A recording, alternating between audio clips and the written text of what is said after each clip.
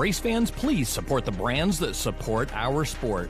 NutUp Industries and NutUp.com is the primary sponsor of these free live streams for our fans to enjoy. Please go to NutUp.com and enter the code MAVTV20 for a 20% discount on all of their great, healthy almond snacks. Please visit NutUp.com and support the brands that support our sport by entering MAVTV20 for a 20% discount to say thank you for this free live stream tonight.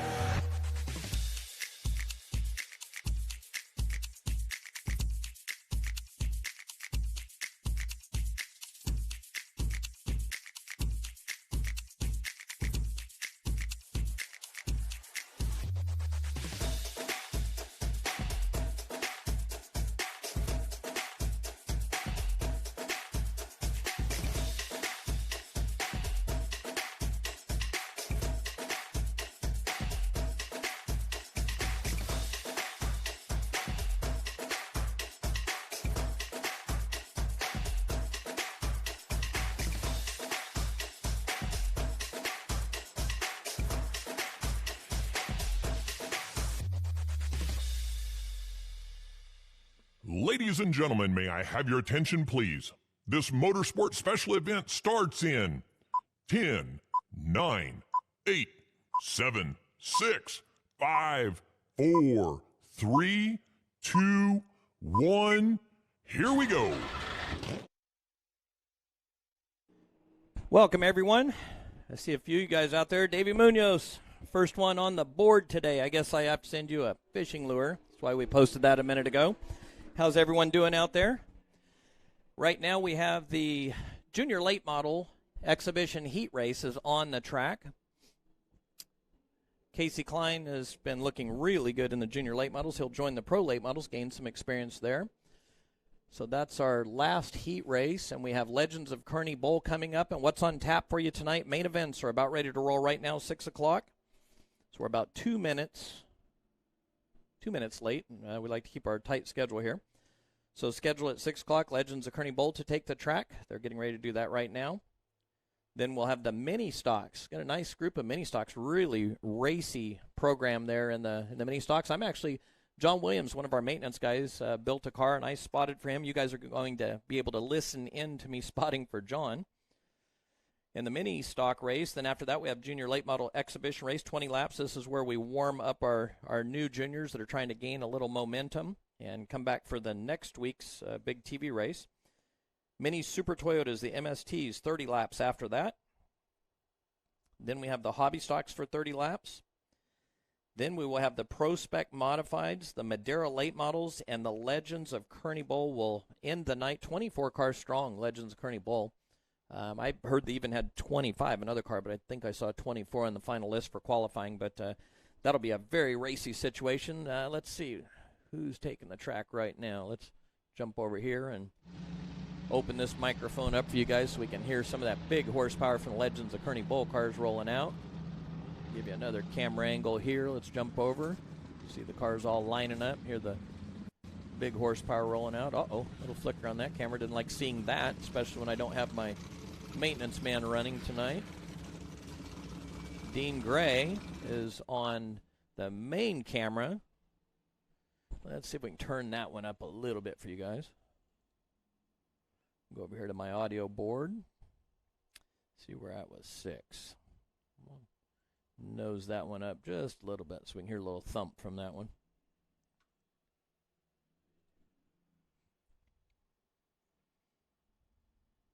We'll turn that one back on in just a second. So Legends of Kearney Bowl, out to have a little bit of fun today. This is our second club race in a row. And traditionally we won't have 2 club races in a row like this, but just the way the schedule laid out and weekends we could not operate, we ended up having to do this. So unfortunately for a few of our late model teams, they were busy this week. A lot of them, it's just kind of a fun thing. So we're missing Lauren Papa Kuntz. Aaron Mullins blew an engine up last night. Big failure of an engine. He was flying on the racetrack before that happened. And then we lost John Slunt to a front clip stuck throttle last week. We gained Steve Schimmerhorn. And so we have a handful of the guys tuning up for next week. Jason Aguirre just took down Matt Erickson in the heat race on the high side. So pretty special situation right there. The high side is really coming in already. Really aggressive high side of the racetrack. Ken Coventry really worked hard and sprayed some good stuff up there. So we're going to see a very fast racetrack here in the next 2 weeks. Just about ready to roll here. Outback Andy Foster. Hello from Idaho. I see that. Watching from a track length away. Shelly, we miss you guys. Like your video yesterday. Let me jump over while we're doing this right before. I'm going to say hi to our sponsors for us real quick for you guys. Make sure you support our brands that support our sport. I'm going to roll one of our sponsors, and we'll be right back. They're getting Legends of Kearney Bowl ready to roll. So we're going to jump to sponsor tab real quick, and I'll be right back with you.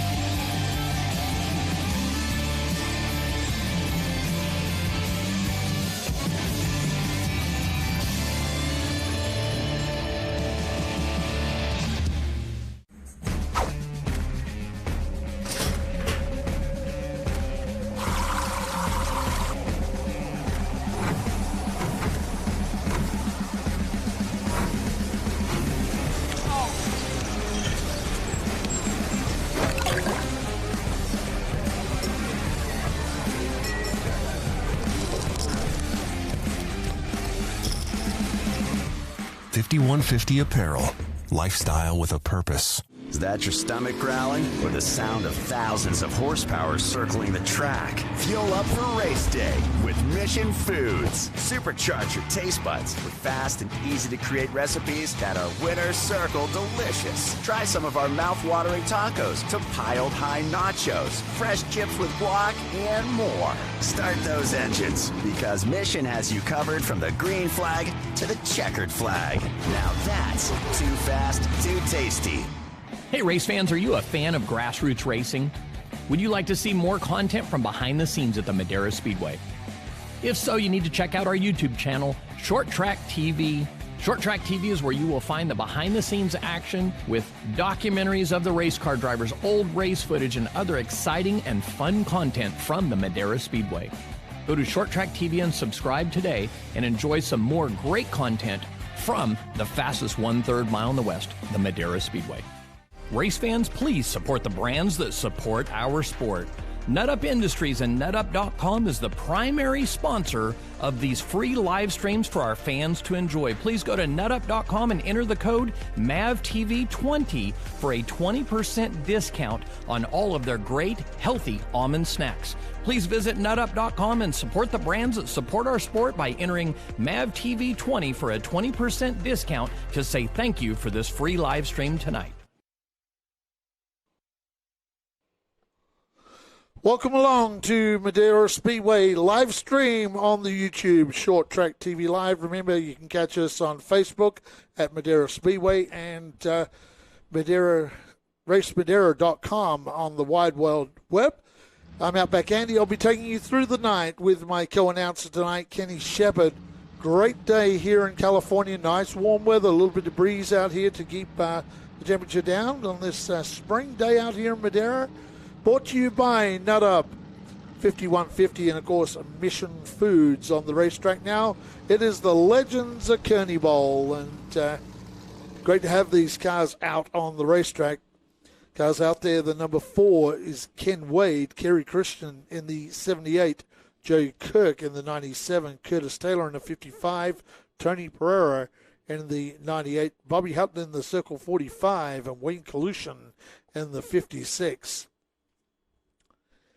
As Kenny Takeuchi would say, preserving the past of auto racing, the Legends of Kearney Bowl. These are the cars that they raced back in the day. Sometimes we have even the drivers back in the day, and up until just recently before Kenny's passing, we had the original announcer of the day, and I think that would be very, very hard to top. For any racing association, that they would have the cars of the day, the drivers of the day, and an announcer. And, of course, Kenny Takeuchi was the original announcer here at Madera Speedway some 50 years ago.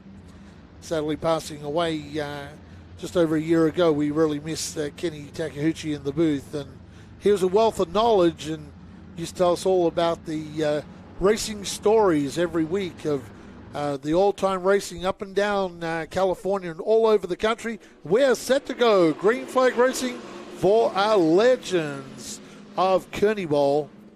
Legends of Kearney Bowl on the racetrack, and leading them down the back, the number 98, Tony Pereira, and that is a great-looking race car.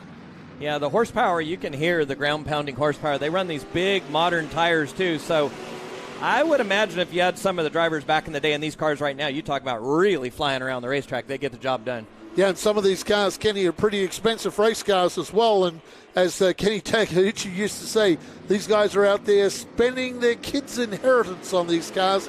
Some of these cars have a lot of history and a very expensive piece of machinery. And they get out there and give it a good shake. They're not just riding around. These guys are really up on the wheel. Well, and as you know, a lot of the cars are the original cars. That's where right. They found them and brought it back. There are a few replica cars that I've seen, but it seems like most of them, they brought them back to their original glory days, or better. Yes, they have improved on them, and we've seen some replica cars out there, but that 98 of Tony Pereira, that is a beautiful race car. Yep. Seen some guys like Everett Evelyn occasionally gets out here and gets in the seat of these cars, and the Wayne Kalushin out there as well in that 56 car. as Kenny Takeuchi say, the age of these drivers, Kenny used to be able to give us the actual average age each race day. Oh, Pereira's got problems aboard that big 98. Yeah, that big wing in the car, that thing is a good-looking hot rod. He was smoking a little bit in the heat race earlier today. We'll see if we get Dean will zoom out a little bit and smooth up. Dean Gray's on the camera for us. Dean's the old cameraman from Altamont days, right, Andy? Yeah, he is. Yeah, yep. Used to be up on the roof at Altamont. Lucky Dean's got a little weight on him like myself, because a lighter man at Altamont could get blown off that place. I didn't know you used to actually tie ropes around themselves and on the balcony, because it could get windy up there at Windy City of Altamont. I'll tell you, the one year that I ran that track and stayed when we were remodeling the track and doing all the upgrades to it, I about had my big diesel pusher motorhome flipped over a few times staying up there that month and a half I stayed there. So yeah, it can get a little breezy. It'll be hot in summer, cold in winter, and it'll be windy both times. So new race leader out there, that's the Circle 45. That's Bobby Hutton out there. So Bobby Hutton doing a great job behind the wheel of that Circle 45, and the Circle 4, that is Ken Wade. Ken Wade in the Circle 4. Looks like Bobby Hutton's going to have to get up on the wheel. And, Kenny Takeuchi used to say, we only run these guys for about 10 laps because they get tired, he used to say. These guys are old guys, and they get a little tired. So we'll see if Bobby Hutton can stay in the seat and for all the race distance, because he has Wade Ketchum and Wayne Kalushin too in that awesome number 56. I'd always wondered about putting a group of guys like Kyle Vanderpool, Jim Burgess. Could you imagine doing like a 100-lapper in this car for mega dollars with the modern? I mean, you have some tore-up race cars, obviously, but just guys. And Kyle Vanderpool kind of gave us a glimpse of that by running the Sargent car as hard as he did. Yep. That had a little feel of the old days, that left front, that chassis all twisted up, and that thing just breathing fire with Vanderpool's right foot. For anyone that hasn't seen that car, look it up at Mark Sargent and Mike Sargent. They have that car, checker flag falls, and it looks like Wayne Kalushin might have just got over the line for second. Ken Wade, but Bobby Hunt will take the win in that. The other car out there is the 97 of Joe Kirk. Okay, what we have coming up next, Andy, will be the mini stock main event. We're going to do this a little bit different tonight, fans. We've got one driver in this field. The mini stocks, Central Valley mini stock, Dan Myrick and the guys, good friends with all of us, especially you, Andy. You're good buddies with them. They've done a wonderful job building this class, so a lot of us are standardizing the rules for the mini stocks, really growing. A bunch of our officials have built cars. I'll get Dean to smooth out. We're on Dean right there. He's helping us out tonight. He'll stay smooth so we don't get anybody seasick here. Oh, he's giving you a little shake right there, just letting me know he can hear me. So we're going to do things a little bit different right now. We've got John Williams, one of our staff members. John wanted to race his whole life. John's got a little handicap. And John won his heat race earlier. It was pretty amazing, Andy. And I was spotting for him. And I've been coaching him a lot. And I'll coach the juniors to kind of try and stay out of the rest of it. But we're going to spot for John. So what fans are going to hear tonight right now, folks on you guys out there in YouTube land, you're going to hear me talking to John, probably hear him back, and it'll be a little different view here, and we'll just get rolling all the way through. Let's see here. Times.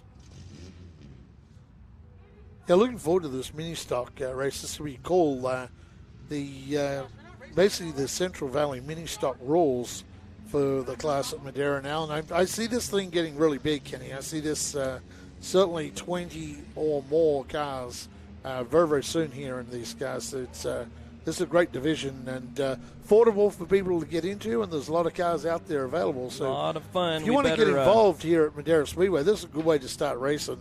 Look around, pick yourself up one of these, sometimes they call them four bangers, mini fours,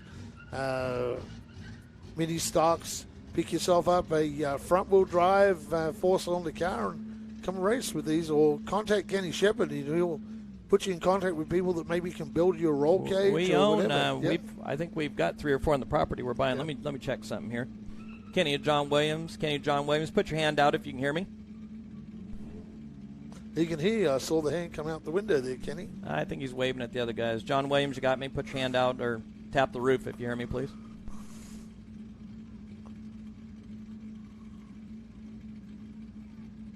think John wants to jump further up the Well, line. he's second row outside. Yep. So they've Looks got like, him out of Sean order there. they've got Sean DePriest in that spot down there. Yeah, there'll be the 75 car on the inside of John. One of the jobs is a spotter, making sure you know everything about where your driver is supposed to be, right? And John Williams, he's a hard worker here at Madera. I don't think there's a job Johnny hasn't done. I saw him out there waving flags last race, and he's the guy that does all the maintenance around the property here, painting the walls and cleaning the place up, and does a great job. Let me make sure the guys are talking to him. Kenny to John Williams, tap your roof if you can hear me. Tap your roof. Do you hear me, John? Probably got the window net there. So No, he's got earplugs in there. So he's. Yeah, man, I'm gonna let you. So mini stocks. Let's take a look at the lineup. We'll go from the back of the field to the 43C is Rick Lee. We'll go to the outside of row number 3. It will be the 11 of Sean DePriest. Sean DePriest out of Dinuba in the United Service Automotive, First Legion and Sangatire entry. Then we go to the inside of row number 3, Destiny Joplin out of Bakersfield in the American Fabrication, also supported by her dad and her husband, and Ray's CarQuest and Razor's Edge down in Taft. We move now to row number 2. On the outside of row number 2 in the Madera Speedway 97 Rocket, it is Johnny Williams. Move to position number 3 in the 75 car. The white car, that's the 75, and the Imaginative car, it is Jeff Durant. Move to the front row, and it's father and son on the outside of row number 1, the 18X of Danny Myrick. Danny Myrick Jr., so he's out there, and sponsored by House of Juju, Rocket Motorsports, and Lamore Auto. And on the inside of the row 1 on the pole tonight, the number 98, Dan Myrick. Dan Myrick in the House of Juju, Rocket Motorsports, Lamore Autos. There's our lineup for our mini stocks tonight. Our first race for the mini stocks for the year. So we're going to build this division up. I see this getting to 20, 30 cars pretty quickly here at Madera. It's a great way to start racing. You pick yourself up a Acura, or pick yourself up a Celica, or a lot of Honda products out there. John's little car, you'll see, that 97 car, that's a Ford Focus. And we actually, when Dr. Danger was here and we were jumping cars and smashing cars, that's where that car came from. That's right. It was right. one that I got from a big wrecking yard. We had a bunch of them. It was left out in the boneyard. John always wanted to race. And like I said, he had a handicap and we've got to race him in the daylight. We'll just kind of leave it at that.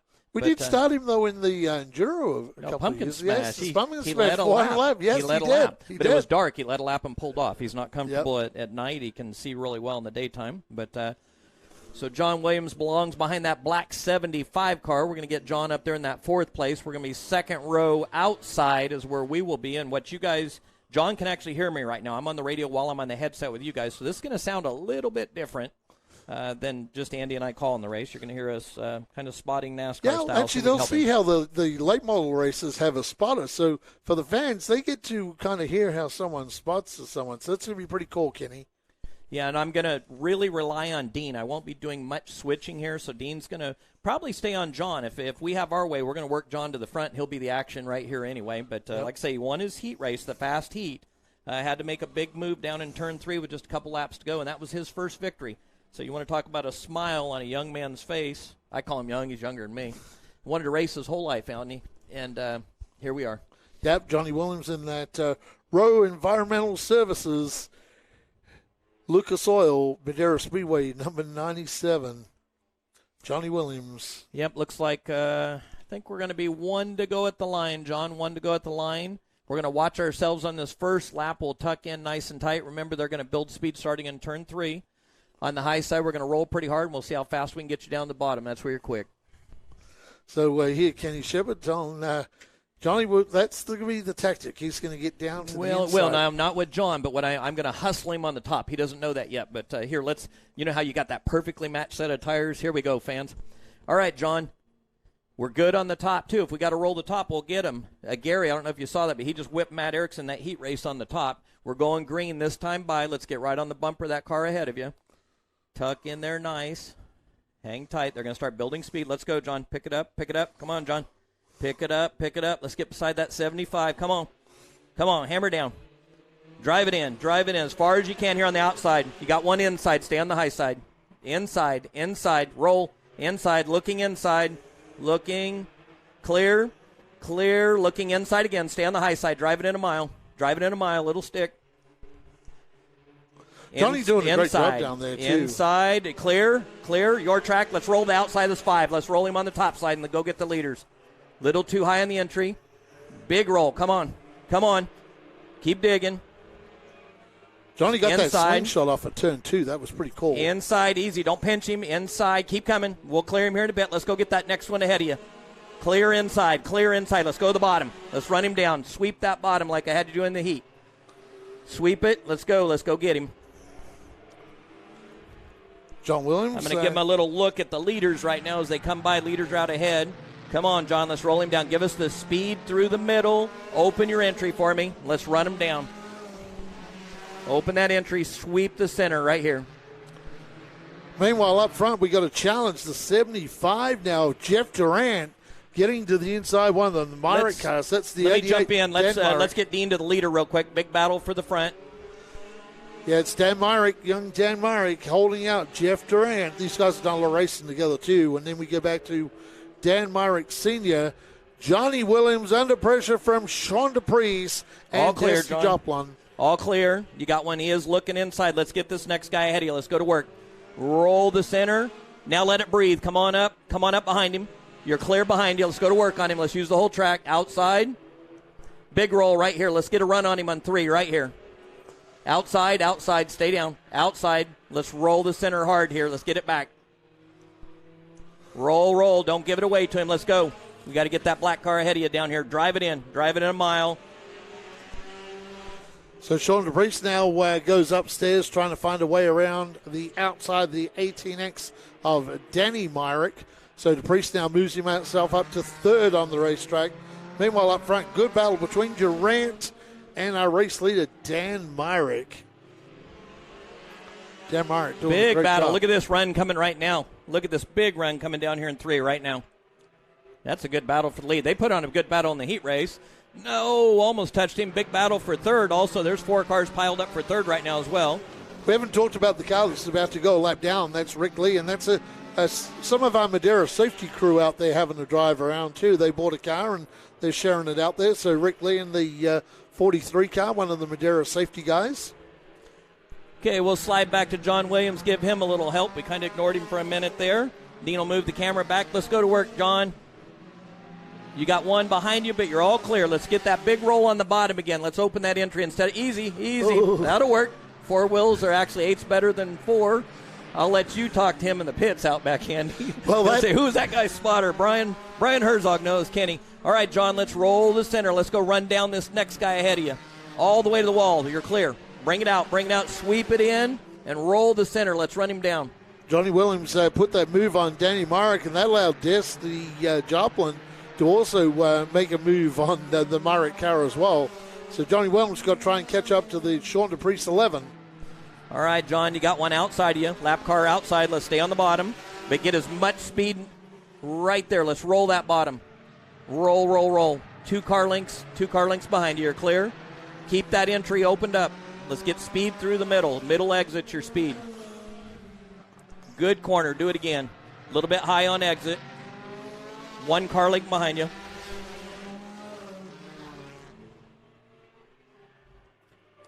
One car length by 2 car lengths. Hold it out. Sweep this corner. Wide entry. Now hug the bottom all the way around. Get it down to the bottom. Let's roll. Little too high right there. We got to get apex, center of the corner. I want you right on the bottom. That boy right there. 1 car length. 2 car lengths. 2.5. See how you drive away on exit? Let's run that 11 down. Same thing. Right on the bottom here through the middle exit. That's the way to do it. 2 car lengths, 3. You're free. Let's go. We're running this guy down. Sweep it again right on the bottom in the middle. Too deep. Too deep right there, but let's get a big run here. Back your entry up slightly. Make it sweep and then hit the middle of the corner right on the bottom for me. Right here. Let's run him down right here off exit. All the way to the flag stand now. Let it breathe.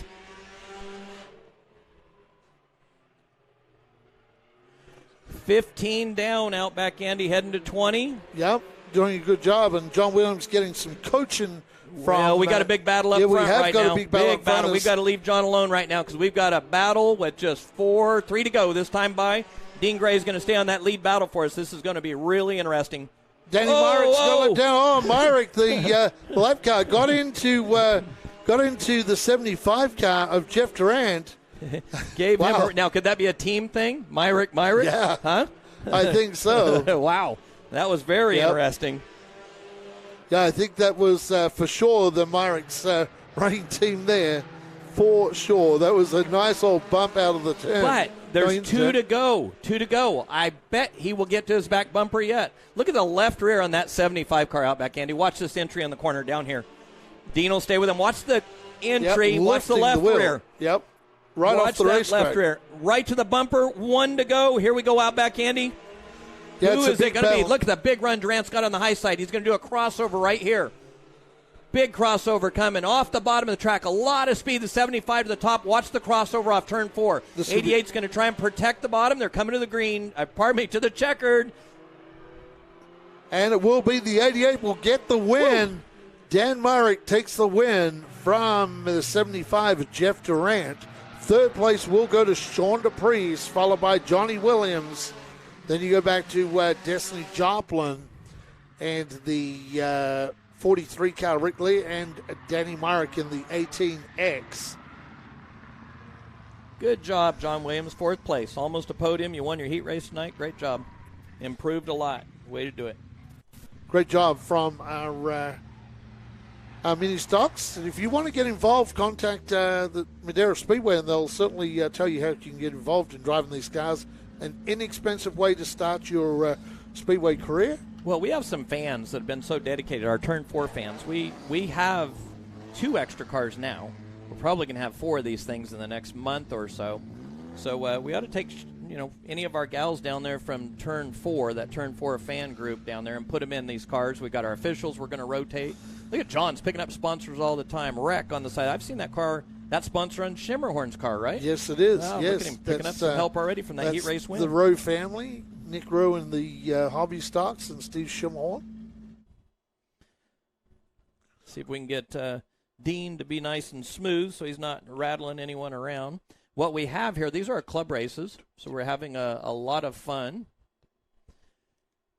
And what we've got to do right now is we're going to set this microphone up.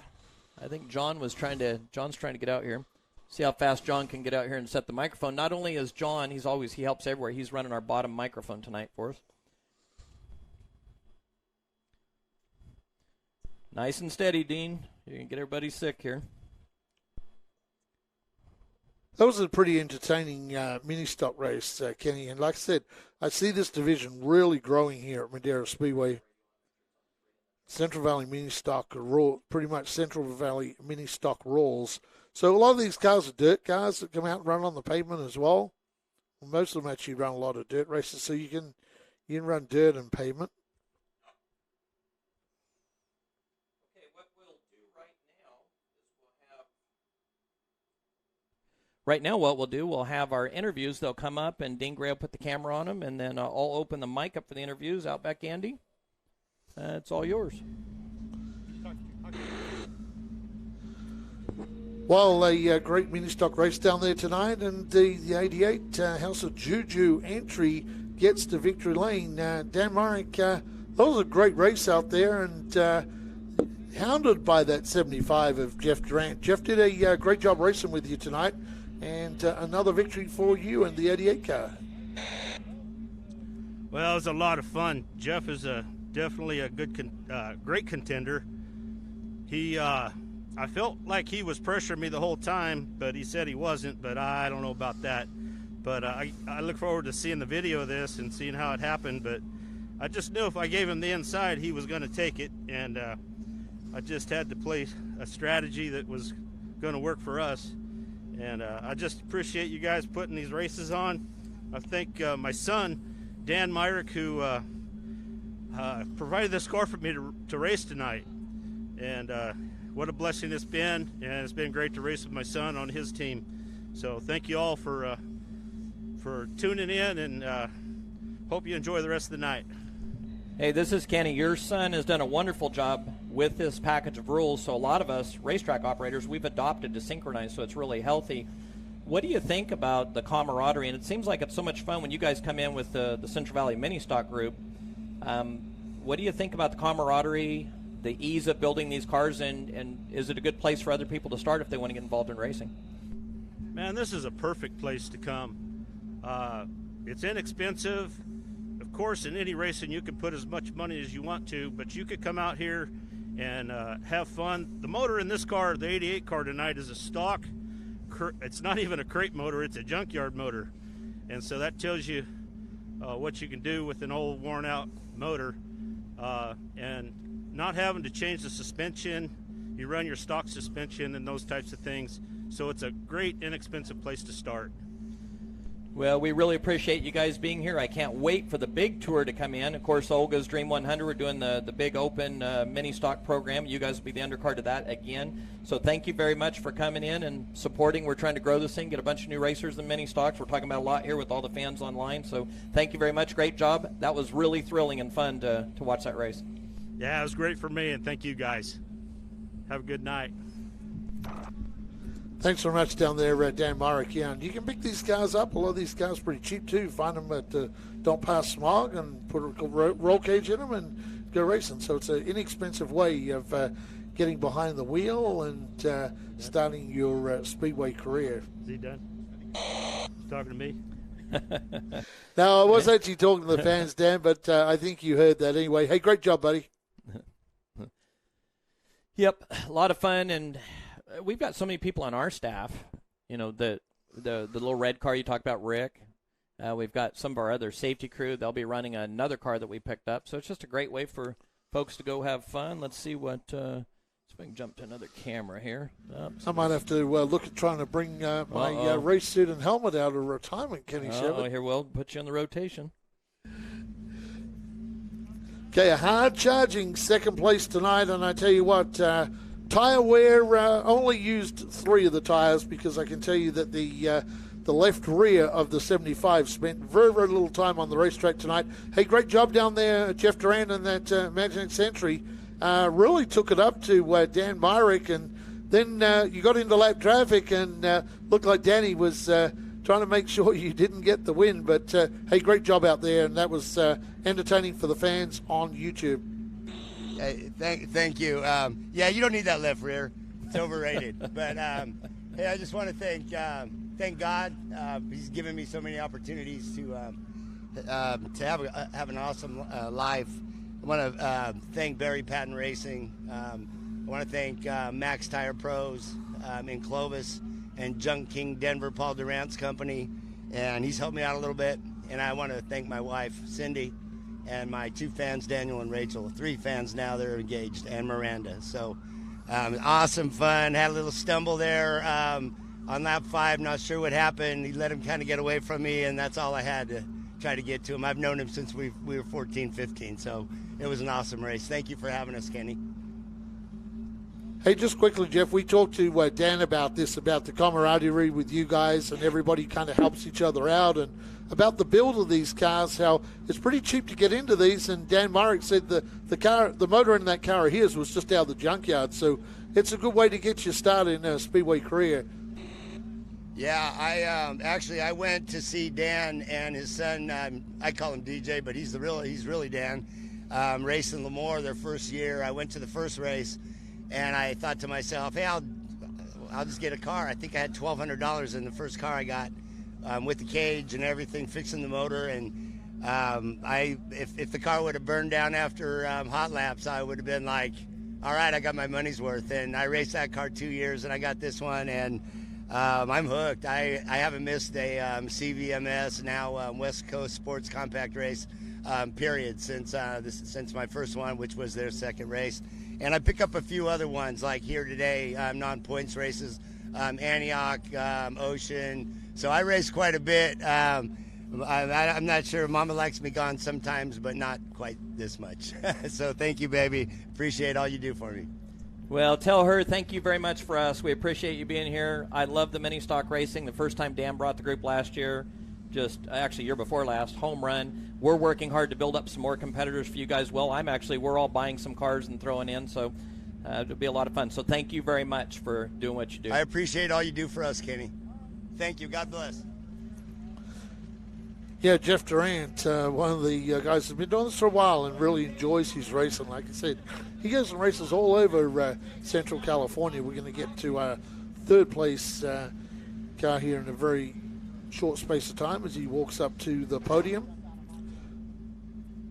Welcome to the Madera Speedway podium to the driver of the number 11, Sean DePriest. Once again, you're one of the guys that's been doing this for a little while as well, and hey, that was a great battle you had out there with a couple of cars, and for a while you had Johnny Williams out there battling with you, and great racing, and we really look forward to growing this division, as we said to everybody else, and it's an affordable division where people can go racing and have a lot of fun. So congratulations on third place tonight, Sean. Thank you very much. That was a blast. You know, the car was garbage all day, and talking to the other guys, they gave me some pointers, and I went different ways, and so the car finally started turning for me. So, you know, it was a good, clean race, hard racing out there, and that was a blast. I had a good time.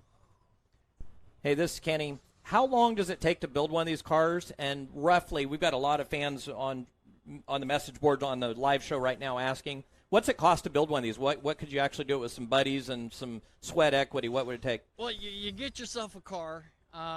Whatever car you're going to be running, and you gut it out. You take everything out of that sucker. So if you get a $500 car, there's $500 for the car. You gut it out. I'm going to build me another car here pretty soon. I purchased a full roll cage, cut to size for my car for $400 shipped to me. So $400 for that, and then just put your cage in, weld it up. Freshen up your motor so it's a reliable motor. Put some tires on it, helmet, fire suit. Go out there and have fun. So $1,200 you could spend to have a race-ready car. And sponsors are very important. Who's on board your car helping you out with sponsors? For number one, I got my pops. He's been racing for years. Without him, I wouldn't be here. His trailer gets me to every track. I got my brother. He's on the other side. He's an author. He just came out with his first book. Doggone it. I'm nervous. First Legion. It's a series, a 7-book series. So if you're a reader, it's a sci-fi. He's a sponsor. United Services Automotive out of Fresno. They give me all my oil and filters, spark plugs, all my tune-up stuff. And then Sanger Tire. Terry out there in Sanger, he's hooking me up with some tires. And Mama at home, making sure I get up every morning to go to work. Yeah, that's a good deal. Support at home is a big thing. Thank you very much for being here. I can't wait to see you guys back with a big tour. We're going to have some more of these tune-up races we're trying to grow here, so hopefully you can come back, and if you end up with a for sale sign on that car before your new one, we can probably get it sold for you. Okay, I appreciate it. Thank you very much, Kenny. Thank you. Have a great night. Well, great job by our mini stock guys. Yep, that's mini stocks. A lot of fun, like say about $1,200. John Williams down there. Now, John is in working mode right now. You know, that's John right there on the microphone. And John's the one running the microphone after he just got out of the race car. So he's in working mode now. We were going to interview John, but John's, nope, if I don't earn the podium finish, I'll wait for my victory speech. So John's in working mode now. What's coming up Outback Indy? It'll be the Junior Late Model Exhibition race. After that, Mini Super Toyotas, Hobby Stocks. Then we will have the Pro Spec Modifieds, Madera Late Models, then Legends of Pacific. So we've got a lot of activity heading our way. Let's see. Cars rolling off here. Let's see how much time before the two juniors. I'm going to roll. You know, we always talk about we're going to hit the message board and say hi to a few people here in just a minute. Yeah, Del McIntosh included. Of course, Del, one of our late model races. Uh-oh. Angela, it's not showing up on her TV. She's confused. I hope it's working, Angela. We've got who else out there is watching it on a big smart television? It should be a pretty good signal because I can see the numbers. We're pushing a big signal out of here. Stay with us. We're going to be right back. We're going to play one of our actually, it's the new 5150 commercial and the new KDD Knocking Doors Down book commercial. So we'll be right back with you guys for the junior late model main event. Is power. The power to overcome. The power to persevere. The power to set your life on a course for success. When you're faced with the challenges life throws at you, you focus and do what is needed to go beyond what is required. So stand up, stand firm, believe, make it happen, and live through the madness, knocking doors down along the way. We are 5150. Where you are now may not be where you came from. Sometimes you're preparing for success, and sometimes you're preparing for failure. The choices you make today may spiral out of control or spin you in the right direction. Your past doesn't define you, but the choices you make today can change your life forever. The drive can motivate you or destroy you.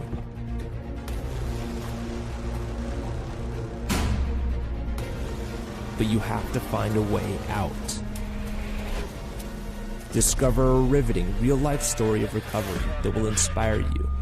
Believe, make it happen, and live through the madness, knocking doors down along the way. Read the true story of how Carlos Vieira nearly destroyed his life and lived to tell about it. And don't miss others telling their powerful stories on our podcast. Visit kddmediacompany.com.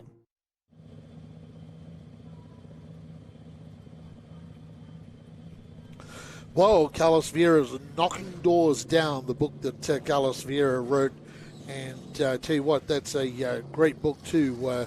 So much encouragement in that book. And, of course, Carlos Vieira was knocking some doors down. Well, he was just knocking on doors, running by guys on around one of our Nut Up Pro Late Models for round 1 of 2021. And looked good. Carlos Vieira finally got one of those blue ribbon big events here at Madera Speedway. So Carlos has been trying for a long time and has been in position to win a number of those, and unfortunately had a couple of accidents that took him out. But on the racetrack now, Kenny, a couple of our junior drivers out there, and one of them, Rebecca Doobie, in the 68, 14-year-old racer out of Tracy, California, in the Main Street Music of Tracy, Mountain Mike's Pizza of Madera, and Rebecca Doobie comes by the way of the Mini Cup cars.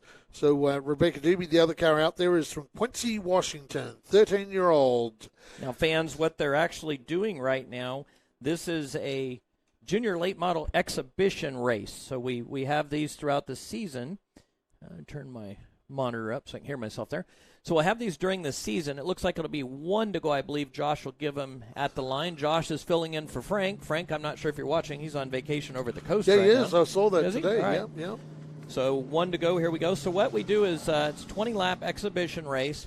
And for our new drivers, brand new like Rebecca, she'll kind of cut her teeth and get a bunch of laps and become comfortable before she joins the TV show. Then you have Casey Klein that is really probably on the verge of podium finishes, if not a little bit better. And it's a lot like the McClinney boys when they came down and ran some of the tune-up races and really advanced. Yep. Coming to the green flag right now. And, again, 20-lap exhibition, just a tune-up race.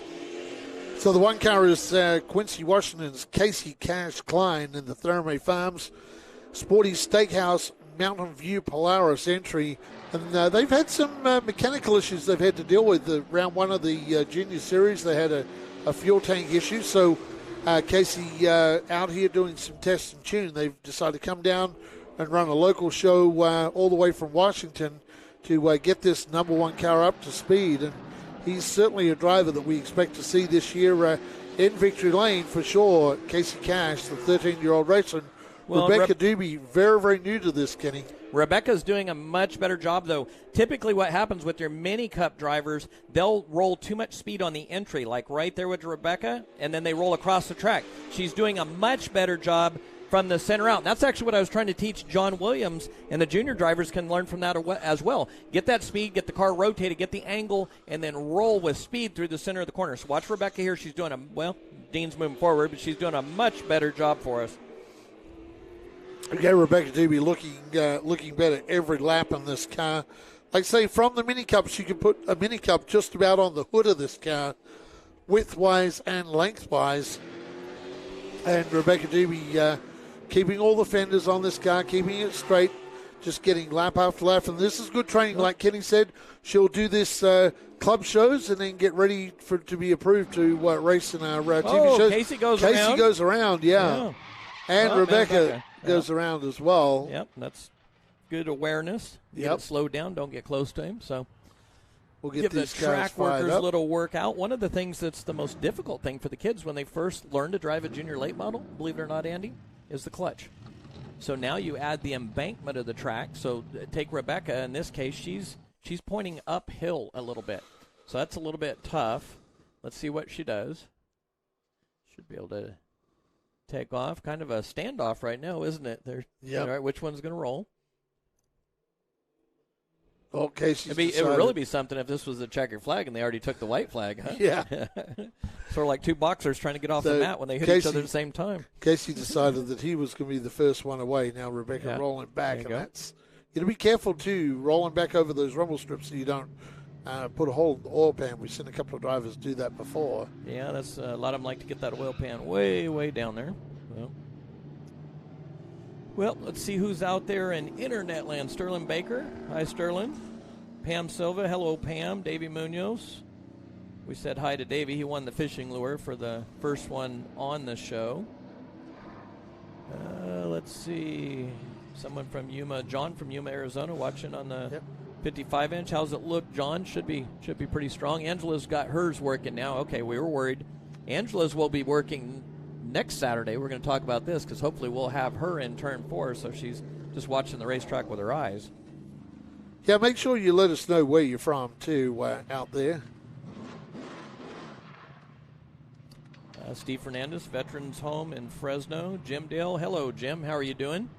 Okay, we've got the kids warmed up. Let's put some sunglasses on Dean's camera. Look how bright that camera is, Andy. That's because he's got the ND filter cranked all the way off. I think I'll just leave it. He's going in the shadows here. We'll make it easy on Dean. Dean's actually our pre-grid guy that he wanted to come over and shoot a couple of club races with us to give one of our camera operators a night off. So he's really helping us out. We appreciate that. So Rebecca Doobie learning the craft of junior late model racing as Casey Cash Klein is really giving that number 1 car a workover. And that's a great-looking race car, too, Casey Klein. Okay, Dean's on Rebecca now. Let's watch this. What she tends to do, she'll overdrive the entry. The Mini Cup cars, they like to sweep wide open. Then the entry becomes wide right there like you see. So what will help, it'll help her if she backs up right there. See how she charges the corner? That looked good, though. It's looking better.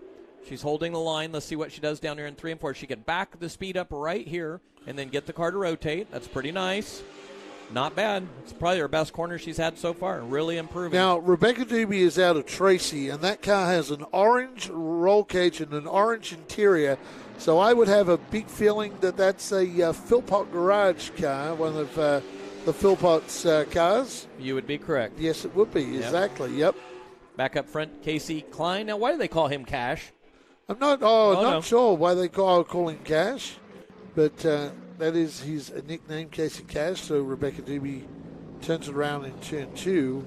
Lap 9 complete. We've got 11 more circuits of training and tuning. And then what you'll see from Casey Cash Klein, well, he will join with our pro late model drivers, much like, let's see, it was Cade McClenny that did that last year, didn't he? Picked up a win, actually, didn't he, Andy? Yes. One thing about junior drivers, what we've noticed is when these junior drivers come and run with the adults in our Madera non-TV series, we find when they go back to the juniors, they're a different driver.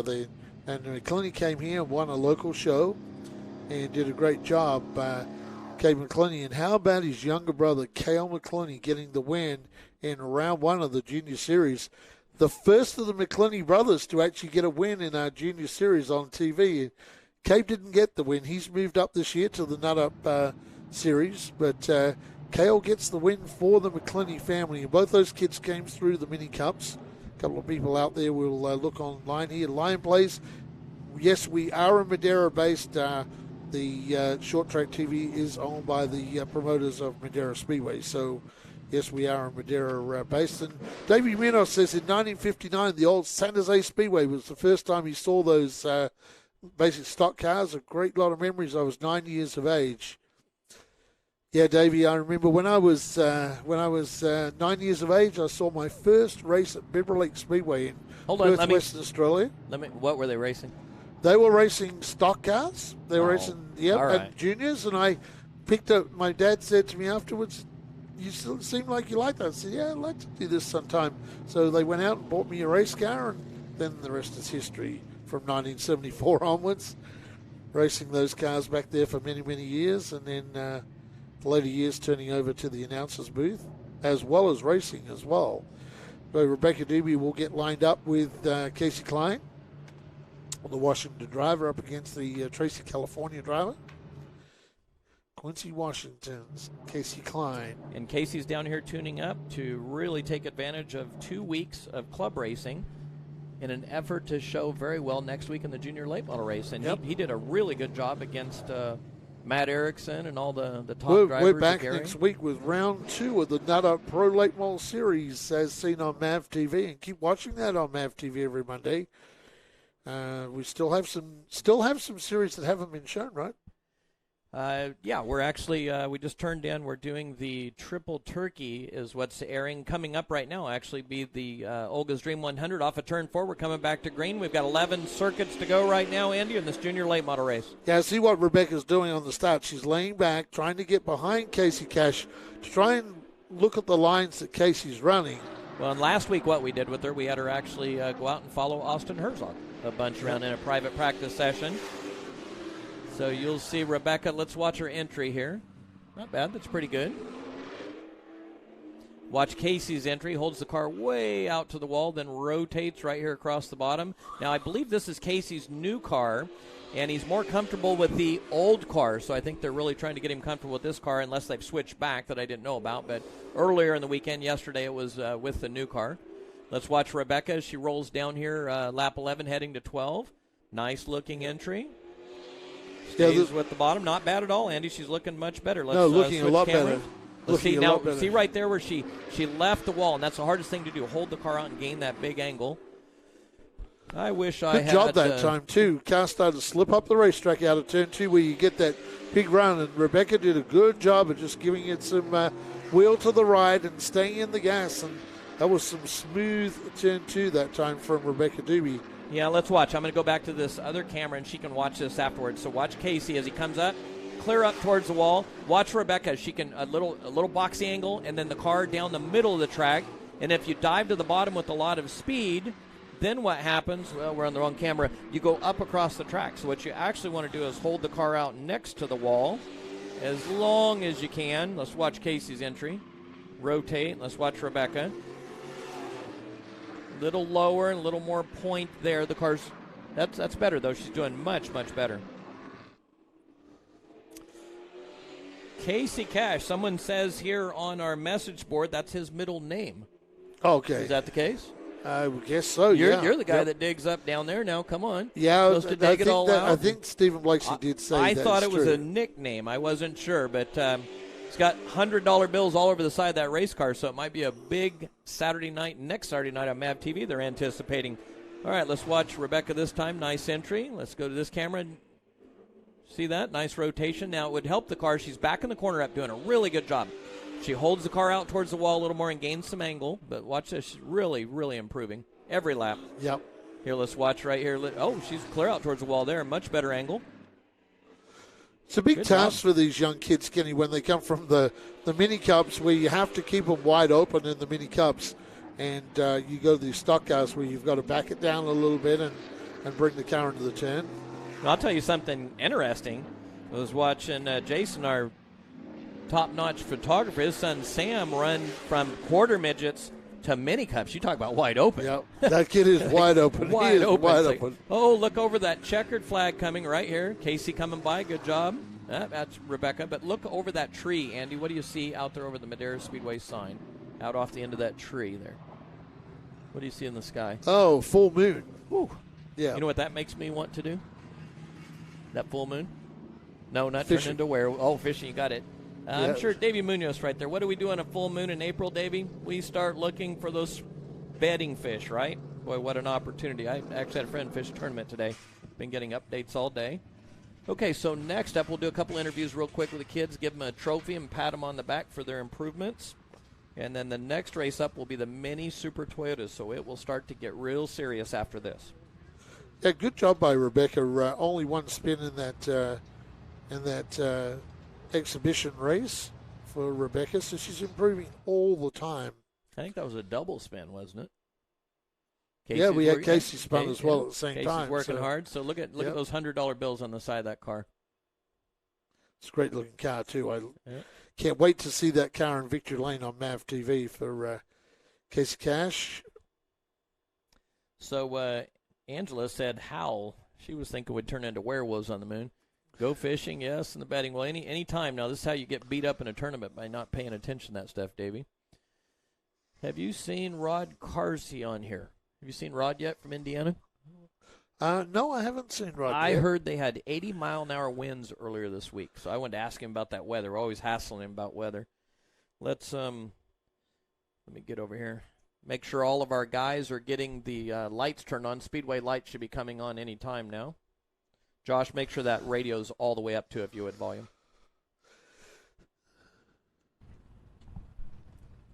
Well, tonight, the winner of a 20-lap junior exhibition race, Casey Cash. Great job on the Therme Farms number one car. Tuning up, I guess, for next week's 5150 Junior Late Model Series as seen on MAV TV. Great job by you tonight, buddy. Thanks. Tell us about the race. It was just a pretty calm race.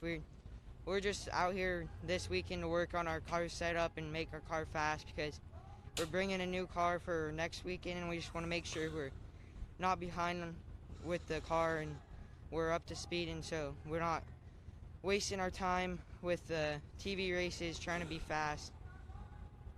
Casey, it looks like you've gained a lot. Now tell me, which car is this your favorite car, or is the other car you run your favorite car? This isn't my favorite car. This is the other car I run.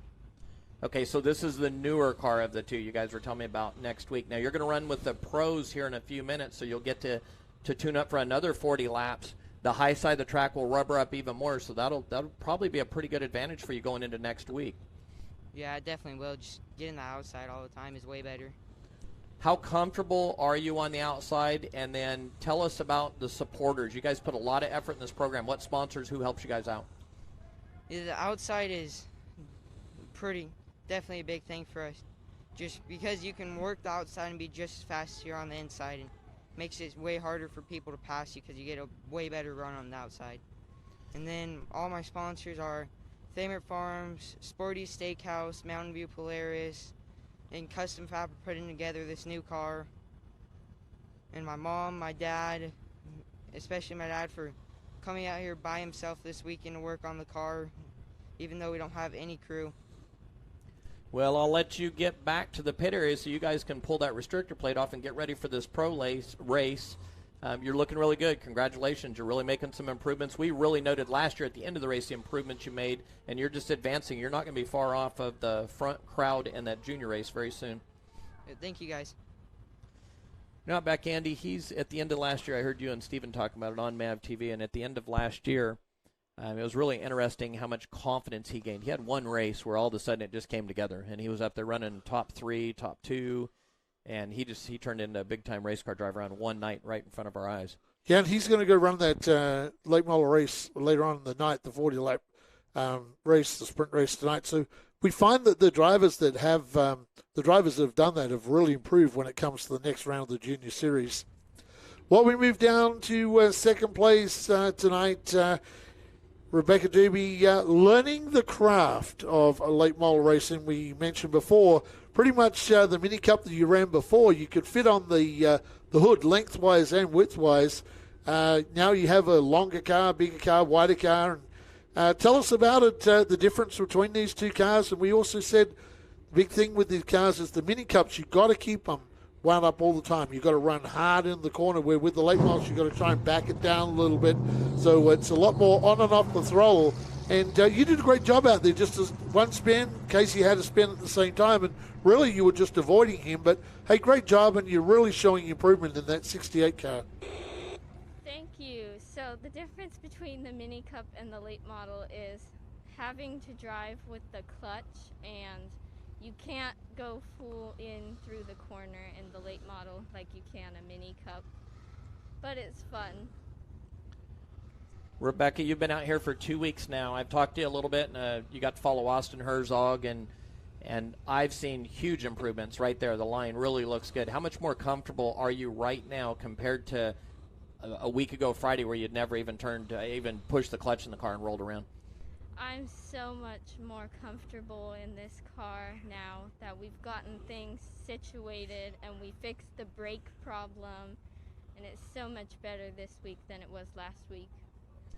Tell us about the group that's over there. Each time I drive by your pits, during the weekend, there's a lot of people around you working really hard. People really passionate about you. Tell us about them. So my grandpa, he got me the car, and then Zach and Wes Huffman, they came out to crew me this week and last week, and they're really amazing. And then my brother, who's helped me through all my racing career, he's a big help for me. And then there's my sponsors that have helped: Main Street Music of Tracy and Mountain Mike Pizza of Madera. Mountain Mike's Pizza, we love that. In fact, that makes me hungry. But congratulations on your improvement. Absolutely night and day from a week ago. You're a winning race car driver, and it's like I told you last week, it's much easier to slow a driver down than it is to push them to go fast, and you've got a lot of go fast built in you. So really, really good job. Yeah, just quickly, Rebecca, down there, having the Huffmans on your team, that's a good thing, too, because they know a little bit about these cars as well. Yeah, they know quite a lot more than me and my family does about the late model. Well, it won't be long before you get to race in the TV series, and great job, and sure a lot of your fans out there are going to follow your progress, and good luck with your junior late model career. Thank you. Thank you. Rebecca Doobie doing a great job, as you said, Kenny, really showing signs, getting more confident in the car. And that's the thing, getting comfortable and confident.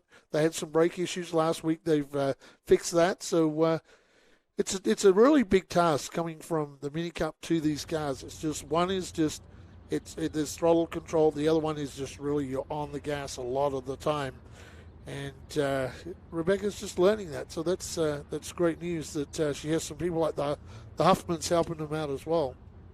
I'm sure we'll see big things from Rebecca Doobie. This year will be a learning year, and then she can come back in 2022, and we'd expect her to be a challenging driver because in the Mini Cup she was a standout and won a lot of races in the Mini Cups.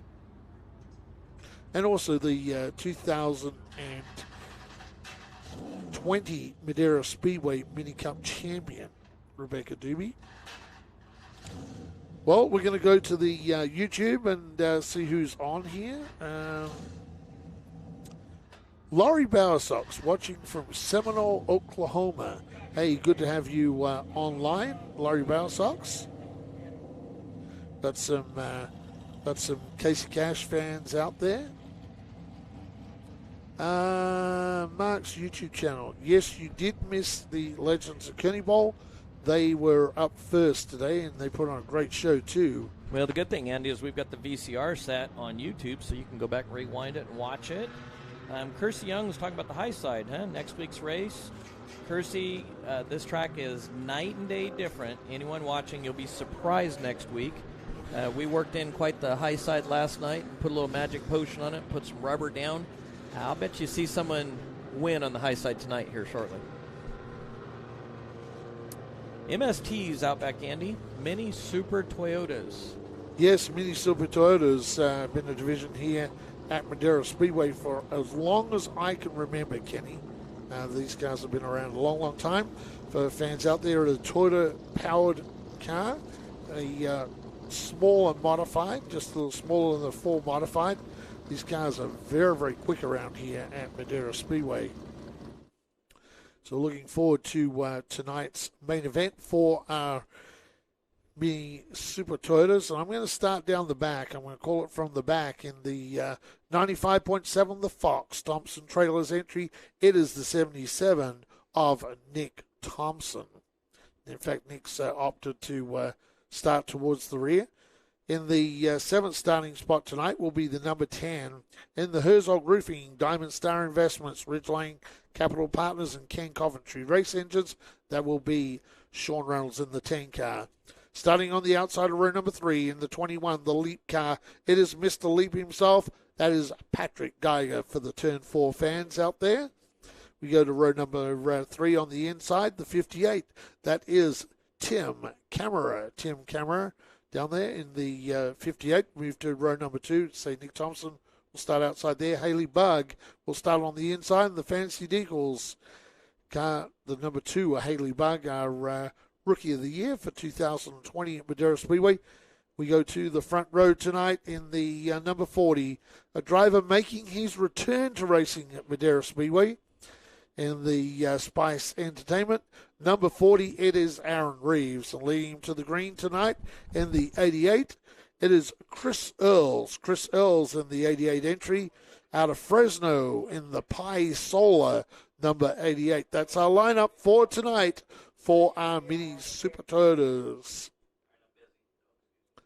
So it'll be a great race tonight, and keep an eye on the Reynolds brothers coming from towards the back of the pack tonight, starting on row 4. And, they'll both be starting up the back on row number 4. We're actually missing the 33. There's another Reynolds car, and the Diamond Star Investment, Herzog Roofing, Ridgeline Capital Partners, and King Coventry Racing Engines, number 33. That is Ryan Reynolds. So you missed him, or you're missing him? No, we missed him. It's not actually gotcha. on it's not actually on our lineup. They missed him on the. He was so fast, he didn't even make the lineup. Yeah, they've shuffled him around. The original lineup that I have is quite different to the way they currently have them lined up out there. So we'll see how this works out. But some new drivers. A driver coming back, Aaron Reeves. Aaron Reeves coming back to racing. That's good to see Aaron back in the car. Looks like we've got a few fans. Another fan with Kiwi from Washington thanking us for putting these on for free. We do this for free because of our sponsors. So support the brands that support us. Buy something from NutUp. Go to nutup.com. Use the code MAVTV20. We keep this free. Mission Foods, we've got a big announcement coming up on their expansion of the Madera Speedway sponsorship. Big deal. So support Mission Foods, and then 5150. All right, race fans, we've got the Mini Super Toyotas. Oh, we've got an Australia fan here. Graham. Looks like Graham's from Australia. Where at in Australia, Graham? Well, I'd like to know where you're from. I see Racing Verner's on here. Racing Verner, hey, we're thinking about you, buddy. Hopefully see you back at the track fairly soon. Anyway, what I was going to say, Mini Super Toyotas, very quickly, 2 to go. Josh has got them crossed up, 2 to go. I wish I had my maintenance guy here. I've got a little flashy camera going on down there. We'd do a little tune-up on it. But we're here by ourselves with a tiny crew. Who is going to win this race? For those of you that are Mini Super Toyota fans, Haley Bug has been really good. She's starting on the pole. I'll bet you she has a good first half of the race, and those rental boys are going to come flying forward. But I bet Haley leads for a while in this race. Yeah, we'll see how Haley goes. She's certainly improving. I just got a message from our Australian friend Amca's. No, we'll see cars like your Amca cars coming out in a little while, the full modifieds. So these are just a little smaller than the Amca cars. You know, you run V8s in the Amcas. These run a modified Toyota motor. Dana Thompson watching in Illinois. Brisbane, Queensland, they only race on dirt. That's right, you only do race on the dirt. There at the Speedway in Queensland. Hold on. I've got a question for someone. We're coming back to green. I'm going to leave it on this camera, but Willie Freeman said the Reynolds boys are going to win. Well, they both can't win. Yeah. Which Reynolds boys? Yeah. That's hedging a bet right there. All right, coming off of turn 4, here comes Haley bringing him down to the green flag again. Out back, Andy. Wow, the 21 of Mr. Leap, Patrick Geiger, gets into the back of the number 40 entry. Of course, the 40 is Aaron Reeves. Aaron making his return to racing, going up on the high side. He was a good racer before, has been out of the seat for quite some years. but taking it up, and that's a great car too. That's the McCollum car, and Reeves gets loose, hangs onto it. Great job. A lesser driver would have been spinning through the infield. Now he spins it and will probably try and bring out a yellow. See how this works out. Let it stay green. Got it rolling. So Haley Bugg, the 2020 Rookie of the Year at Madera Speedway, is out front with Patrick Geiger. Now, Patrick Geiger, if Patrick can put together a full clean race, you can see him in victory lane. Let's get Dean back up to the leaders. I think we're going to have a battle for the lead here. We'll stay with the leaders right now. Yeah, Haley Bugg doing a good job driving into one, covering that, Kenny, coming off the high line, driving down in front of Patrick Geiger. But here come the Reynolds brothers. They're back in 4th and 5th. Now, here's what's tough to do, race fans. That camera's off, so we got to switch here. Haley, she's got to hold that car out on entry, sweep into the corner. It's hard to do when you're defending that, so you tend to drive in really hard and very pointed and go across the track and get a wide exit like right here off of turn 4 and leave the door open. Patrick follows her right there. I wish I had my other camera. I could show you a little better entry shot. She did a great job right there sweeping the corner. And look at the 1 car length clear, maybe 2.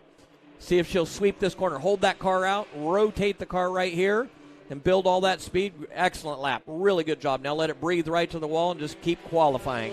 Yeah, that's a great car that she is driving, too. That car has been to victory lane before. Now Tim Camera catching up to this battle as Mr. Leap, trying to find a way past Haley Bugg, who's shown a ton of improvement, and this year is super fast Haley Bugg.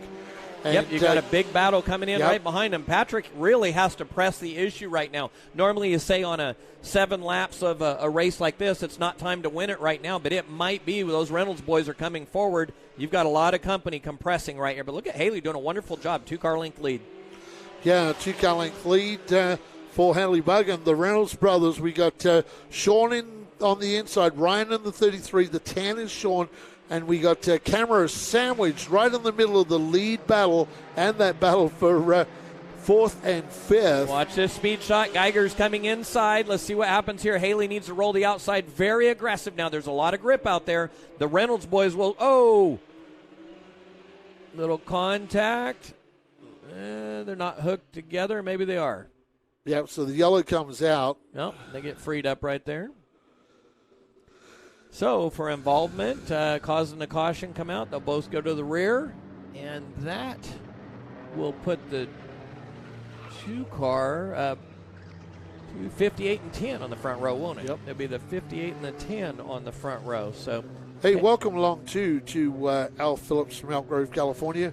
Matthew Cheatham, first time watching from Virginia. Enjoy watching when you're on MAV TV. Langley Speedway is your home track. Well, welcome along to our free live streams brought to you by Mission Foods 5150. And, of course, Nut Up. And make sure you order those products from Nut Up. Get the book from 5150 and some of their merchandise. And, of course, keep eating those Mission Foods. You can buy them all over the world. They can even get them down in Australia. I do Taco Tuesday at my house, and I use the Mission Street Tacos. So I love those Mission Street Tacos. Yeah, Matthew, we started doing these live streams last year during COVID. We played with a few before that. And tonight is much different than our MAV TV nights. These are considered club nights. So it's a lot of hobby racers, folks that instead of having golf clubs, like I like to say, and hanging out at the Golf Country Club, they're at the racetrack with a steering wheel. So these are really fun nights. Next week will be a MAV TV night. And while we're filming that night for MAV TV, you can actually watch our live streams, the 5150 Junior Late Model Series, the Nut Up Pro Late Model Series, all presented by Mission Foods. So tune in. They're free. We like to do this for free. Kind of during COVID, it was hard on the race teams, hard on the fans, so we thought the biggest thing we could do is provide this for free versus a $19, $20, $30 pay-per-view, whatever, monthly membership. So we can grow the fan base. So make sure you hit the like button while you're at it, too. That helps us out. Hit the like button right now. Subscribe if you want to make sure you follow all the free content that we have on Short Track TV, and it's a great way to stay up with us behind the scenes from week to week between our MAV TV shows. Yeah, make sure you like the like. We've given you like. We got Lily Mead watching from La Selva Beach. We got somebody else watching from Lismore, Australia. So we got someone from Queensland. Now we have someone from New South Wales. So a couple of states there so far that are Yeah, let me say Australia. something too, Andy. What you folks will see next week, this is just myself, Andy, one camera operator that's a volunteer, and then we've got the 2 flag stand cameras. I don't have my maintenance guys set up, folks. We're coming to the green right now. But next week, if you tune in, we'll have the full production. You're talking 14 cameras, huge crew, all of our professional cameramen. It's quite the operation. So it is, and quite the operation is these Reynolds cars, the 10 and the 33, as Sean Reynolds gets around the outside of Tim Camera. And Dean doesn't quite know where to go. There were 3 wide behind him, and Reynolds rolling the outside. That sun is down. He may stay up there on the outside. That's how good it is right now. Yeah, Tim Camera pulls up the racetrack, blocked that move from Ryan Reynolds. Reynolds brothers kind of share the wins back and forth each week. And Brother Reynolds on the high side said, brother, you can do it, I'll do it. Watch this. On the high side, rolling. Big grip out there right now. Kirstie Young, I noticed she said something earlier about the high side. Anybody else watching that's going to race here next weekend, pay attention. There's a big groove. We put a lot of work into the high side of the racetrack. Beautiful weather and a lot of rubber down out there. Yeah, on shot now, you'll see him coming out of turn number 4. Sean Reynolds, the race leader from Ryan Reynolds, Tim Camera. Then you go back to the driver of the 77. We haven't talked much about him. That's Nick Thompson, second-generation Thompson racer. And like Dean's reading your mind. We didn't even say that on the radio. Dean slides back to Thompson and Haley Bugg. Haley's improving a lot. Little speed shot. All the cars. One car goes around. That's the 88. Goes around. So, again, anyone watching Chris next Oates. week, what you'll notice, Outback Andy Foster, Stephen Blakesley will be on the call, and I will be directing the cameras. They can hear me in the ear. You won't hear me on here, and I'm directing all the cameras. So I've got, about between 13 and 16 cameras. I've got 7, 8 that we can move, so I'll have them on different packs for you. So right there, I would have directed a camera right to the wreck and then lock in on that. We're moving cameras all the time, so this is a little more interesting. We just let Dean go out there and shoot what he wants to shoot, and we want to bring you some live footage and give the exposure to our club racers as well. Now, what you will see a little bit later, Matt Erickson and Jason Aguirre, 2 of our MAV TV racers, are tuning up here tonight, just like Casey Klein was. So just like last Saturday night, you'll probably see a pretty intense throwdown race on the late model side. We've got a new modified series, Pro Modifieds. It'll become the Mission Modifieds for our 3-race series. So that thing kicks off kind of an exhibition style tonight with a handful of guys tuning up 2 different 602 crate package versus open.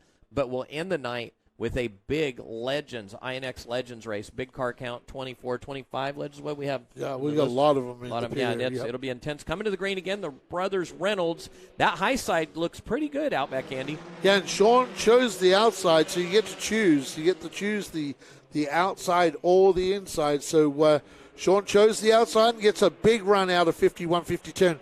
It's so critical. If you can set your car up for that big run out of turn number 2, and this track is kind of different. You see a lot of races, their car is good in 1 and 2, the other driver is good in 3 and 4, and really evens up the way this track is set up. But Sean Reynolds now, mini break over his brother, Ryan Reynolds. Well, what's interesting, the 10 chose the outside and then rolls to the inside, and we'll see that quite a bit.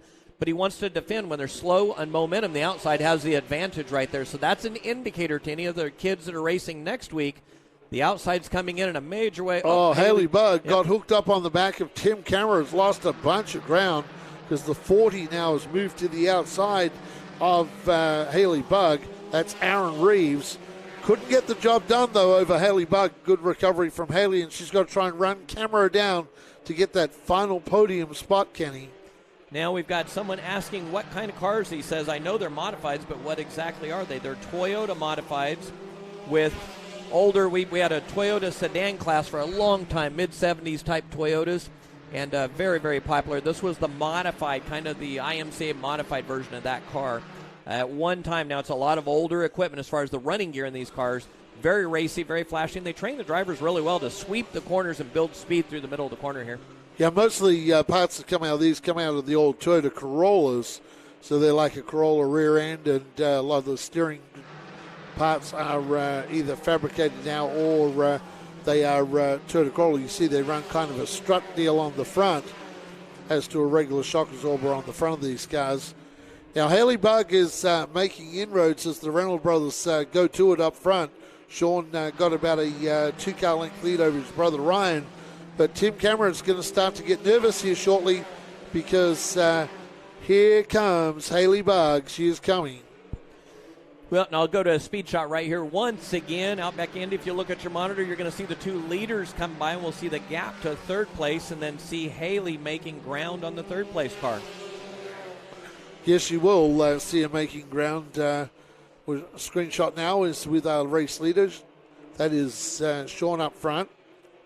Sean Reynolds getting it done at the moment. You see a lot of those vehicles on the side of the car.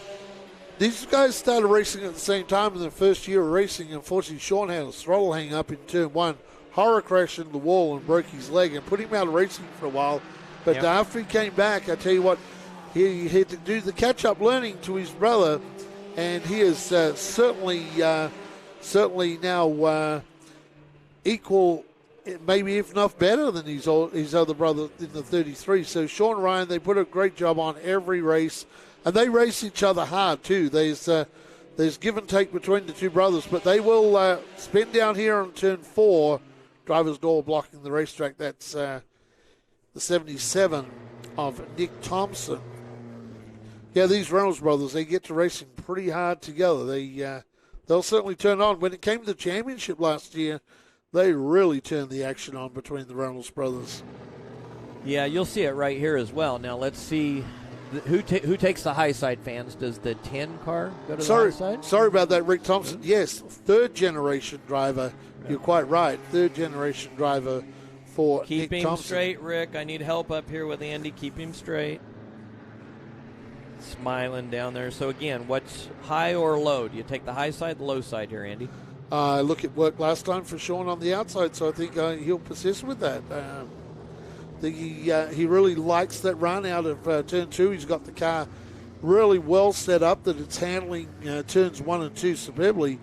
As I say that, he kind of drove to the inside. I think Sean just tossed him the coin in the inside the car. I think Ryan's hoping he takes the inside. Yeah, Ryan would love to. Here, give me a fair fight here. Let's see what happens here. So we'll see how it goes. But Sean has been really good. He's had a good run out of turn 2, and that's normally where you see the cars get that drive out of turn 2. It'll be very interesting to see how Kenny preps the track next week for our TV series. They'll put the secret sauce on, or no secret sauce, or we'll bring in the top side. We'll wait and see how that works out. Well, but Sean picks the outside. That's that King Coventry secret mix.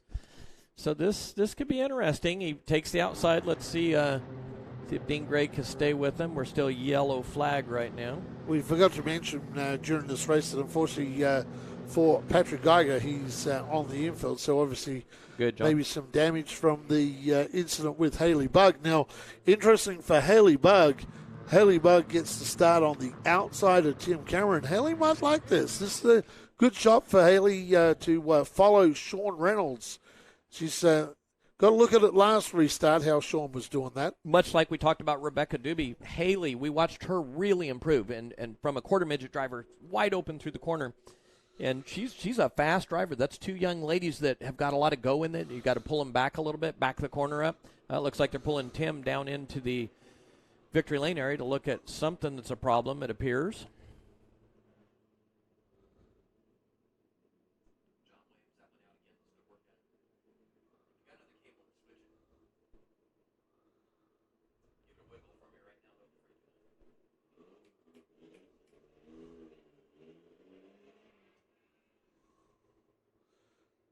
That may be problems with the air cleaner on the Tim Cameron car they're looking. So now this changes things around now. Haley Buggers quickly drove down to the inside and put the number 40 to the outside, Aaron Reeves. Like I said, Aaron making his return to racing. Was a good driver before. I've actually got John Williams down there working on a camera for me. So from race car driver to camera maintenance man, this is the camera that we lost. That's our traditional Frank camera. Tim Cameron's coming back out here. Yep, so right there. Let's go to this camera, see him crawl by if he's going to CK or if he's going out. So they fixed whatever it was. This is when we've got this camera. We can see them not one to go. Tim's down in victory lane. pulling away. Now, he went to the infield, so I would guess that he does not get his spot back. He'll go to the rear. He'll go to the rear. Had it been a safety issue, and he went down and saw CK, say it's a seatbelt, a window net, something of that nature, CK would, without any assistance from a pit crew, would help him, and he would get his spot back, he or she. That's one thing we do here at the Madera Speedway to keep everyone as safe as possible. Let's see what Josh does this time. If he's got 2 flags, 1 flag, that looks like a 1 to go. Next time by. So next time by. Sean Reynolds again picks the outside now.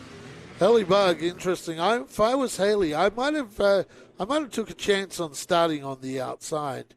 Don Martin, no airfielder. Yes, probably no airfielder. She didn't have a choice. No, she doesn't have a choice, so she becomes the third place driver right there. Move down, yeah, she has to move down the maker. Darn it, losing Josh's camera again. Yep, we've lost that camera for sure. So what we're going to do, John Williams will change a cable for us next up, and we'll see if we can get that to work. Wow, slow away that time, the 33 of Ryan Reynolds. Yeah, and Haley, that backs Haley up now, but Haley's got company from Reeves on the outside, so that did not work out well at all for Haley Bugg. No, and Aaron Reeves is a good driver in his first night back racing. That McCollum car, former McCollum car, that is a good race car, Kenny. Right on the wall. I mean, John McCollum, he had that thing. It was a fast race car. Look at Haley, just drove by John McCollum on the inside. Crossover. The John McCollum car that's now in the hands of Aaron Reeves. And Haley Bugg gets going all of a sudden here. Yep, Reeves has got a lot of pressure on her. See if Dean catches up. I was going to say, yep, everyone clears. Good job missing him. Oh, Dean's going to get a seasick there moving around. They pulled the yellows really quickly on that. Yep, and I don't have my camera. I have Josh, driver's so I can switch to exposed. it. John's switching a cable for us right now. So, jack of all trades. John was opening gates for us this morning. He'll help clean restrooms, dump trash cans this evening, I should say. He's a race car driver extraordinaire this afternoon, and he's helping me with the cameras because I don't have anyone else right now. But again, next week you tune in, you'll see our full production, our full staff. A lot of fun. All right. Okay, for Beware Randoms, you're looking for pictures of the MST Modifieds.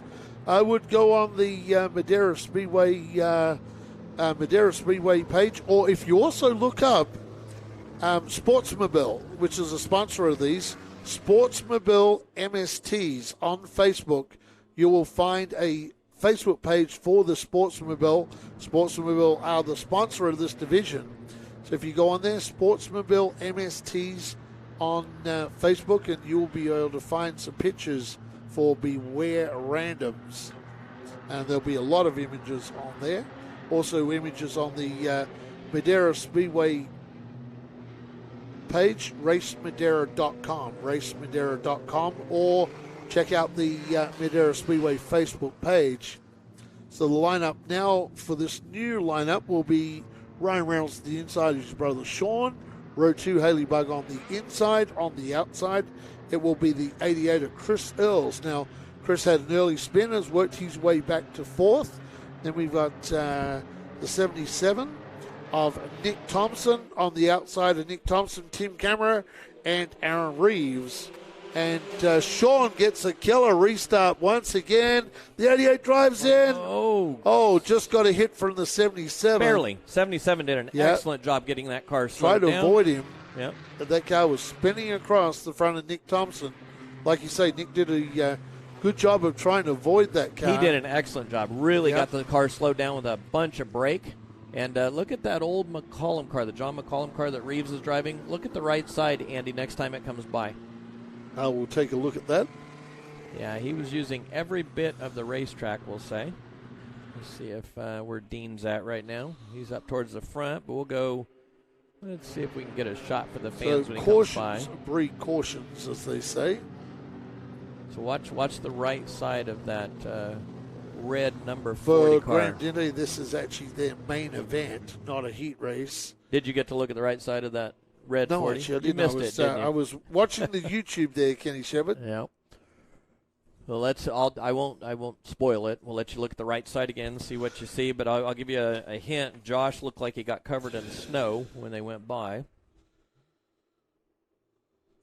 Thomas McGray, Bert Stevens has an MST for sale, winning car. I've seen a lot of great pictures, Thomas, from Bert back east. Looked like he's saw him in front of Dale Earnhardt's mother's house. He's touring all over back there in North Carolina. Really cool. Looked like he was having a great job. Yes, or a great time. white wall tires on the 40, Kenny. It's like the old, from the old 30s and 40s. the old white walls. Chunks of concrete in the wheels. White wall tires. He was using every bit of that racetrack trying to hold Haley off. That would be like Joey East when Joey was running late models coming out here for the local shows.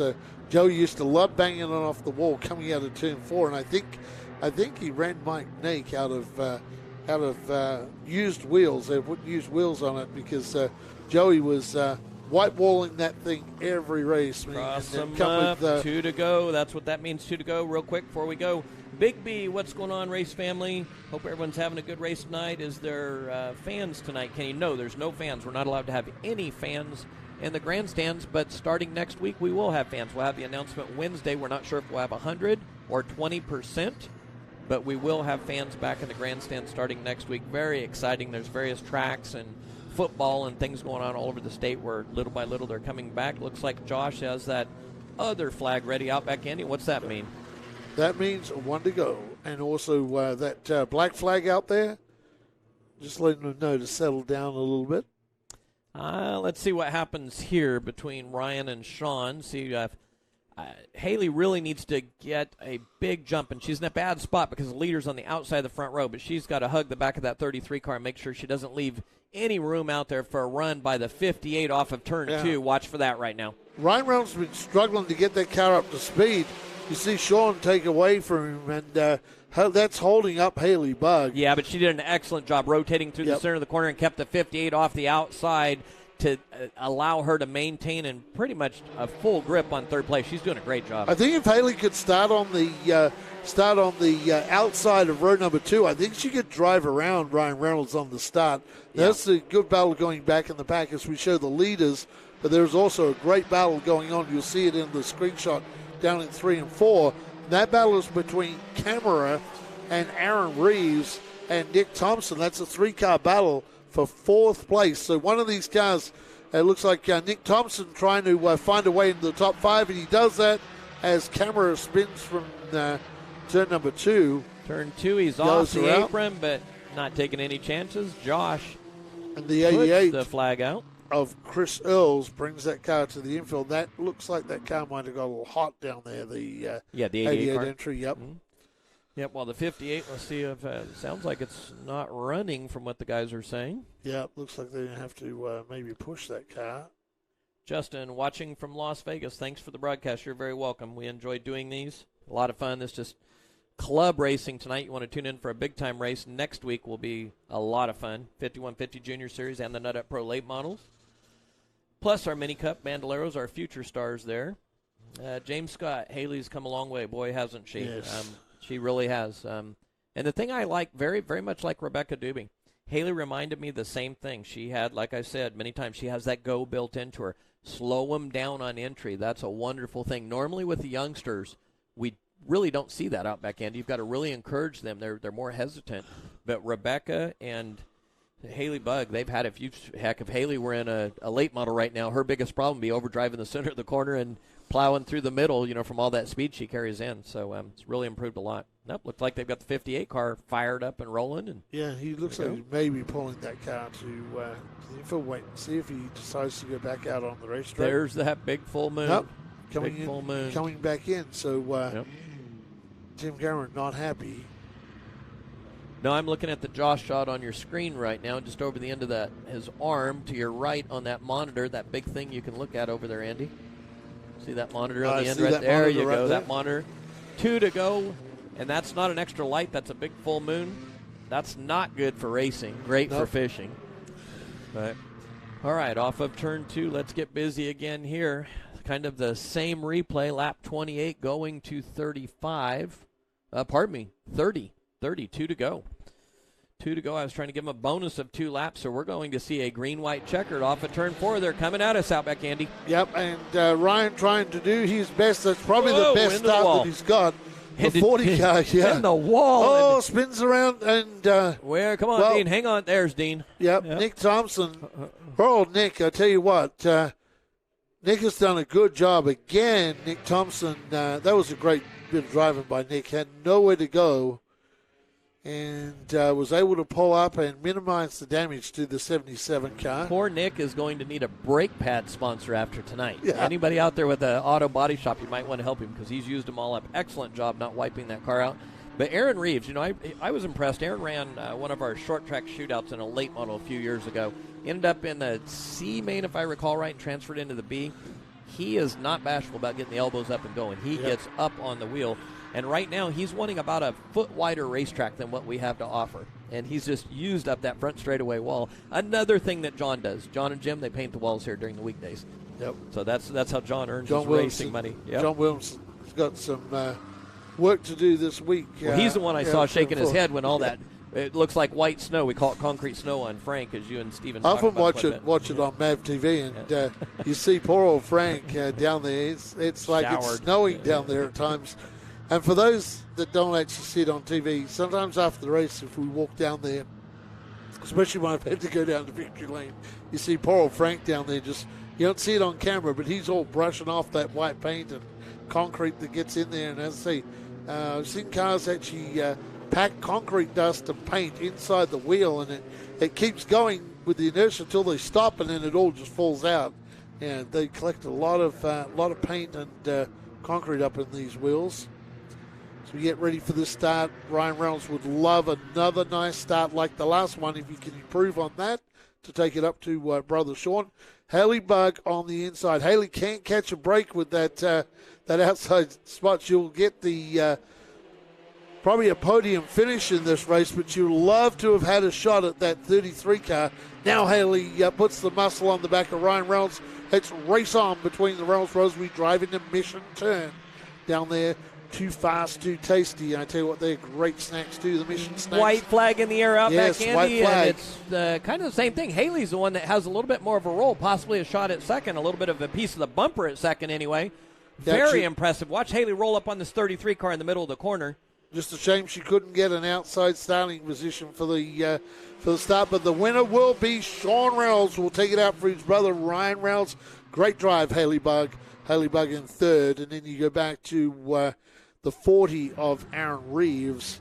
Aaron Reeves returned to racing. And Nick Thompson, an eventful night for young Nick Thompson. He did a great job tonight of being able to roll that back in the trailer, because he was placed in some situations that weren't super cool out there tonight. So great job, Nick Thompson. A+ to not destroy that car tonight. That was he had a lot happening tonight. That's part of racing. That's what these club races are all about: learning, having fun, smiling. And again, it's like a different version of a golf cart and golf clubs to come out and have fun. There's nothing better. Right now, race fans, we're going to take a quick commercial break to say thank you to the sponsors that bring you this broadcast for free. And we'll be right back with our top 3 interviews. Stay with us.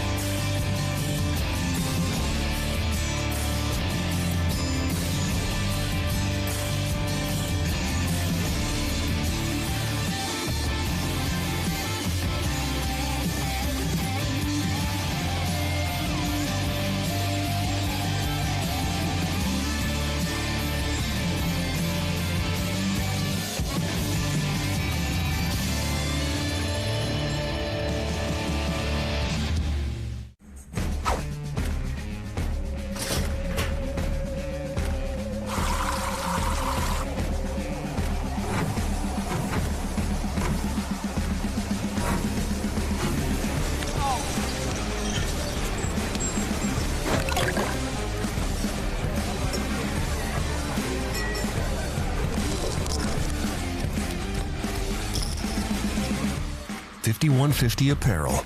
Lifestyle with a purpose.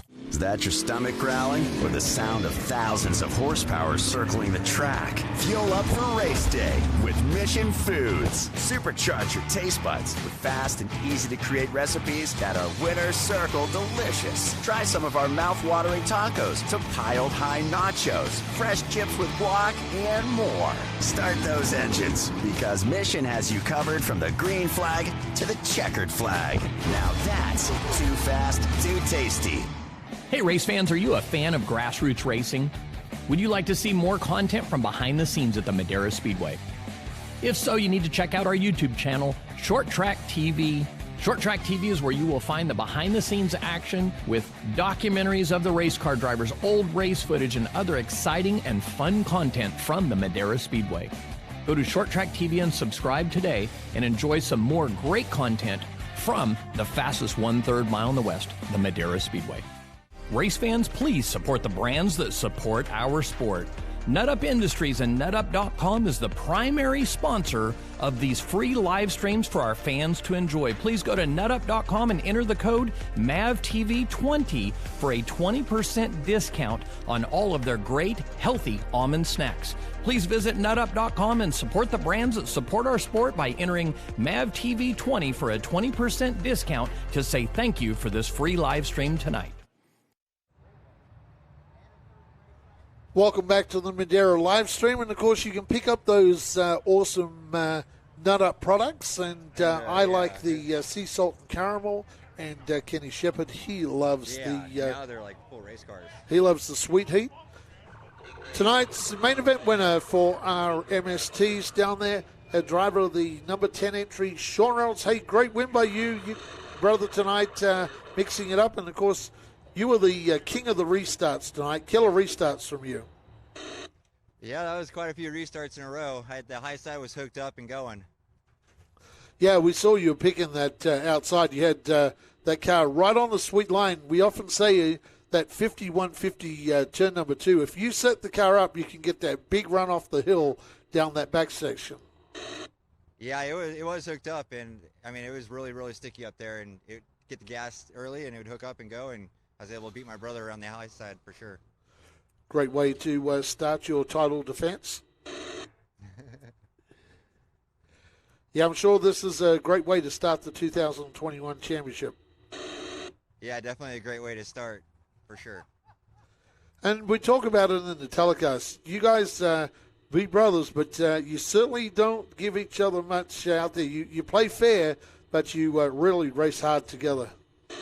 Yeah, we have a lot of fun racing really hard. It's been a lot of fun and good brotherly competition. Look forward to seeing you back for the next round of the Madera Speedway 2021 MST Championship. Hopefully it's this year again. It's Sean Reynolds, the race winner tonight. And, wow, that's a great night of racing for Sean Reynolds with some killer restarts. Thanks, Sean. Thank you. Out back, Andy, some of our fans are saying their stomachs are growling now. Was it that Mission Foods? Yeah, well, man, those tacos look good on there. Oh, yeah, dude. Isn't that new commercial? That thing's so cool, that animated commercial. That you'll see it air on MAV TV as well. Street tacos at my house on a Tuesday night, Taco Tuesday night, Kenny Shepard. You weren't here for the big street taco feed we did last year. No, I was not. Yeah, we had, I don't know, probably 1,000 tacos we fed folks. Now you've got another customer down there, Outback Andy. Over to Outback Andy now. Yeah, we'll move over to second place, the other Reynolds brother, Ryan the Rocket Reynolds. Ryan, tonight seemed like you're having a little problem getting going on the restarts and giving maybe up a car length or so to your brother Sean. Yeah, and unfortunately in the first practice we broke a rear end, so we had to put a backup rear end in it, and it's the wrong gear ratio, so I was losing power on the starts and down the straightaways and stuff, but ended up working out all right. We were able to get on the track and luckily got a second place finish out of it, so can't complain about that. Yeah, great way to start early in the season with those first and second places to the Reynolds race team. Yeah, can't be much happier than that. Sean was super strong on the high side. I didn't think I had anything for him. Haley was super strong on those restarts. She was all over me. She gave me, I was worried that she was going to, do an over-under or do something, but luckily I was able to hold her off and bring home second. fact, we were talking about that about Haley Buck. She couldn't catch a break. She kept getting pinned down on the restarts to the inside. We were thinking if she could get to start on the outside where your brother was, she could maybe round you up on the outside going down into turn 1 and 2. Yeah, I think I was holding up the inside line on those restarts with that gear ratio. But, yeah, I think if she would have got out beside me, she would have been able to, run a strong line and probably could have got around, But just luckily for me, I was able to hold the bottom and get a good run. Great job. Look forward to seeing you back next race, buddy. Thanks. Well, back, Andy, one thing that I look forward to is how racy this high side will be for we've got a hobby stock race coming up, but a little bit later, the late model race. The Legends of Pacific, they won't run up there as much, but we will definitely see some hammer down driving on the late model race, and that pro late race will probably be a pretty good little preview of things to come next Saturday. So we'll see. It looks like we've got Haley up there right now, Outback Andy. Yes, a hard-fought third place tonight for Haley Buck. Haley, we were talking about it during the race. You just couldn't catch a break on those restarts. You kept getting pinned to the inside, and, of course, behind Ryan. Ryan's got that backup gear in the car, so he was a little slow. And we were talking about it. If you could have got one of those outside restarts, maybe you were able to follow Sean around the outside of Ryan down in turns 1 and 2 because you're looking strong there. Maybe that would have been the difference tonight between third and second place, correct? Yeah, there's a lot of restarts, and, my spotter Sheldon told me to pull up on the outside. I didn't want to take any chances with the last few laps to go. We're talking about drivers improving. You're another driver that's shown a ton of improvement, and now you're up there running with these Reynolds brothers, so you're getting very, very close to be able to take these guys down. Yep, it's awesome. I'm right there. Sure, you got some people quickly you want to thank? My family, Kevin, his family, Sheldon, their family, Carly for making it out here, and all the support. Well, it's a great way to start the season so far for the 2021 championship season. Thank you. Strong third place tonight, Kenny Shepard from Haley Bug. Yep. Here a couple of family members right there cheering her on. Unfortunately, all we have, the only people that get to migrate to the grandstands are the spotters. So whoever's helping Haley, that's who was cheering. That was Sheldon member Cooper, too. by the way. Yep, Sheldon was down there, Yep. and then I believe she had a family member down there. So, but that all begins to change as we talked about next week. Finally. So all of our fans locally stay. I've got to get Dean focused there. Let's see what he does. See if he'll. Here, this is what we go through. So I'll leave it on this camera. So kind of behind the scenes. Kenny and Dean Gray, move over to the turn 2 5150 sign. Zoom all the way in. All the way in as far as you can. Let's crank that focus, tune it up a little bit. So this is what we're always doing. We've got the monitor. A little more. Back clear right there. All right, let's go down to turn 3. Nice right sign. So off camera, this is normally what we're doing. I'll pop it off so everyone's not moving around. And in between, we're resetting cameras and moving. And all right, we'll move back over here. All right, you look good, Dean. We're ready to go. Then you can just reset for your interview there. So this is what Outback Andy and Steven, while they're talking to all the fans, they're listening to a lot of this traffic behind the scenes because I'm giving them direction as well, and they know when we're moving. And it's a little bit of a challenge, isn't it, for you guys, Andy, with the MAV TV show and the live stream when we've got so much time in the breaks.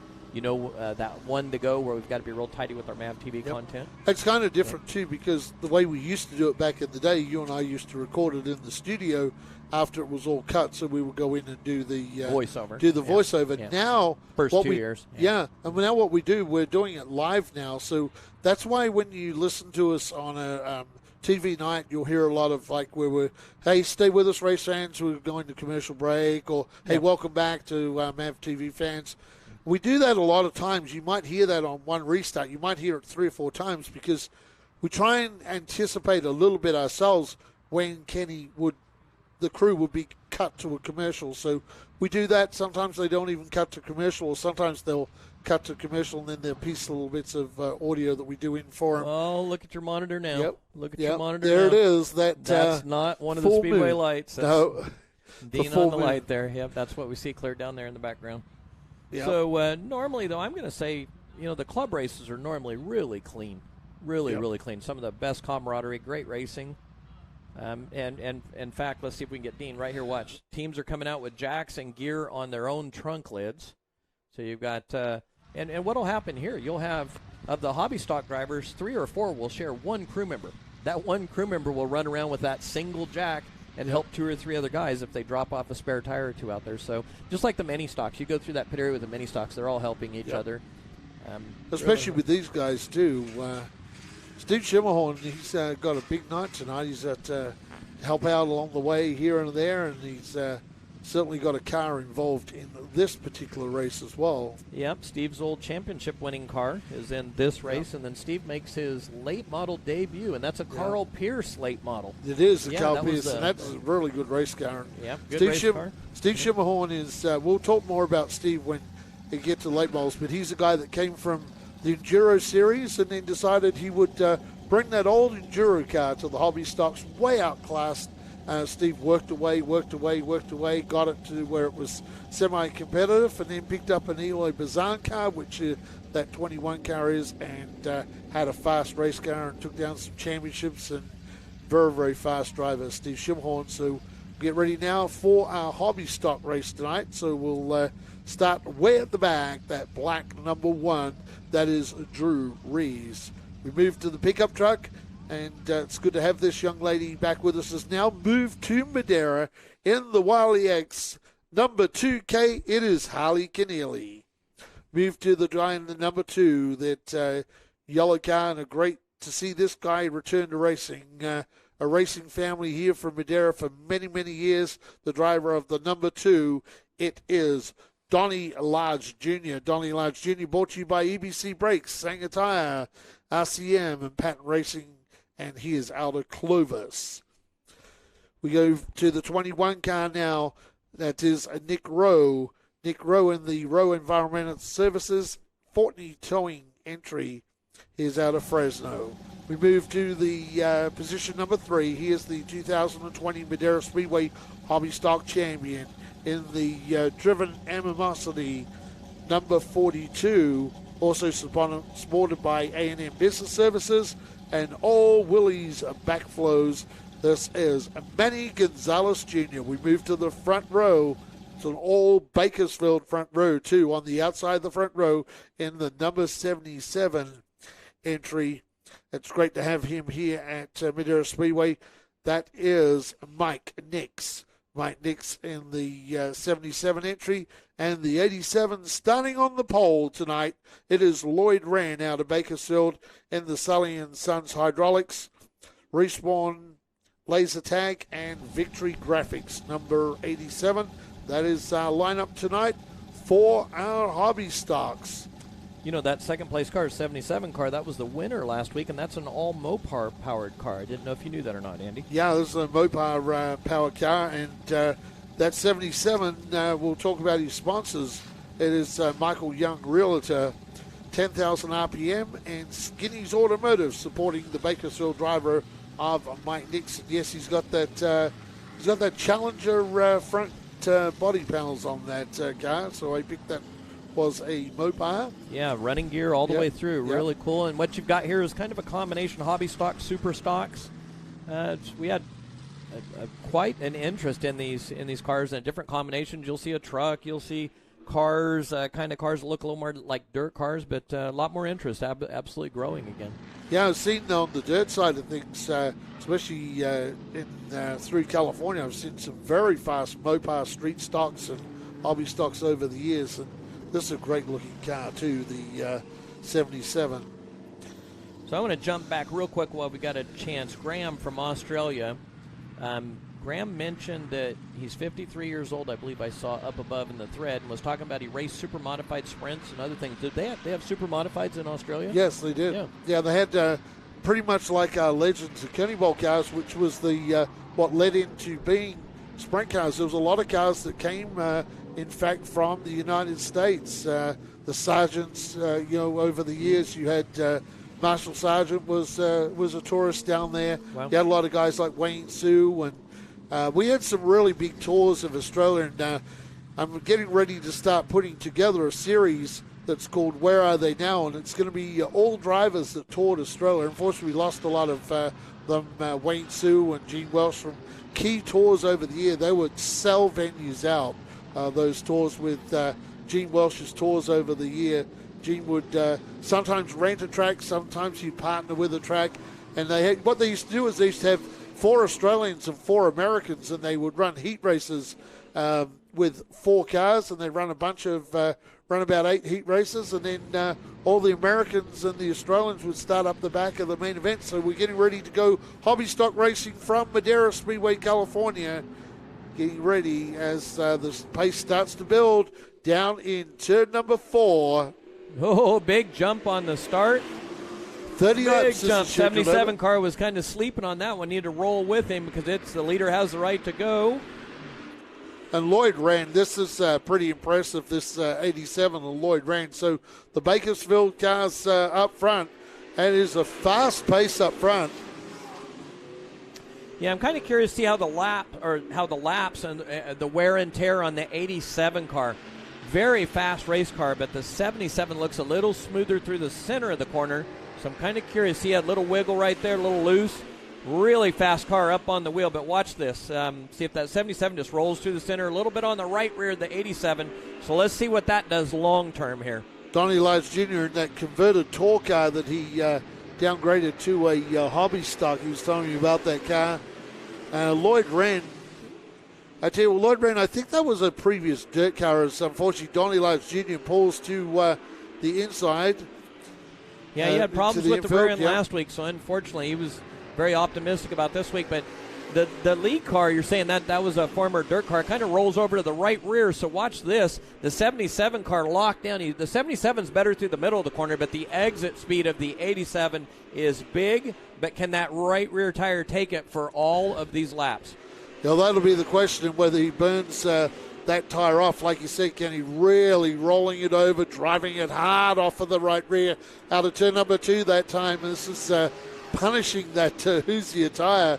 And we'll see how we go when we get to about lap 10, because by about then we'll have an idea where Mike Nixon's going to be in that 77 entry as they get by one of the cars putting a lap on them already, and that's Drew Rears and that one car, the older Camaro style. And this is a good thing about the hobby stocks, Kenny. You have these fabricated bodies. You got the older Camaro style body. You got the ones that they've been creative and made creative body styles, and especially things like the 77, that moat bar of Nick's car. That's an awesome looking car. Boy, speaking of that, you've got a battle for third right now heating up in a major way in that old Steve Schimmerhorn championship winning car. Yeah, Nick Rose new to this sport too. Nick racing with Steve Schimmerhorn.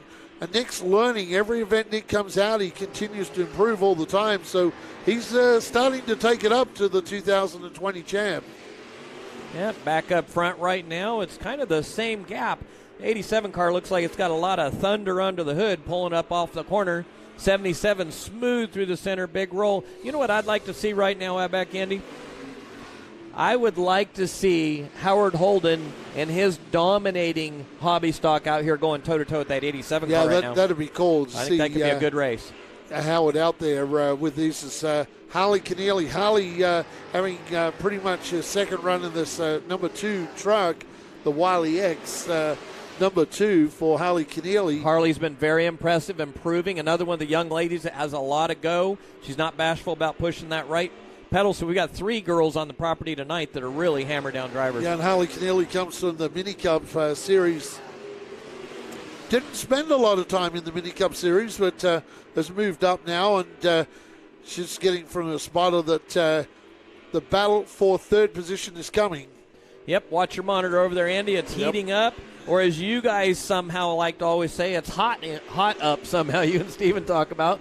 Battle for third is heating up right now. Yep.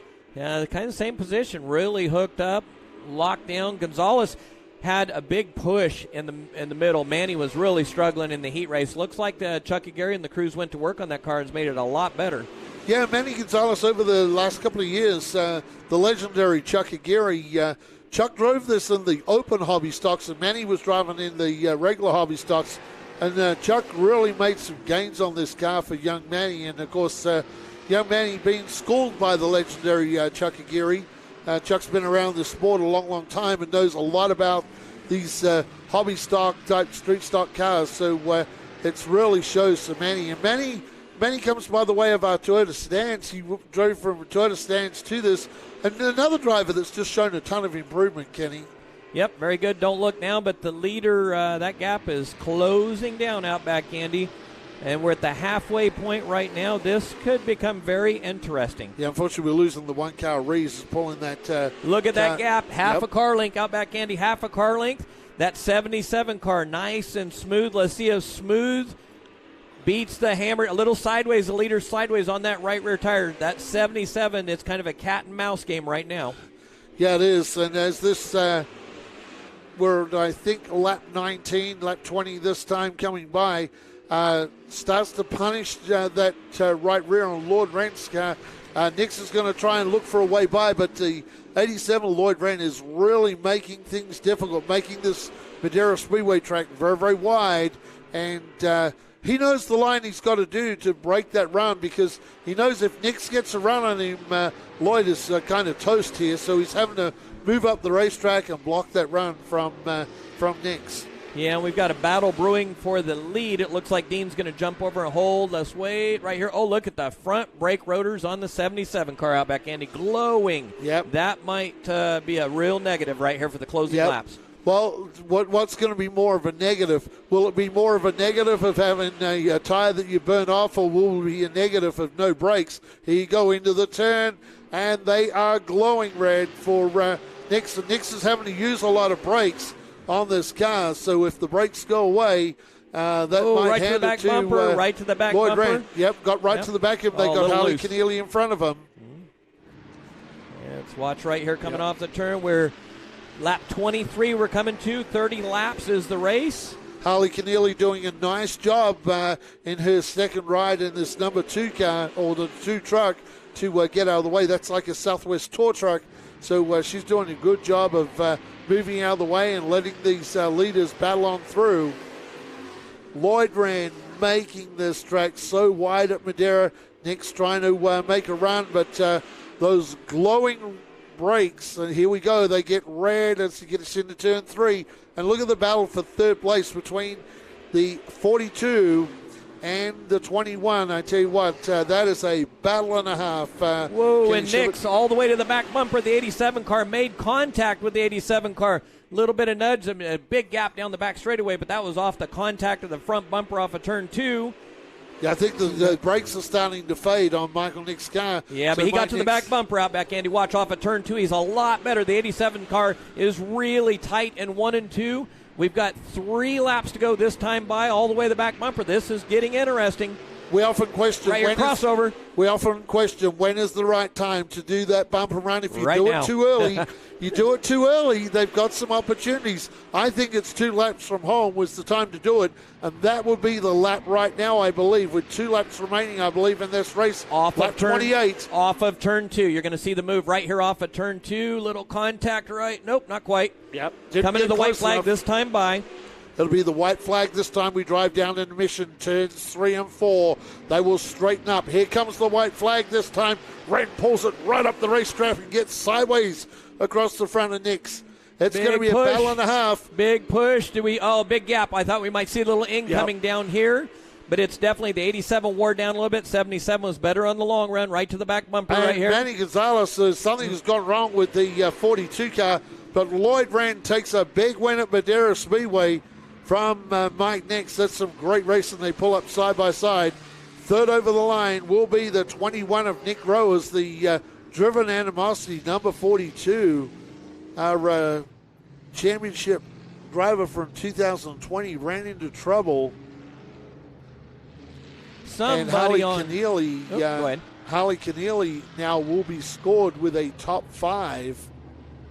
So we had somebody asking, I think it was Jay, I saw go across the board, Jay Cron, how many races are left? We've got Legends of Pacific. Legends, these are INX Legends, about 25 of them. That's a headliner tonight, that main event. That's coming up last. We've got Madera late models, but prior to that, we've got the modified, the Prospect Modified series will come out. That will evolve into the Mission Modified series that will be announced this next week. grow into the mid-20s, and we'll put 3 of those races on MAV TV before the end of the year. So what you'll see tonight is a tune-up race. That style of modifieds, you've got an open engine combination, and you have a spec engine combination. So we're doing some weight testing, and tonight's a little bit of that we're working on. So Frank McBee just texted me. My wonderful watch says, yes, I'm watching from Pismo. Well, Frank, I hope you're having a good time. We miss you here, but we're glad you're out there having a great time. Frank will be working hard with 2 or 3 sets of goggles on next Saturday night in that flag stand, dodging all the concrete. Those stock cars, they use the bottom of the tire, and then they use the right side of the tire to get grip down the front straightaway is the only thing I can figure. But from one of our fans online, Strung Out NY. Don't forget to hit the thumbs up, everyone. Let's get these guys the likes. Yeah, make sure you do give us a thumbs up. We really want to get as many thumbs up as we can. We bring this to you free. A lot of places will charge you $20, $30 to watch a live stream. We bring it to you free, courtesy of Mission Foods, Nut Up, and 5150. As Lloyd Rand is about to walk across the racetrack, this Bakersfield driver is going to be pretty happy tonight. That was a pretty solid run in the 87 entry, and that Hoosier tire held up for him to get him to victory lane. So we'll certainly talk about that to Lloyd when he gets up to the microphone. Well, and like I was saying, I would love to see Howard Holden, that hot rod he's got, go after these guys. Maybe we'll see at the Triple Turkey at the end of the year. All right, over at Outback Andy is down with our winner. Well, going down to victory lane, the driver from Bakersfield in the Sully & Sons number 87, Lloyd Wren. What an incredible race tonight. You had Mike Dix really pressuring you all the way. Kenny and I were talking about you really driving this thing hard off the right rear, and we were wondering if that tire wouldn't give up the ghost on you with it. But Nick's started to boil up the brakes on the 77, so it was kind of a driver that was failing brakes, and you really working that tire. But testament to that Hoosier tire tonight, it held up, and you really made this Madera Speedway track very, very wide and very, very hard for that big Mopar to get by you.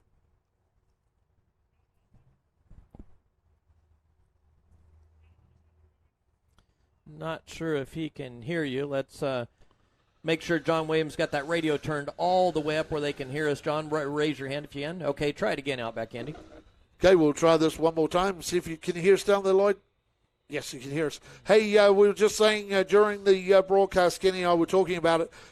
You were really driving this 87 Sully & Sons car hard off the right rear tonight, and 30 laps around here at Madera Speedway, really punishing that Hoosier tire. And we were talking about Mike Nix right behind you. It looks like he ran out of brakes on that big Mopar. But you were certainly making this Sully & Sons car super wide tonight, and that was a great victory. And that was really entertaining between yourself and Mike Nix. Oh, yeah, that was a great race. I give it to him. He ran me clean. He gave me a few bumps there to let me know he was there. And I just come out here, had a good time. First win at Madera. Just super happy with the car. We'll be back in a few weeks and try a few more things, see if we can get a little faster. Yeah, we were talking about that, too, about during the broadcast and the race, about when the right time to do that bump and run. I was kind of thinking about, with 2 laps to go, it was the time for him to start really moving around the racetrack a little bit, maybe using your rear bumper to try and get you a little loose off the turn or something. But I think he was really struggling with the problem with the brakes going out on that car. They were super hot, so he's probably not really getting the right angle to line up on you to give you that bump he needed to get you offline and get by. Yeah, like I say, he ran me clean just like I would run him. He tapped me a few times, and that's just a good, clean race, and I love that. Yeah, we also told we'd love to see Howard Holden back with his car fighting out with you guys, because I think that would be a great 3-way battle too. Hey, congratulations on your win at Madera Speedway tonight. All right, thank you guys. Lloyd Rand, what a incredible race to him tonight, Kenny, with that big battle. And we didn't see Nick Rowe come to victory lane, so there's be probably a couple of drivers that we're going to have. Yeah, I think Nick was. Probably got to go and help get ready for Steve Shimmerhorn. Yeah, absolutely. Steve's up after the modifieds.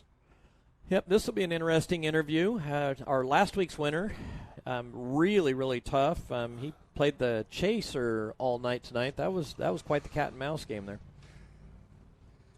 It looks like Manny is rolling out. All right, over to Outback India and down. Well, we're going to head back down trackside. Second place tonight, and it goes to Mike Nix. Winner last week, second place tonight. I tell you what, you really had that car on rails tonight. That Michael Young Realtor car.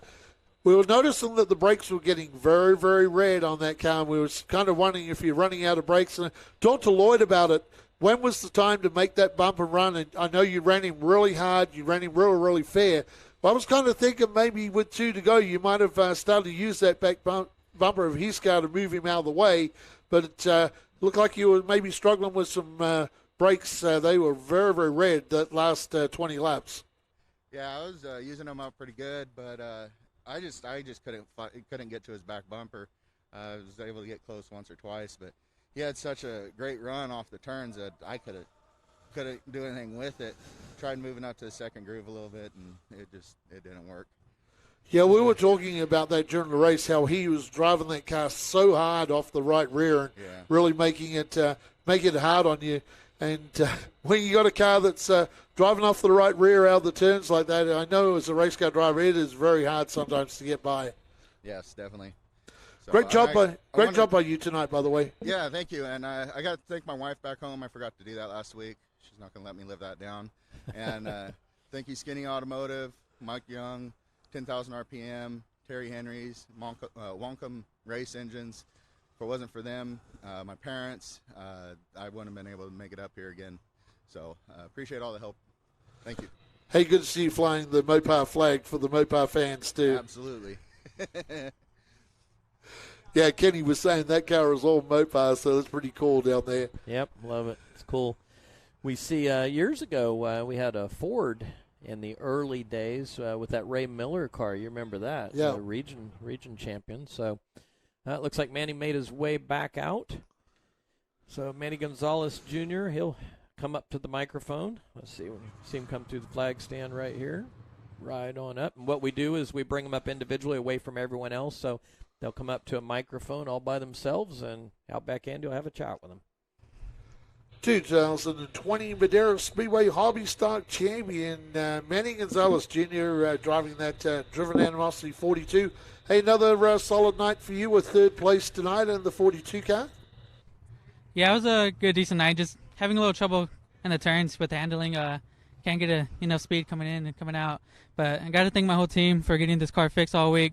Racing Jason DeGary, my dad, Uncle Chuck, Aaron, for all their help they've done, and just be able to come out here. Hey, just quickly tell us about what you got on your race suit embroidered on there. Oh, yeah, GodSpeaks.com, always big thanks. Always a blessing to come out here and be able to come and do this for my family, their safety, and just always thank God for everything. Hey, Manny, real quick, this is Kenny. I was talking to Chuck after the heat race. He was talking about how tight your car was in the center of the corner. What were you fighting in the main event? What was the difference in the track in the daytime with the heat to the evening right now? What was the conditions like? Yeah, in the heat race, it was pretty tight with that sun out. We left it alone. We knew it was going to get night. We were going to race in the night, and we knew it was going to be a little bit loose, and it was pretty good today. Just a little bit loose coming off, but it helped a whole lot better. How much grip is in the racetrack right now compared to last week when you were out here? Oh, there's a whole bunch more grip. The top side's coming in pretty good, too. That second groove is going to be a good spot to run.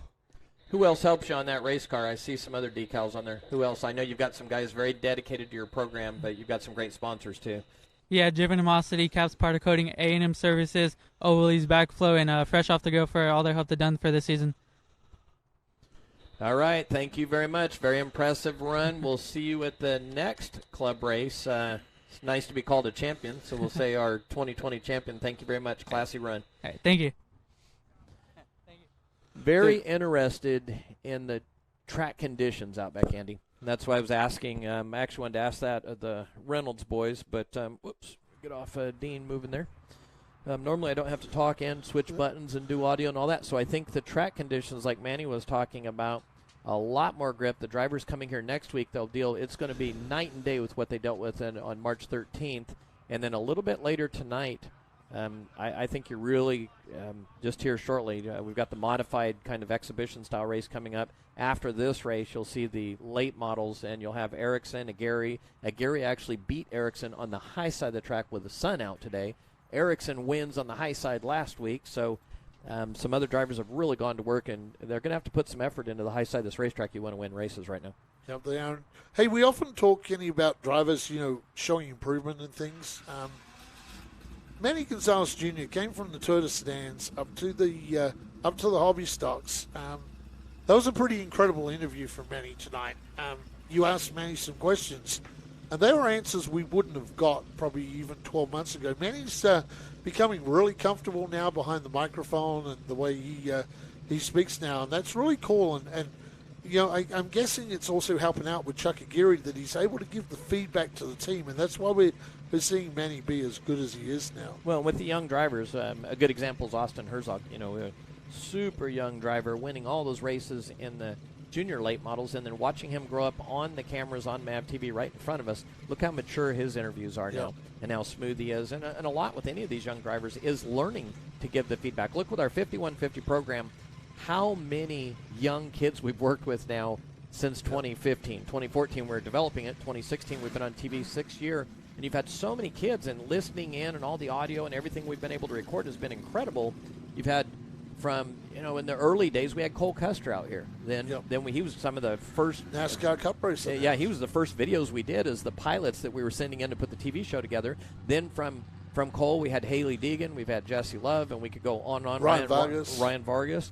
And listening to the kids with the driver coaches, learning how to give the feedback, how to communicate.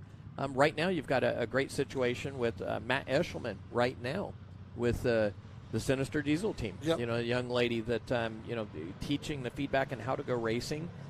Next Saturday we've got some modifieds coming out the door. Go over here. Next Saturday, we actually have a separate meeting for the kids, the 5150 Junior Series, and we're announcing something new. We've got a program. We've done the Junior Challenge Camp, all kinds of other stuff that we've done. But we're going to, once a month, we're doing a 1-hour training session with various coaches we're inviting in to work with the kids, some of the top figures around the sport. So Outback Andy's getting ready for the entry list here, or the lineup for our modifieds. We've lost a couple. We've got a transmission problem. We had another engine that failed. But what we have here is, again, we're testing right now big engines versus small engines. So I don't know, do you have notes on which have 602s and the big and small engines? No, I don't. Okay, well, I can tell you of the Coonfield boys, one has a 602, the other has a big built engine. And what you'll see as this evolves is all the way across the board, a full group of big engines, small engines, and everything in between. So, well, Andy will give us the lineup here, and we'll get rolling.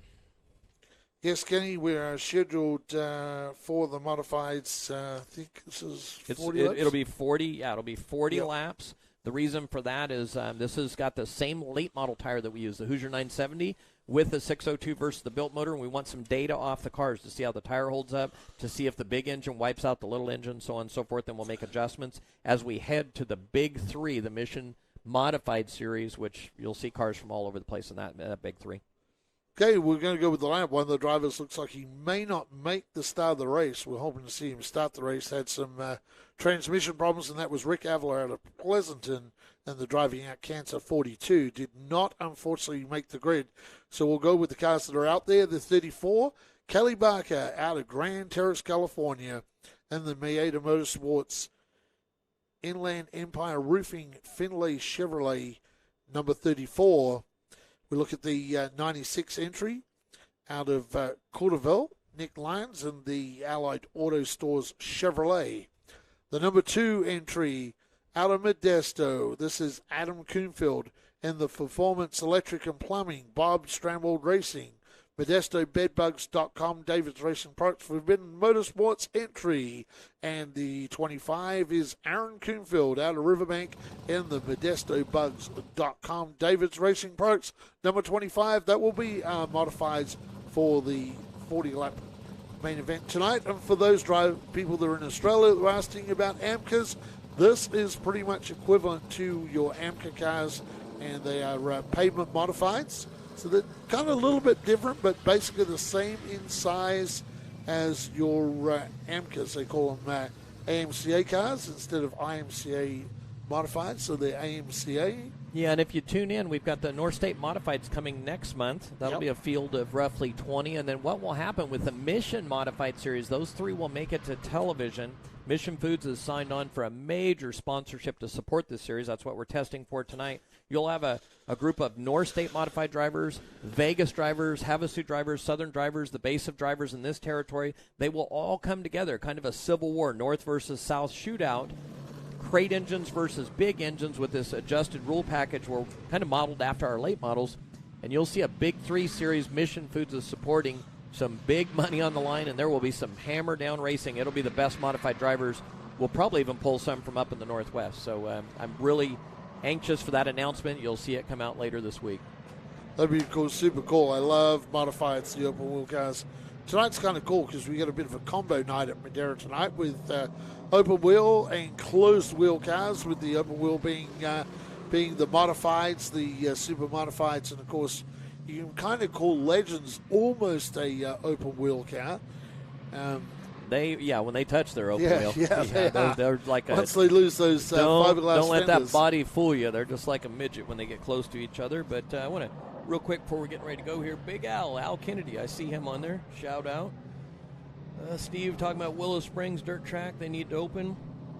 Cool area down there, Willow Springs. Let's see who else is on here. Vancouver Island, Canada, DJFIL007. Thanks again for the coverage. Always to enjoy some good short track racing to fill in my late night work shifts. Hey, great to have you on board. Well, tune in next week. We'll give you a good show with a lot of cameras. Lights are out. It's about time to roll, and this will be 40 laps. We want to get a little wear and tear on the tires. We want to put a little pressure on the big engine car to see what it does to the tires, see if the 602 can equalize. Oh, trouble down there is before the start. Lions Not what got we want loose. to see there, but Green stays out. Green did stay out. Dean's going to pick him back up down the back straightaway for us. So it's the Kuhnfeld brothers up front. A 25 entry of Aaron Kuhnfeld in that Modesto Bedbugs. Yeah, and that 25 entry is running the big engine, so it's going to fly for a period of time. We're going to see if we get any wear and tear out of that big engine car of the red 25 versus the spec engine of the 2 car. Yep, see how these guys go with the tires. These are for the people online, these are a treaded tire that they run. Very similar, right, to our late model tire. It's identical. Identical to our late model tire. Yep. Hoosier 970, same width, same tire. Absolutely same tire. Actually, the same engine rolls we're using, but the weight factoring is a little bit different because the cars are so much lighter. So the 970 Hoosier control tire on these cars. So it will be interesting, like Kenny said, the big open motor, see how that burns the tires off as we get going. It's the Kuhnfelds up front, and Kelly Barker had a grand terrace in that 34 car. See now, come out of the turn, the red Kuhnfeld car. And it's good to see, too, Bob Stramwell Racing back in business with the Performance Electric and Plumbing on the number 2 car, Kenny. Bob Stramwell was a long-time tour car owner. Yeah, big name at Stockton for many years. Absolutely. Really classy individual, classy operation, great team, great driver. The great Dave Bird drove for Bob Stramwell for some time. Yeah, we get Dean's doing a good job for us, and see if right up next to the wall, see if his brother in the littler package can run him down. They look pretty darn even right now. Yeah, they're running pretty even. The Kuhnfeld brothers, one out of Modesto, one out of Riverbank, and those are the neighboring towns. So they kind of crisscross each other. So both these guys. Now think about this, Outback Andy. In the mini modifieds, mini super Toyotas, we had a brother battle. And we've got in this little test run, a little brother battle brewing in the big full-size modified. Yes, we do. So it's open wheel modified night. It's the battle of the brothers tonight. Yep. And Adam's kind of hanging on here, in that smaller motor.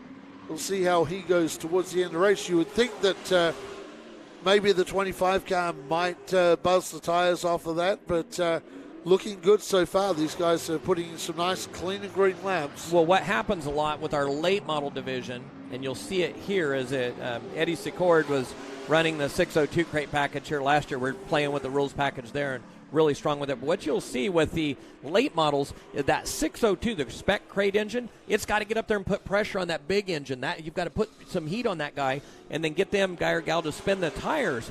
If The 25 is able to just run his race with no pressure on him. He can take care of the tires and babysit him. You need to get him drive in a little harder, scoot across the racetrack, rip that throttle in and buzz that right rear tire, which could be coming because we're seeing a little bit of gap close up. I was about to say, with the full moon being a nice fishing night, you see the driver of the number 2, Adam Coonfield, he's starting to reel in that 25.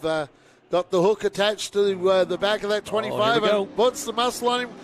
Puts a wheel to his back quarter panel. Okay, now is when you'll see the 25. You'll start to see the 25 buzz the right rear tire. You'll start to see him driving a little bit too hard. This is where it will become interesting. We're not even at the halfway point yet. 15 laps heading to 40, and they'll actually run 70-lap events on television. They will get a break. It'll be a 40 and a 30. So this is interesting right now. So we're kind of seeing the rules package the way we want it to play out. We speculated what it would be, and it's starting to come to life here. Yeah, it certainly is. This is a little earlier than I thought for the 602 to be able to try to run up there to the more open motor. But, the battle of the Coonfield brothers. Aaron Coonfield, the race leader right now, from his brother Adam Coonfield. And a big shout-out to Kenny has to go to Kelly Barker. Kelly Barker, she is hanging in there. In fact, she is why they got to racing. She said she started to close the gap. Closing in, but let me add something here. The 25 car, the red 25, might have just figured out, there's something upstairs. This isn't bad. So now you can actually wear the tires out on the 602 crate combination. Oop, wrong camera.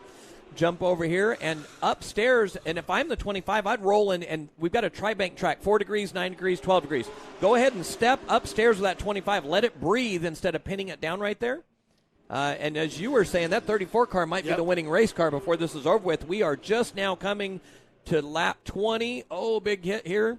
Watch, we're going to jump over here to, little sideways. The Coonfield brothers starting to tag each other a little bit now, and I'm sure that the driver of the 25, Aaron Coonfield, is being told by his spotter, hey, look, the 34 is coming, and the 34 is coming fast as the brother gets to the inside. Adam Coonfield now, they straighten up to the line. It was the 25, still the race leader from the get-go. But again, if I'm the 25, go uphill a little farther, drive it in a little deeper right here, and go up that next step and get that shot. See, he's kind of running the middle like the bottom. I think it would benefit him greatly if he went up the hill in that next step and get that slingshot. You'll see Buddy Shepard, Matt Erickson, tried to call him Buddy Erickson. You'll see that often. They get that slingshot. So see how the 25 is kind of running the center like the bottom. I think it'd benefit from moving up a little bit. Yeah, Matt Erickson in the late models, the most winningest driver in late models of Madera Speedway, have been a specialist. We used to call it the Matt Erickson line, where he used to get right up on the hill, up on that 12 degrees up there. And I think you'll see that coming here shortly. Yep. But the 602 car is just inching little by little, nudging ahead to the lead right now. The 25 needs to drive in a little deeper. If he's got it with the chassis, drive in a little deeper and take it up the hill, and then get that slingshot, as you and Steven talk about so much, off of turn 2. Yeah, new race leader this time at the line. It is the number 2 of Aaron Coonfield. Adam Coonfield leading his brother Aaron down the back. Aaron tries to fight back on the outside. In nice right turn. There's a nice ride to the number 2 right now. That smaller motor, the bigger motor needs to step up, like Kenny said. Wow. Get up the racetrack a little bit more. The bigger motor does. The bigger motor in the red car. Right. Now we're coming to lap 27 of 40, 13 to go. Can you imagine having another 20 cars on the track? Yep. Adding this with this type 2x2. Oh, I love modified racing. And this rules package is what I'm alluding to. I think, here we go. Crossover coming in. Yeah, got in the back of him, got sideways that time, had to kind of back out of it a little bit. Mm-hmm. Kelly Baker, she backed out of this battle a little bit in the 34 car, but still a good run in that Finlay Chevrolet entry. Excellent run. So that was really interesting. Now the 2 cars taken over. Let's see here. Let's see if he runs the bottom nice and smooth, and if there's no right rear tire left on the 25 car, might be pushing the right front just a little bit. We'll hear in the interview, and then he gets a little bit loose, so his chassis is not quite where he wants it either, it looks like to me. Yeah, the 25 guy now just really trying to defend that second place. Looks like Kelly Barker may have worn up her stuff getting to the back of him and then had to back out of it a little bit, but maybe she's going to cool the car down a little bit, cool the tires down, and make a run in the last 5 laps and see how that works out for Kelly Barker. 8 laps to go. Next time by, we're going to 40. That 2 car looks like it's really handling well. So a little bit lighter weight package with that 602. That'll help the handling. Put a little extra weight on those tires. They don't like it. But we've still got to battle. The 25 car's right there with him. Certainly is. The smaller motor car of Adam Coonfield couldn't get away from Aaron. Aaron's done a good job of sticking with it. Once he got past these David's Racing Products modifieds as they go down the back, that time that was a good turn too for Adam Coonfield. Was able to pull out about another half car length out of turn 2. Aaron was really struggling that last time. See what happens this time. 5 to go next time by. You should see Josh's hand. 5 to go next time by. So this has been an excellent test run of this package right now. Very, very racy. Let's see if Josh, Josh got the hand out there. Out, 5 to go. Be careful with that hand out there with a super modified like that. You see Frank puts it down, pulls it back, and then. So it's a good racing from the Coonfield brothers tonight. Wow, starting to slide around the racetrack, and the big motored car of Aaron Coonfield, the Riverbank driver in that ModestoBedbugs.com. These guys are pest control guys. So he's a good one to work the bugs out of a car, then, isn't he? He certainly is. Both of these brothers work the bugs out of these 2 cars. 2 to go next time by. For all of you guys joining us on Short Track TV for this test run. Nice package. Little David versus Goliath engine package. Dean's a little shaky there. He must get worn out. It's a little too warm for him. Dean was wearing a T-shirt last week out here, Andy. White flag this time by. There's the white flag this time by, and Kelly Becker can't quite catch up to these guys. It's about a 4 car length break now, first to second, and it is Adam Coonfield, leading brother Aaron Coonfield down the back. Kelly Baker in third. Nick Lyons, the other driver out there in that 96. Here comes the checker flag. He straightens up to the line. Smoke off the tires. The Performance Electric and Plumbing, Rob Stranwell Racing, David's Racing Products, Forbidden Motorsports, ModestoBedbugs.com, number 2. His brother gives him a nudge in the back. Driver the 25, Aaron Coonfield out of Riverbank in the ModestoBedbugs.com, David's Racing Products entry, and third in the Madera Motorsports, Inland Empire Roofing, and Finlay Chevrolet. That's Grand Terraces, Kaylee Barker. And Nick Lyons, the other car out there. Great modified action, straight through, uninterrupted. Well, and that's really what we were looking for, is a long run. And again, the guys in the pits will take a lot of data off the cars. Tire wear is a primary thing I'm interested in. But we've modeled this new division of modified racing. It's called the Pro Spec Modifieds. It'll be the Mission Modifieds for the Big 3 race. And we've modeled this off of the late models. So we have a 602 package, an open engine package. It doesn't. You can build a 500 cubic inch, whatever you can get under the hood. And then it's all controlled by this Hoosier 970 control tire, as we nicknamed it, and 2 different weight packages. The bigger engine carries more weight. So very interesting. It looked very balanced to me. I'm really interested to see where this goes forward. Just waiting for John Williams to get the microphone set up down there. Not sure where John is. Yeah, let me hop off here. Yeah, John probably didn't expect these modifieds to run that 40 laps straight off as quick as they did. Incredible modifieds. 40 laps straight through tonight, so that's what we like to see with the modifieds. Let's see, Charlotte Landers online. Good to see you, Charlotte. We look forward to seeing you back. Yeah, Ben Griffin, Australia versus U.S. late models at Lismore was awesome back in the day. Yes, they were. They were back in the day, as you say. Johnny Pearson, Jack Hewitt, Big Ed Wilbur. We saw Pearson. We saw a lot of drivers come out and run the late models, so they were great years of racing. Looks like some of the folks are talking about different racetracks. Someone talking about, I'd love to see Riverside again. Yeah, that was quite the track, famous track. I actually, I would change. Let's say it was 1986. We were down there, and I changed tires on a team, and Bobby Allison pitted right behind us. And that was back in the days before there was any pit road speed. And you're out there with your feet hanging out, and they're coming past you. I'm talking 100+ miles an hour, sideways and sliding into pit areas. It was back in the wild, wild west. We've got a heck of a picture. That was 1986. Tammy took a picture with Dale Earnhardt down there. He was running the Wrangler car. Really, really cool picture. Very interesting. Let's see if we can get all the guys up this direction. Looks like the race start heading this way. See who else is out there. I was going to go to commercial break, but sometimes I like just reading the message board. Make sure you guys hit the likes like we were saying. Share this with anyone you can. Let's get as many people watching it. And the biggest thing, if you guys can, to bring these free to you, go to nutup.com. MAVTV20's code. You get 20% off. Make a purchase. They're tracking those. And the more that we can get the product sold, the more we can keep this free instead of pay-per-view. Mission Foods, support their brands. Big announcement. We talked about it a little bit here. Big announcement coming this next week. They've stepped up their sponsorship. It's been really, really hard, impossible without fans, hot dog sales, soft drink sales, and it's because of our great sponsors. They've helped us backfill some of the aches and pains from this. And then, of course, 5150, their never-ending support, the only sponsor we've had of the 5150 Junior Late Model Series. Out back, Andy, looks like you guys are ready to go here. Yes, certainly are. Going down to Victory Lane now. The driver of the number 2, the Performance Electric and Plumbing, Bob Stramwell, racing number 2 modified. Adam Kinfield, great drive tonight. That smaller motor, you guys were playing cat and game out there, and it looked like that smaller motor, you're able to put the pressure on your brother with the 25 car and burn the tires maybe off the 25 and get to the lead. But he hung tough on there tonight and kept you honest the whole race.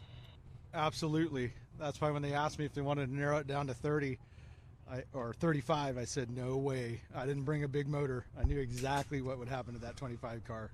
So I needed that 40 laps.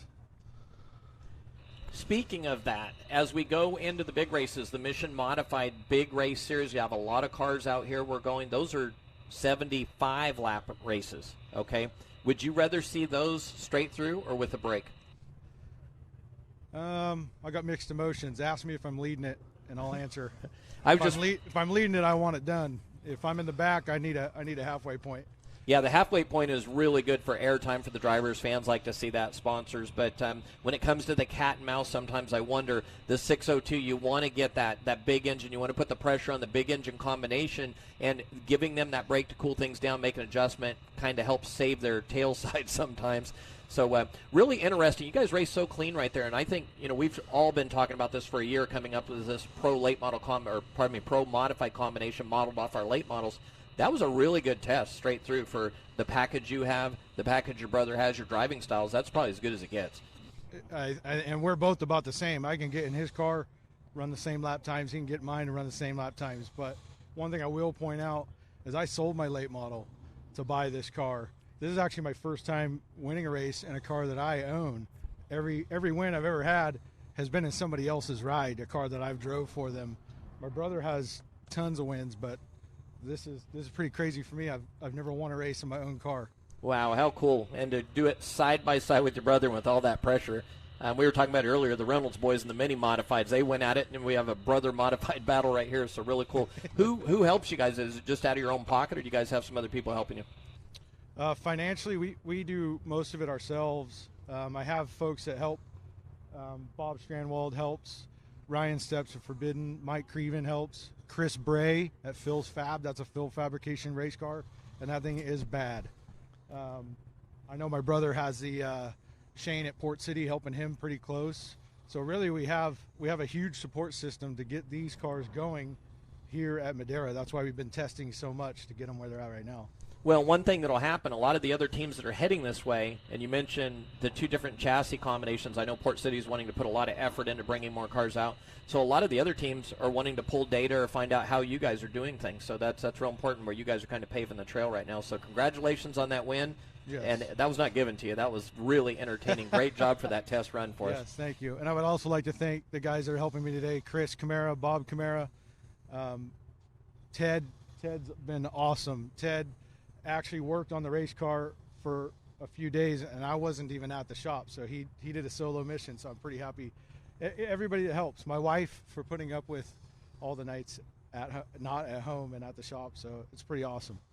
Again, congratulations. We've got 5 more in the championship, and race fans watching out there on the live stream, this is a 6 race championship. Inside that is 3 very big races called the Mission Modified Series. So you guys should be well ahead of the game before the other boys get in here. So congratulations. Excellent job tonight. Yes, thanks, man. Yeah, it was great to see the driver of that number 2 entry, like I say, getting a first win in the car that he owns. That's super, super cool for Adam Coonfield. Just wait for his brother to come on over. Well, and as he was talking about where his brother has so many wins, and the interesting thing, you've got a Phil's Fab car there. And then I was just on the phone with Damon Luss from Port City, one of the owners, and then they mentioned Shane's been very supportive. They're talking about putting a lot of effort, Port City is. They want to win late model races out here, so there's some things going on behind the scenes that are pretty serious right now. And then with the other Coonfield car, the young man coming up right now, this is a Port City car. So you've got kind of manufacturer wars in addition to the brother battle. Yep. Exactly. Yep, over to Outback Andy. Looks like we're ready to roll. Yep. Solid second place for Riverbanks. Aaron Coonfield in that ModestoBedbugs.com Port City race car tonight. Man, oh man, it's pretty equal, this small motor, big motor deal, and your brother pushed you hard, which he had to do. He knew he had to do that to try and get you to burn the tires off on that 25 car. But pretty solid effort from you tonight, and he was excited saying getting his first win in his own car, so that was pretty cool too. Family affair tonight, first and second on the podium. Yeah, I mean, he did a good job. It's pretty equal the way the rules are. You can see in our practice times, we're within like 4 100,000ths of a second apart. So I think the open motor and the crate motor, the way Kenny's got the rules down, you guys can see it's pretty equal, because I wasn't given an inch and neither was he. So. Well, like we talked about a little bit earlier, the mini modifieds did the same thing. The MSTs, 2 brothers going at it, not giving an inch. That was very entertaining right there. We kind of have a couple of things. We've got the big engine versus a small engine combination. We've all talked about modeling that off the late models. That's going to be a lot of fun. So if you're a big engine guy, you run that competitive. Small engine, spec motor, you do that. But we've got something else building, even in this class, and with you 2 brothers. With the late models, we've got manufacturer wars. It's not Ford versus Chevy versus Dodge. It's chassis manufacturers. So tell me a little bit. I know Shane's helping you out from Port City. They're putting a ton of effort coming up in the late model ranks. Tell me a little bit about Shane's support. It looks like your car is much better than it was before. Yeah, you can see the past. Last year I was here in November. I was out of answers. I didn't know what to do, what direction to move forward with. I was ready to just cut my car up and go buy a different car. Reached out to Port City, let them know I have a Port City chassis. They got me in touch with Shane Tesh. It's been awesome. I mean, it's a night and day different ride, as you know, from last November to now. What took place tonight without Shane at Port City and Port City wouldn't be possible. I would have been probably lapped. I mean, this thing wouldn't get out of its own way. So I'm pretty excited about how today went, how these past couple practice sessions have went here in the test days. It's been awesome.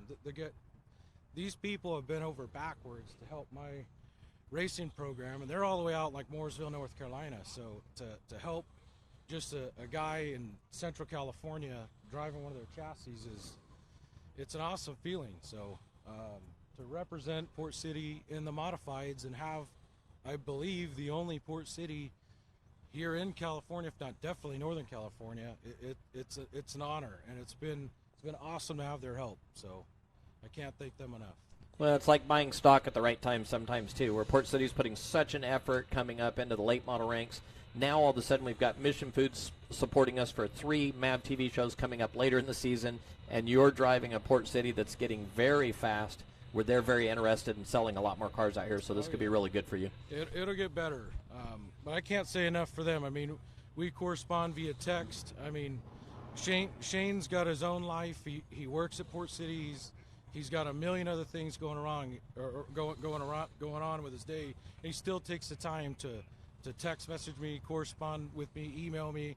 We call. I mean, he's been an absolute huge help. So. Well, that shows you their commitment in a major way. Now, do you have different sponsors on board your car than your brothers, or is it all the same support team? It's pretty much the same. I just don't think Adam's car is completely lettered. We've been focused lately on just trying to make him fast. So, But we got David's Racing Products, Wilcox Automotive, Forbidden Motorsports. Who else we got on there? War Racing Shocks, of course, Port City Chassis, and bedbugsmodesto.com and All Pro Pest Services. Well, congratulations. Excellent run. Super entertaining. I can't wait for the next run in May. It'll build probably have 12 to 14 cars for that one, and then as we head into the summer, we'll be in the 20s with the Mission Modified Series, and by then, I think you guys may have a leg up on everyone. I hope, man. It's been fun.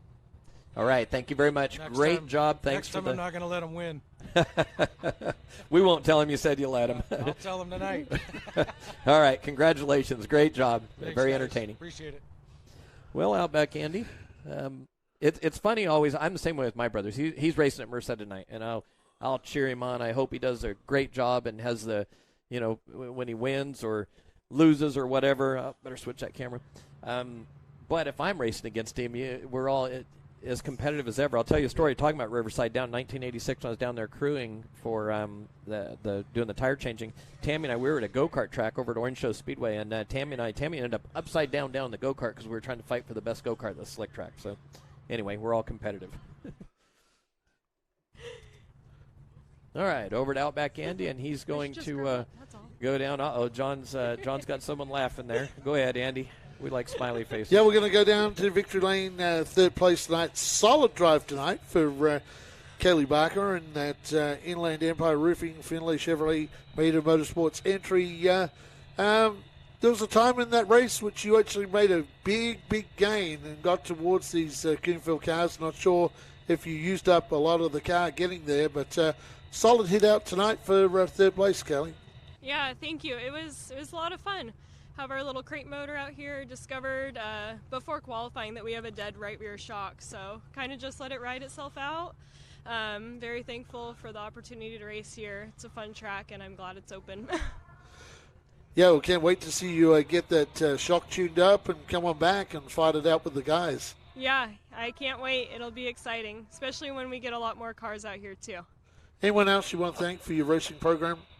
Of course, I like to thank God, my parents, Madera Motorsports, Inland Empire Roofing, which is my boyfriend Jeff's company, Finley Chevy, Tom Funstein, Chris Bray, and everybody else that helps us out. Great job. We certainly look forward to seeing you back when there is a big field of cars, and it's going to be growing. And like Kenny said, we've got some big announcements coming up here shortly for our modified series. Yeah, we're looking forward to it and can't wait to be back. We'll certainly look forward to having you back here at Madera Speedway. Thank you. Kaylee Barker, the young lady taking it up to the guys tonight, Kenny? I thought she was going to have a chance to win that one for just a little bit. She closed down on them by a straightaway, as you noted during the race, and rolled right up on their back bumper. So now that's interesting with a wiped-out right rear shock, dead shock. Oh, get off of Dean. Dean's swinging around there. Yep. What could have happened there? That's very interesting. So, get a new shock on the right rear of that car, and I'm sure we'll see a lot more speed out of that Madera Motorsports. Well, of the 6 cars we had here this weekend, we had 3 big engines, 3 small engines, and we ended up with 2 602s and 1 of the big engines on the podium. Yep. So I know, and it's the same thing with stock cars, the late models. Everyone, when you do this, they think, oh my gosh, 602 is going to get wiped out by the big engine. But just what happens, you can't keep that right rear on the ground. So it's kind of crazy how close weight-wise, even in our late models, we have a combination of the big engine that's only 50 pounds away from a 602. There, of course, with the late models, there's a straight rail and a perimeter chassis combination. But it's pretty amazing how that 602 holds its own. It's just like driving a slot car, and you're going to see it coming up. Right now, I believe this is our late model race coming up, but I believe we've got all 602 crate engines in this. Aaron Mullins blew up his big open motor, and he was flying last night. Speaking of Port Cities, Aaron's got a Port City, and he's really got that car dialed in, so I was looking for big things tonight from Aaron. He was up on the high side, just absolutely rolling the place. So this is the club racing version of the late models, fans. So for all of you guys out there on Short Track TV, and a lot of you that'll be back in our stands next week, what's the difference in a club race late model and the Nut Up Pro late model series on TV? The answer is nothing. Exactly the same rules. But one is on television, a lot of intensity, a lot of under a microscope, big sponsorship, big purses. Club racing is different. It's great camaraderie. You've got a group of, let's go to the front here. You've got Kyle Keller, you've got Matt Erickson, Jason Aguirre, Sheldon Cooper. They're tuning up for the MAV TV races. We've got Casey Cash. He's down there tuning up for the MAV TV races. Then we've got other drivers that are just here for fun. They're enjoying themselves and trying to improve. They may run a TV race or two, but so you kind of end up with a combination of them. And normally, again, we never run club races back-to-back, the late models. We ended up doing it a little bit because of some scheduling issues this year. And so it's not the optimum position to be in, but that's where we're at tonight. So club racers kind of roam in and out a little bit, and you have 3 or 4 of the guys that run the whole season for their championship. So Andy's going to give us the lineup right now. We'll get racing, and we'll see this high side come to life, is my prediction. Yeah, and I'm pretty excited, Kenny Shepard, to tell you that we have a fighter pilot, a B-52 B-52 pilot. It's a bomber pilot. Yep. There you go. Yeah, and he's also a 410 and 360 sprint car racer out of North Dakota in the field with us. So we'll go with the lineup tonight down the back, making his debut tonight in the late models coming up from the hobby stocks. Is in that 21 entry, or the 4 entry, which looks the same as the 21. The driver is supported by Fortney Towing, Rowe Environmental Services, and that driver is, of course, the former hobby stock champion, Steve Schimmerhorn. So we move over to the driver of the number 4. He's out of Minnow, North Dakota. He's racing for Bellator Recruiting Academy. Caldwell Banker, Tiana Roulette is the person at Caldwell Banker, is a B-52 pilot and a wing sprint car racer all the way from Dakota. They call him the Gamble. It is Ryan Roulette in the RCM entry. Then we move to the next car, that's the number 1. And, of course, it's out of Quincy, Washington. It is Casey Cash. We move to the number 41, the Fortney Towing Fantasies Decals. Number 41, and it's not Ho-Ho Howard Holden in the seat tonight. It's, in fact, Wooly Guthrie. Wooly Guthrie making his debut in that Fury late model. We move to the team car, the 89. And it's good to have him with us once again tonight. Racing for Pure Ridge, Paul Care, Fortney Towing, BC's Pizza and Beer. From Clovis, California, it is Sheldon Cooper, driver from San Jose in the number 44. He is racing for Odessa. And this driver is a former sport modified racer from Watsonville. It is Mike Shapiro. We move on to the driver from Atwater, California. It's in the MTFX graphics. Waterford Irrigation and Corbin Cash entry, the driver of the 44. It's a racing Jason Aguirre from Las Vegas, Nevada.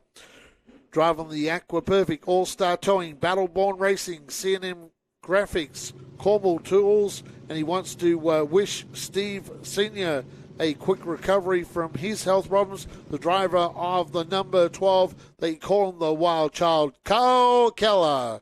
Starting on the pole tonight, last week's winner. He is the most winningest driver in the history of late models from LaGrange, California.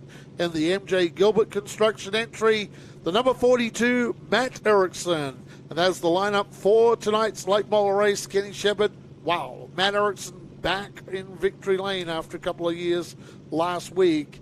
And Mission Foods, we want to thank Mission Foods for bringing us this telecast tonight. It's Taco Tuesday at my house with the Mission Foods products. Nut Up. Remember, go to nutup.com.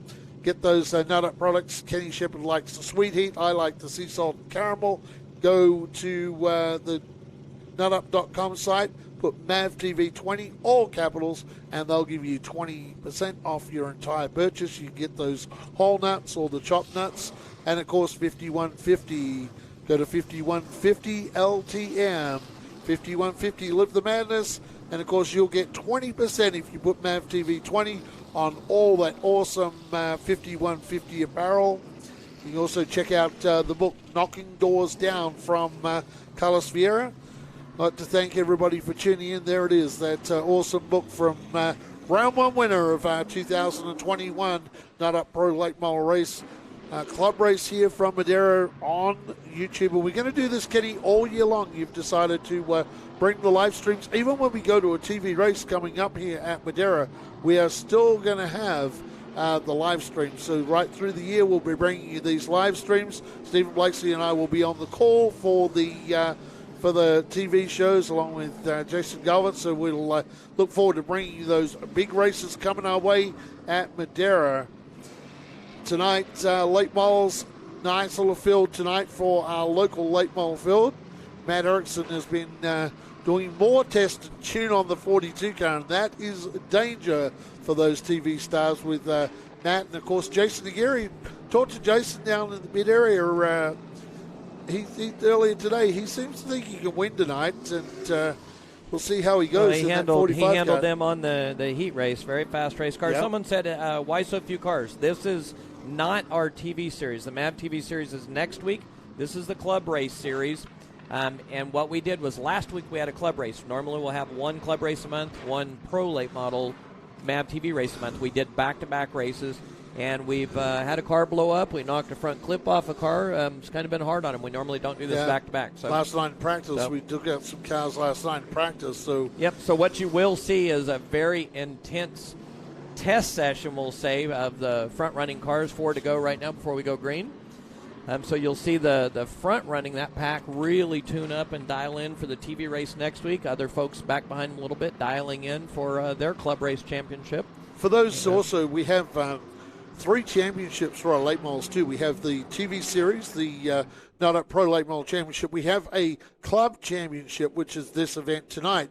And then we also, if anyone runs it overall, we have an overall champion. And the 89 Sheldon Cooper was the 2020 overall Madera Speedway champion from the TV series.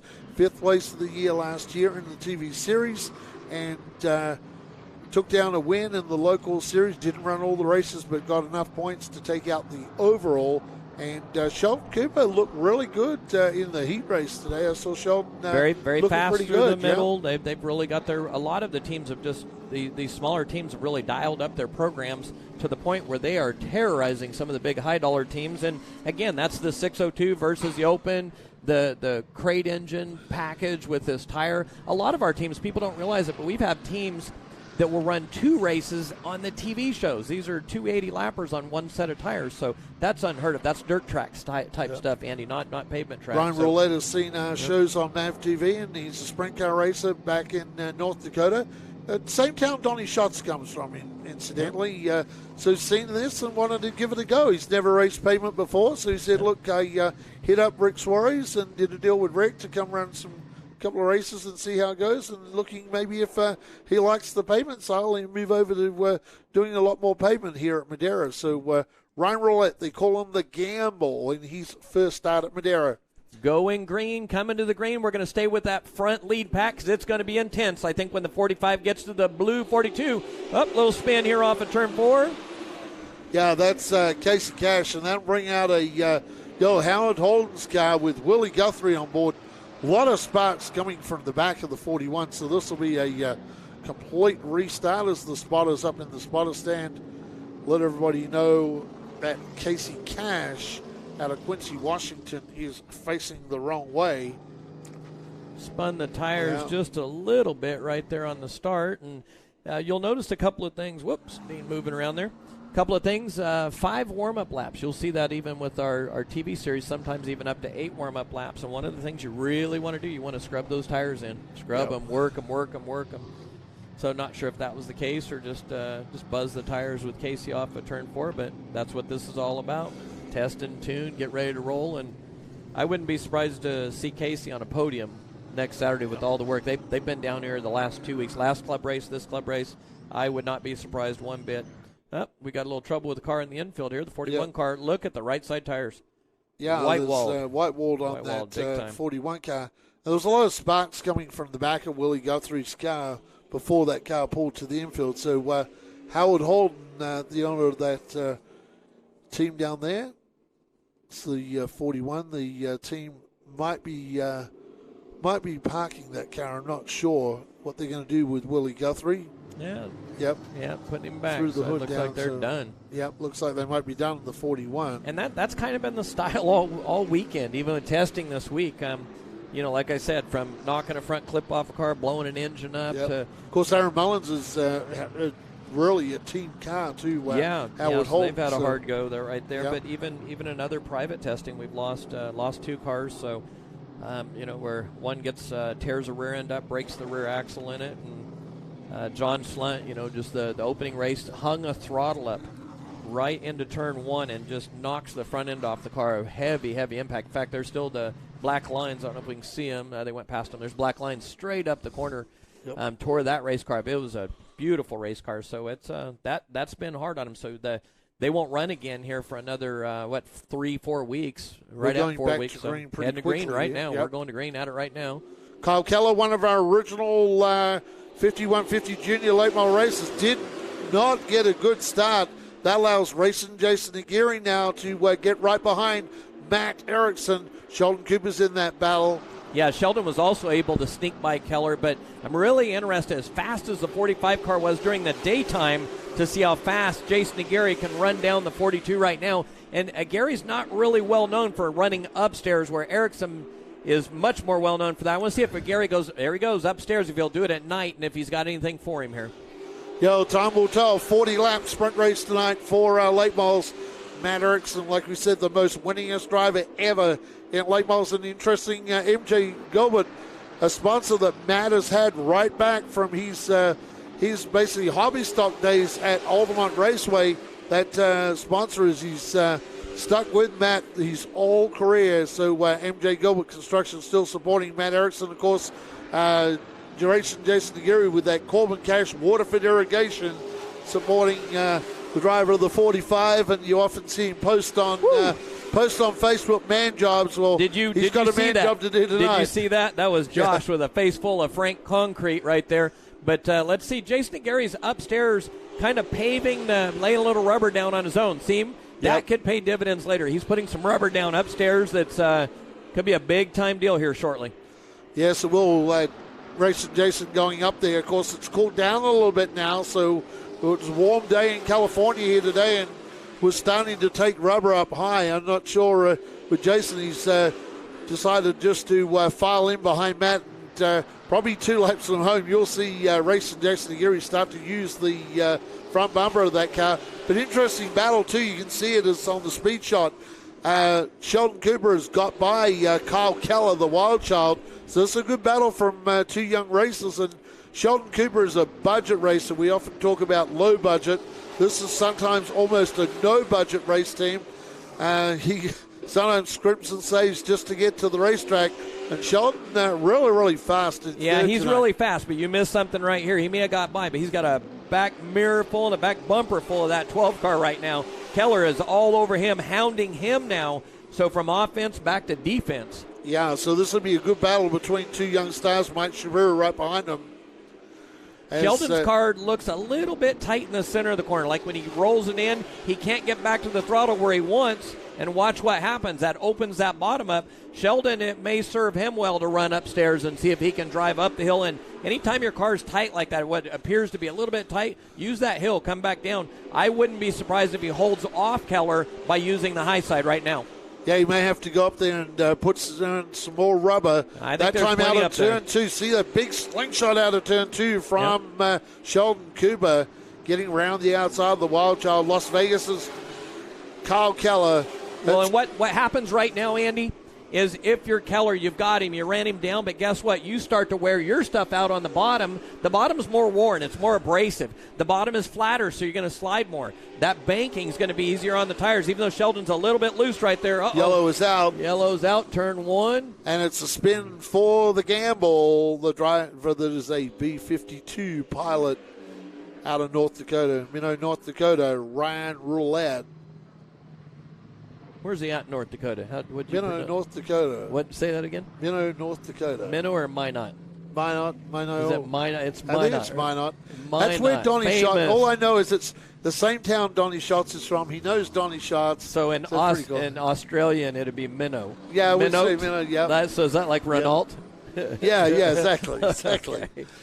Minot's pretty famous for my dad was Air Force, so it's a pretty famous area. Tomato, potato. Yep. Back to the message boards. What do you guys think? Jason and Gary going to tune him up?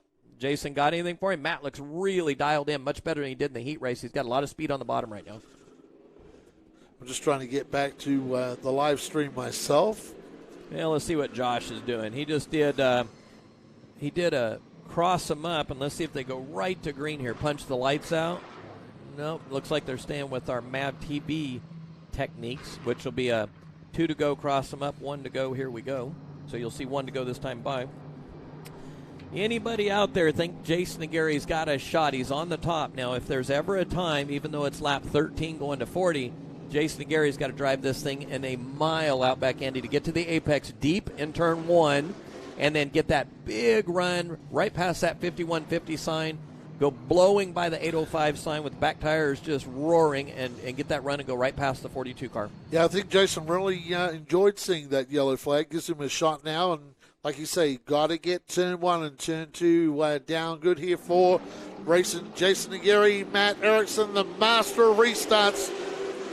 Well, they're probably going to growl at Matt a little bit because what they want, and he's done that twice now, he did it to Keller, they want them to pick up the speed gradually at the cones in 3 and 4. So I would imagine they're having a talk right now with the spotter about just rolling in there and then jumping on it from a slow speed. CK's not going to like that whatsoever. But guess what? The 45 still ran him down on the top. Yep. And is just like the heat race. He'll inch past. And Gary's up the hill a little bit deeper right now, picking the throttle up a little better, and just whipped him on the top side. Yeah, racing Jason and Gary rolling, talking about rolling. He is rolling off the high side out of turn 2. My prediction. This high side would come to play. Kersey Young, I saw you out there. I saw a few other people. Pay attention. This is how you're going to win races at the Madera Speedway. That high side comes to play in a major way. Gary staying up there. Now, Sheldon Cooper's learned something on the high side from that assault that he took from Keller. He went back to the bottom. Little tight right there. I think Keller's going to fill up his back bumper and give him a big old headache right now. If I'm the 89, even though Matt's falling backwards, I'd probably work that high side until you get right all over that back bumper of the 42. Yeah, I tell you what, if racing Jason and Gary wins this tonight, down Atwater, California, they'll certainly be pouring out that Corbin's sweet potato vodka down there. And Kyle Keller just slowly pushing the chips across the table here, Kenny. And, it's going to be chips all in with about 2 laps to go. Here he comes. Here he's coming. This Keller's coming in big time here. A lot of pressure. And, again, I think Sheldon could benefit. Needs to go upstairs. Car's not really, really perfect in the center. I think he goes upstairs. Keller goes underneath him. You wear the tires off the 12 car. You kind of play reverse where you're playing defense, but yet you're actually playing offense. Yeah, I think Sheldon kind of really likes it where he is. He's hanging tough with Matt Erickson. Matt certainly hasn't got away from this battle. You usually see when there's a battle, it slows the cars down. Watch the speed shot on your monitor. You'll see the gap right now, but here comes Keller to the inside. Big run inside here. Yeah, but Sheldon's really good right about here, Kenny, and that's where he just gets away and pulls that sort of half a car length on Kyle Keller. But he's committed to the high side. That's right. Back to the high side, so it's a lot easier. Now what will happen, Keller stays down there. He can wear his stuff out. See a little slide on entry, a little hard on the right front tire, then a little hard on the right rear getting off the corner. Let's go back and check on our leaders. Here's our speed cam. We used to yellow flag is out. Yellow flag. Yep. Yellow's Turn out. 1 again. Yeah, it's the gamble. Now it gets interesting. Ryan Roulette. So you've got Gary's the leader. I'm assuming he's got to take the high side. Oh, he loves the high side. Yep, he has the right to actually, he has to get the start-finish line first, so you've got to take the high side. But we've seen stranger things where all of a sudden they pull down, think, well, I can initiate the start. I'll just take the bottom. You know what, Kenny Who's Wallace, it going to be? You know what Kenny Wallace says, right, about the high side there, Kenny? What does he say? What does he say? Well, shorter way to hit the wall. That was petty. That was petty. No. Hurts less because you're closer. Kenny Wallace is riding high, not afraid to die on the high side. Yep. Uh-oh, we've got a 05 racer out here. That logo ought to, or that little tag ought to be yellow for him. Pros on top noted. Larson line. You wait until next week. We're in the middle. We did some work in the middle, and you saw us last year. We went clear to the high side last year, so you might be surprised next week. Jim Dale, Davey, you might do that. Jim Dale, I heard somebody say something about needing a pace car. Pace car. I don't know if anyone knows who knows how to run a pace car. Oh, Jim Dale might not. Thank you, Kenny. You think there. He's killing me here, Jim. 2 to go, 1 to go. What do we got here, Andy? Coming to the green? Coming to the green, no, yeah. We're one to go right here. I'm just seeing if Andy's awake here. I got to. No, I'm trying to read the comments to keep up with people because there's a lot going on online. Okay, what's going on? 1 to go. Matt Erickson on the bottom. Jason Aguirre on the top. I think Matt should have taken the top. Matt won on the top last week when there was no top groove, but took the bottom line when there's a top groove. I'm not sure how that works out. But right now, let's see how this works out. Jason Aguirre is the one with the pace. We're dingo. Back there we go. I think we're going to Well, Jason saw what Matt did to him last time, so Jason's trying to make sure he gets the same good run. And Kyle Keller, we got a spin down here. Casey Cash and Mike Shapiro get together. Casey Cash stole, so this will be a yellow. Racing Jason Aguirre. Matt, these two drivers out of all the drivers around in our sport, other than Buddy Shepard, you can throw Buddy Shepard, Racing Jason Aguirre, and Matt Erickson. If you want to play mind games on restarts, these are the three drivers that are able to do that. They're able to get a lot of success off the start. As Kyle Keller now comes up, and Kyle's sort of working the high side here. It looks like trying to psych out Matt Erickson. Probably a little too much experience from Matt if you're going to try that, Kyle. Because they've got a lot of experience, but Kyle's gaining. That's the thing. Yep. Kyle here last week and this week, this is who he's right here with, gaining one of our on that original experience. junior late model drivers from 2016. Right. So what's gonna happen here? Matt's not quite as good with his setup. Looks like it's a little bit off. He's caught on the bottom. Now Sheldon is trying to nudge into third. Kyle, if I'm Kyle, go ahead. I want the outside. I want to be the outside car right behind Aguirre. Aguirre's the leader. He's going to set the pace. He's going to probably have at least a nose on the 42. So if you're Keller in that fourth spot, just stick that nose right on the back bumper, and you probably got your nose all the way to the door number of the 42 when you come at least down into turn one. Yep. Whale it down in there, do the Matt Erickson thing, try and hit that MAV TV sign, the Madera Speedway sign. When you barely touch it, turn around, go the other way, and you're in second place. Yep.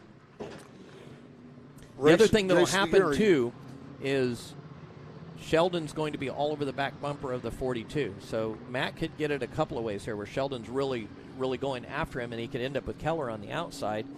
And Aguirre's very cheerful of all that, probably encouraging it to, here, give Matt a headache, and I want to get out and cruise. It's 22 laps, 18 to go. Going back to comments here, Kenny. James Scott says Sheldon's car is going to come in on the long run. We hope we get some long run. Right now we're getting a lot of restarts, so not getting those long runs. And yep, we got. I thought we were 1 to go, but the yellow's still out. Looks like CK's handling a little business. Start finish line right now. Yep. So there's still 1 to. I think you're going to go here. You're going to see CK is going to tell him line up together. Here. Well, they've got communications with the spotters, so that business is going on from the official stand to the spotters. Lucy's stand. down running the spotters stand tonight. Sarge. She's we nickname her the Sarge. The Sarge. So yeah, the Sarge is in there tonight and keeping those guys honest there and letting them know what they got to do. You see Jason Aguirre in that Corbin Cash sweet potato vodka, and I think he might have put a little Corbin Cash in the tank tonight because this thing is a rocket ship. Yeah, Josh is not liking this restart at all. Matt Erickson tried to go with racing Jason Aguirre and got all kinds of sideways. Like you say, Keller, listen to you, Kenny. On the outside, you had radio communication. Keller. Yep, to the outside. That's what you want to do. Just stay right there with him and just absolutely drive it in a mile and pin Matt down on the bottom. Yep. But once you keep Matt down there, Kyle Keller now, that Battleborn Racing problems down here. We got a wreck down here with Casey Cash. Looks like the Gamble and Steve Schimmerhorn. Steve in that brand new car. That's a great car, too, that Steve Schimmerhorn picked up and spent the last 12 months putting that car together. Looks good, too, the Steve Schimmerhorn late model. Someone asked online, Michael Owens, who won the Legends Main? Legends Main is coming up next. That's the headliner tonight. think there's well, we do have to 24 confirm the cars Legends of the Pacific or Legends of Kearney Bowl. We ran Legends of Kearney Bowl a little earlier. Legends of the Pacific coming our way as our headliner main event tonight. So a lot of cars, 25 cars strong tonight for the Legends of the Pacific. So it's going to be a great main event tonight. Casey Cash, that I believe that is 3 stoppages, unless see how they count this for Casey Cash. Yeah, it'll depend on who. Yep. If somebody turned him around, if it wasn't. Well, his he has fault 2 right now, and he looks like he's going to the infield. So Casey Cash may be done here if they charge you. See his dad walking down the spotter stand now. Yeah, he may not. They want to use that car next week, too. Yeah. So if it's getting a little ornery back there, they got a lot of data, Like a lot of testing. looks like the rear, there's something wrong in the right rear of that car. See, when they push it, can you have a good look at the right rear on that car? Look at that, say wheel is all bent or an axle is bent on that one car. Yep, so that may have been what the problem was. It's either there, a wheel or an axle is bent on the yeah, definitely. The Casey Cash entry is nailed the wall a couple of times out there on the outside. Well, he did a great job last week. He's got a lot of laps, and I look for big things from him next week from all of the lap time. Looks like we've got 1 to go. Let's see what Josh's got in his hands here for us. I'd say 1 to go. He's got it rolled up. It's time to roll. And it's a different front row race stands for this restart is the Battleborn Racing number 12 entry, the CSM Graphics Cornwall Tools. Who's in the driver's seat right here, Andy? Right now, Kyle Keller's been pretty good down low, but I say Jason the 89 Aguirre car on the outside. Yeah, 89 car. The 89 car. Sheldon Cooper is going to come to second place. We're still Sheldon has to do what Kyle did before, so this is the big trick here, is to get the 1 to go signal at the line this time. Yeah, I'd say if Sheldon commits to the high side, and he's got to commit, don't hunt the bottom. Just go ahead and drive in, commit to the high side. Follow Gary, trap the 12 down on the bottom, then all of a sudden Sheldon's the one chasing. If he's got a long-run car, as we were tipped off on here, this could be big time. Sheldon might be all over the back bumper of Gary. We've still got 17 laps to go here. Yeah, car laps to go, and Willie Guthrie, Steve Schimmerhorn, and Casey Cash out of the event. Here we go. How will this play out? Sheldon. Different character on the inside of racing Jason Aguirre. Sheldon Cooper, did he get it right? Yes, he got did. it. To the outside, 2 young stars side by side, and Sheldon Cooper launches that car down into nice right turn. He'll straighten up and be in second place. Job done. Listen to Kenny Shepard and got it done, Kenny. Yep, if Sheldon can just roll that high side. Now what he wants to do is be as smooth as possible. Do not let Gary get away from you, whatever you do. Follow him in his tracks. Let's see how good Sheldon is here on the top. And again, someone tipped us off, said Sheldon's got a good long-run car. Let's see what his car does compared to Gary's car in the long run. Yeah, well, Sheldon, if it is a long-run car, he'll hope that this goes clean and green till the end. Big battle for second place. Sheldon Cooper props it sideways out of 4. Right in front of Kyle Keller. Yeah. Keller under pressure from Matt Erickson. Then you go a long way back to the 44 of Mike Shapiro. Racing Jason Aguirre up front. You see the speed shot out of the turn now. It's all racing Jason Aguirre to the Waterford Irrigation car. Big lead. This is about a 4 or 5 car lead right now. Matt Erickson might have broke. Erickson's broke. Yep, I think Erickson broke something. The car, there was a squeal of wheels to the outside, and Matt pulls up. Yeah, he slipped up really fast, like something broke very abruptly in the car. The car was really, really good when they first took off, and then all of a sudden the car just really, really fell off in that second run. So I'm kind of curious what happened there. Sure, whether Matt's not going to the pit area. Huh. So Matt will fall to the back.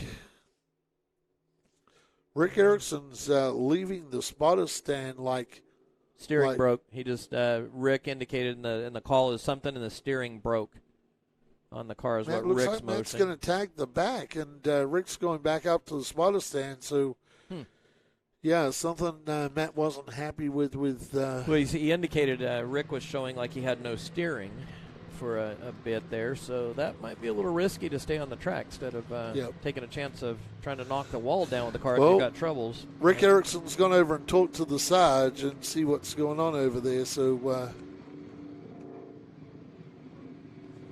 yeah.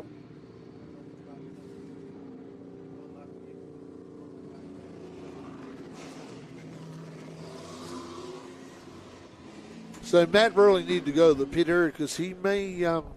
I'm not sure how this plays out, Kenny. Well, I think he's just trying to figure out the car. Yeah. Matt's going to know for intentionally bringing out the caution, whether it's mechanical or not. Yep.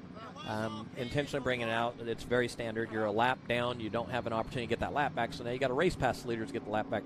So I'm guessing Matt's got some problems in the car, and he's trying to figure it out right now. This is more about next week and working some bugs out Matt right probably now. just wants to try and stay out a little bit as much as he can to try and, get maximum points to this series. Well, and I'd also say, again, in case the steering went south on the car and all of a sudden it's back. Yep. Because that car snapped and went hard right, then he shut it down, and then it took off again. So crazy things can happen with the power steering here. We're coming to green. Sheldon Cooper on the bottom. Now you've got the 44 Shapiro on the outside. So I think Cooper's in the driver's seat to stay in second right now. Yeah, we'll see how this plays out as racing Jason Aguirre on the outside. Oh, Sheldon gets Cooper. into him. Yeah, Sheldon tried to get into him and he slid. loose him up. No, he pushed. He pushed in the middle. He didn't try to do it. It wasn't on purpose. He pushed in the middle, slid up, and now he's got a back bumper full of Keller again, and Sheldon's got to commit to that high side, which I think he can drive away from the 12 car, at least hold him off on the high side. Yeah, you got to make a decision now with just coming towards 10 laps remaining. Sheldon's got to make a decision what he wants to do here. Stay up on the high line and try and track down racing Jason Aguirre. Like I said, racing Jason Aguirre told me earlier today he thought he could get this done tonight. He was happy with the car in practice today. They'd worked on a lot of things, Chuck Aguirre and the crew down there. And, often you don't see race drivers very, very confident they can get it done, but he was certainly very confident. Well, and he won that heat race in the sun on the top past Erickson. And right now, Jason Aguirre's best friend is that 12 car Kyle Keller that's just absolutely harassing the 89 of Sheldon Cooper. And if Sheldon were on his own, he's flying on the top. He's really rolling the top. He might be able to close down on Jason Aguirre, but he's got a mirror full again of the young Kyle Keller. Yeah, Kyle Keller, the Las Vegas, Nevada driver, just slowly stacking the chips because I think when you get to about 2 laps to go, Kenny, he's going to go chips all in and have a full-on assault on that 89 car. That's a Clovis, California driver up against the Las Vegas, Nevada driver. Up front, it's all Atwater's. Let me add something right now real quick. You saw something right there. Kyle Keller stepped up, got behind the 89. That's an indicator he's wearing his stuff out. Watch, a little loose right here. He was pinned down, trying very aggressively going after Cooper. He had to get up behind him and rest his stuff, and they'll make another run at him here shortly. Lap 35 coming up at 40 laps. Yeah, I think we're going to see 2 laps from home is the time, or maybe even on the last lap that he mounts that challenge. Starting to get ready now. You're going to see some action on the racetrack. 1/3 mile, the fastest 1/3 mile in the west is the Madera Speedway, and it's Sheldon Cooper under pressure from this young driver out of Las Vegas, Nevada. And officials having a good look at this battle. This is a great late model battle out here for Sheldon Cooper, that BC Pizza. And they watch us down there on at BC Pizza on MAV TV as well on Monday nights. They have pizza parties down there when it's non-COVID time. Racing Jason Aguirre, he can just kind of back it off now with 2 laps remaining at the line and just take his... just cool it, make sure he gets to the line. Let's get back on that second place battle. That's our best battle in turn 1 right now with only 1 lap to go. We're going to stay on that battle down the back straightaway, the 12 and the 89.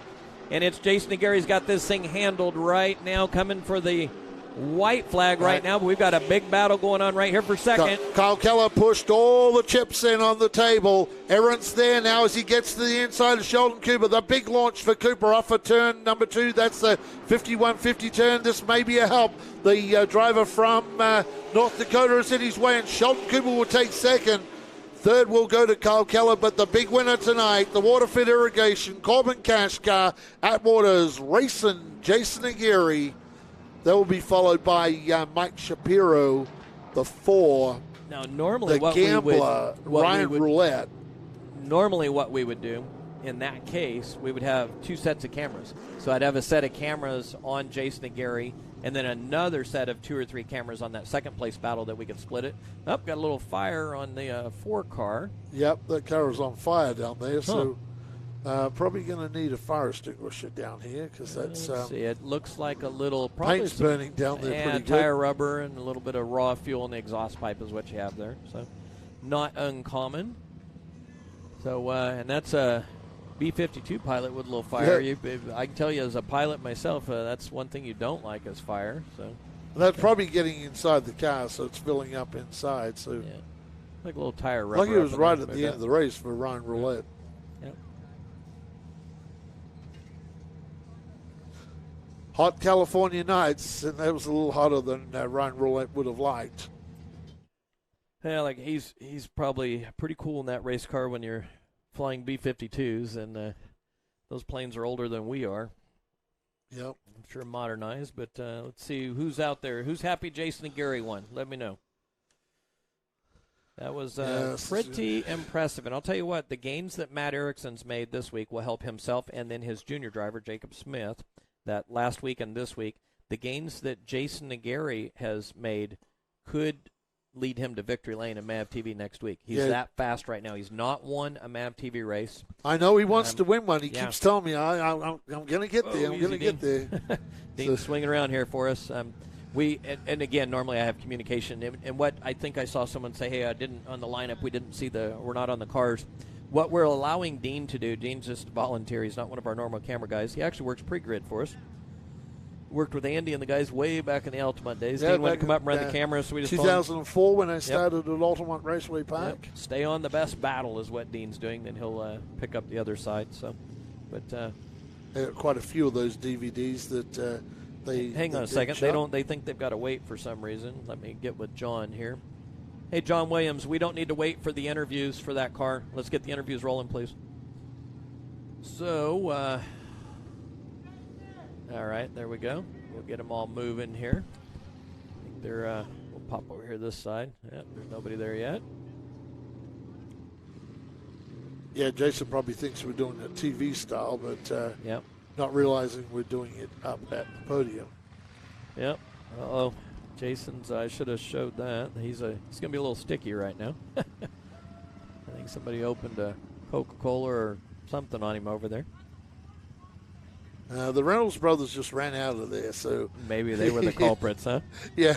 Jason's wiping off his face when he comes over. Might have been Gatorade from Sean Reynolds.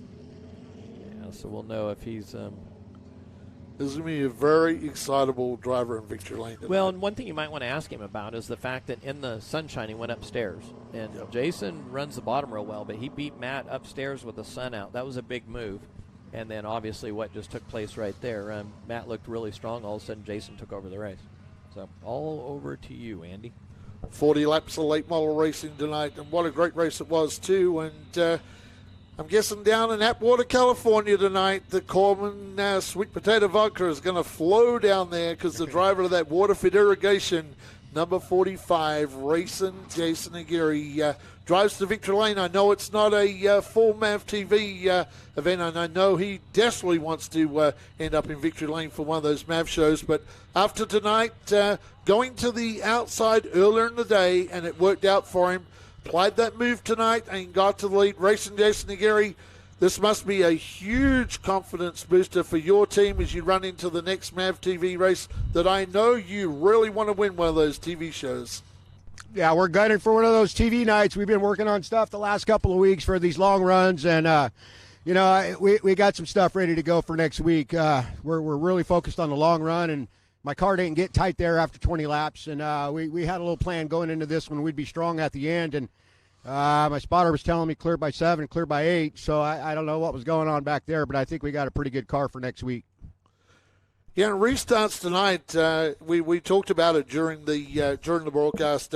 Matt Erickson, Buddy Shepard, and probably yourself. The three guys that probably race here the most often. That if you want to go playing head games on restarts, you guys certainly know how to mix it up and possibly get into the head of the other drivers. And tonight you had a few different drivers up there with you tonight on the front row. Yeah, I saw 3 different guys, and, Matt, he's tough on them starts, but once I got the lead there, and I gave Matt the bottom one time. I guess he didn't like the way I started it, and then Killer had a shot at me. I gave him the bottom. He didn't like it, and then, of course, Sheldon Cooper's not going to like it. He don't like it every time he gets beat, but 3 different customers, you got to switch it up a little bit on those restarts. I thought I had great starts. I ended up with the lead every time. Hey, Jason, this is Kenny. Track's quite a bit different, obviously. We had a lot of rain last week, and then the first race we weren't doing much at the top. We worked pretty hard on the top.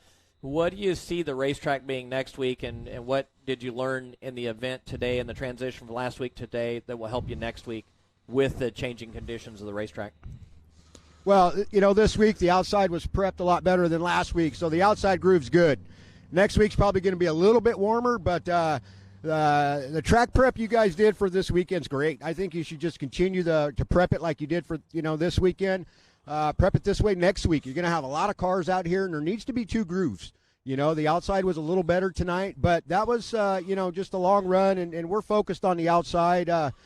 Some guys might have been a little better on the bottom, but the track preparation today needs to be duplicated for next week, and you're going to have some good racing side by side.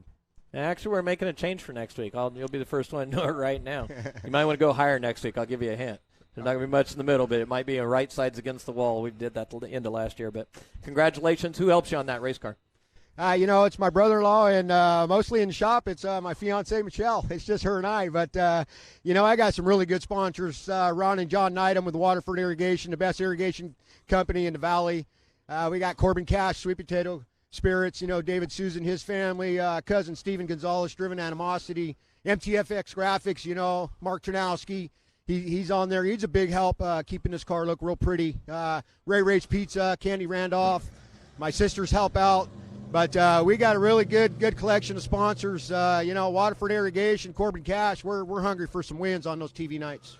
I see you post a lot of time on social media through the week, man jobs. Well, it was a man job tonight to get it done over the boys. Yeah, well, we're going to have to post that one, man jobs. Thank you, guys. I appreciate it. Thank you, Jason. Can't wait to see how you run next week. Congratulations. Enjoy the rest of your weekend.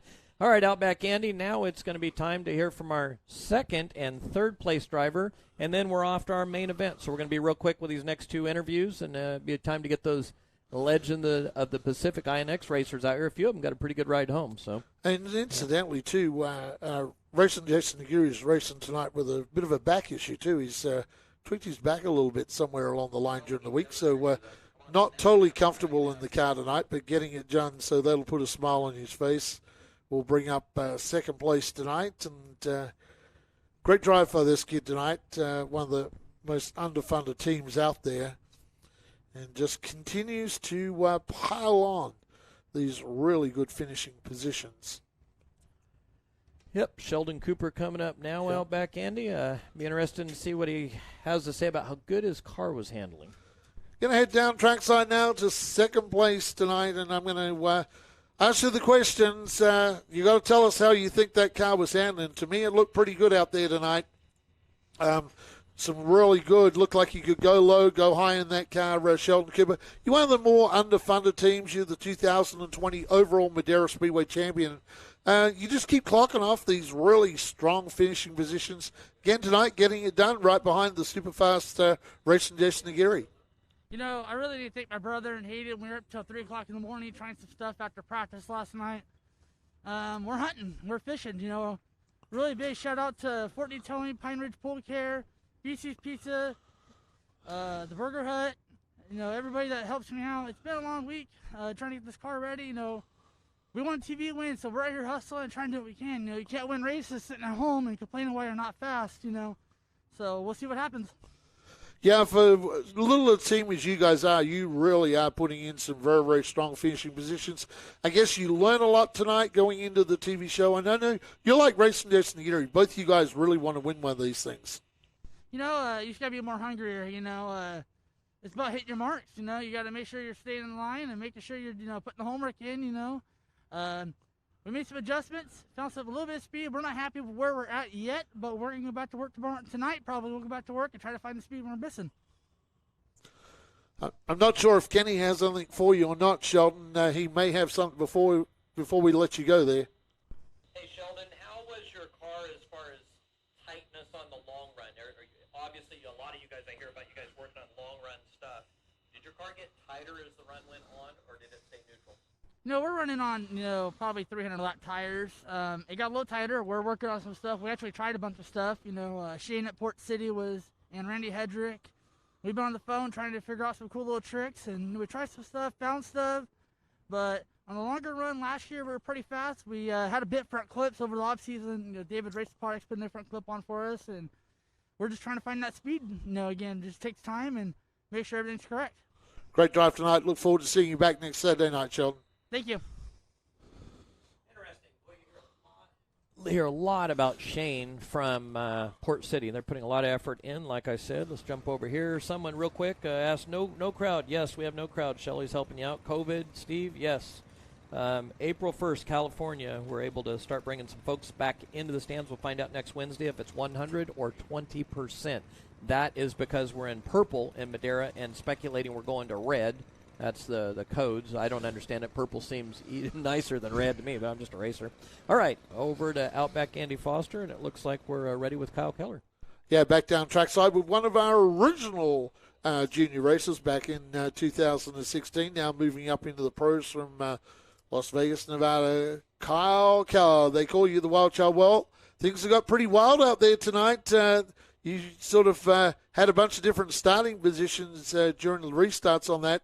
Looked like one time you had a bit of a run going, and then looks like you had to back it down and go up the track. Looked like maybe you were running out of tires, got a little warm or something out there. But, hey, great drive tonight to see you get this thing home in third. Yeah, thank you. The first restart, I just missed the shift, just racing incident. I got it back into high gear, so I didn't screw anybody up. Good racing between all three of us. We were really, really good. Hey, Kyle, this is Kenny. Last 2 weeks, you've done a lot of really good work here. How does this pay off going into the TV races? We see all three of you on the podium right now. You guys have been really working hard. Last week, club race. This week, we head back to the next round 2, MAV TV race. How's this pay off for you? Really, really good. We started off just, 5/10 off the pace, and every weekend we got the car faster and faster, and I think next weekend we got a better car too. Well, and I think evidence you're playing with the guys that win the races. You're right there toe-to-toe, and great exercise there. Tell us about the sponsors you've got on board that car, both for the club races and who helps you out for the MAV TV races. Everybody on that car, Battleborn Racing, CSM Graphics, Cornwell Tools, All-Star Towing, the Bohannon family, they do tremendous work. Swift Springs, Nink Suspension, Keller Motorsports, and everybody back at the shop, Spanky, Moses, and my Uncle John. And I just want to thank everybody that came this weekend to help me, Ray Burns and his son, and Brian Taylor and my dad. Do you have room on that car for a major sponsor if somebody wanted to come on board with you? Oh, yeah, we're looking for everything. All right, Kyle, congratulations. Can't wait to see what you do next week. Really good work. You've matured so much. We watched you from one of our favorite interviews of all time on MAV TV. Every grandma wanted to adopt you. They loved you in that interview. And we've watched you just grow up right in front of us. So you're a class act. Good job. Congratulations on a good run tonight. Thank you, everybody. Great job by Kyle Keller tonight, Kenny, as you said. And we've seen this kid grow up, and we're seeing a lot more of our kids that came from the junior series over the years grow up and go on to the higher things in motorsports. Just looking at Haley Deegan racing trucks this weekend, and Ryan Vargas in Xfinity. Just a lot of drivers that have through the years that have grown up in our juniors. Yep, let me jump in here real quick. I want to hit the message board real quick and then roll a commercial. A lot of talk about the COVID, no fans, all that. Again, it's so hard to do this without our fans. It's impossible. It's soft drink sales, 805 beer sales, Michelob Ultra beer sales, Coca-Cola sales. That's what keeps racetracks open, the fans, the support. And this has just been absolutely brutal. But the reason we've been able to do this and bring you free live streams is because of our sponsors. They really, really stepped up. So it's Nut Up, Mission Foods. Nut Up is an almond snacks product for those of you way outside the territory. And then we've got 5150. It's a lifestyle brand. They had an energy drink for quite some time. That's been discontinued. They do a lot for kids, build gyms and boxing clubs and inner city projects. So it's that support. And I'm going to play a couple of new commercials. These are going to hit the airwaves on MAV TV here shortly, but you guys get to see them first. So I'm going to play these commercials for you, and then it's going to be time to roll the Legends. Someone asked right there, Legends Pacific. They're coming up right now, getting ready to stage. That's the last race of the night. We'll be right back. 50 is power. The power to overcome. The power to persevere. The power to set your life on a course for success. When you're faced with the challenges life throws at you, you focus and do what is needed to go beyond what is required. So stand up, stand firm, believe, make it happen, and live through the madness, knocking doors down along the way. We are 5150. Where you are now may not be where you came from. Sometimes you're preparing for success, and sometimes you're preparing for failure. The choices you make today may spiral out of control or spin you in the right direction. Your past doesn't define you, but the choices you make today can change your life forever. The drive can motivate you or destroy you.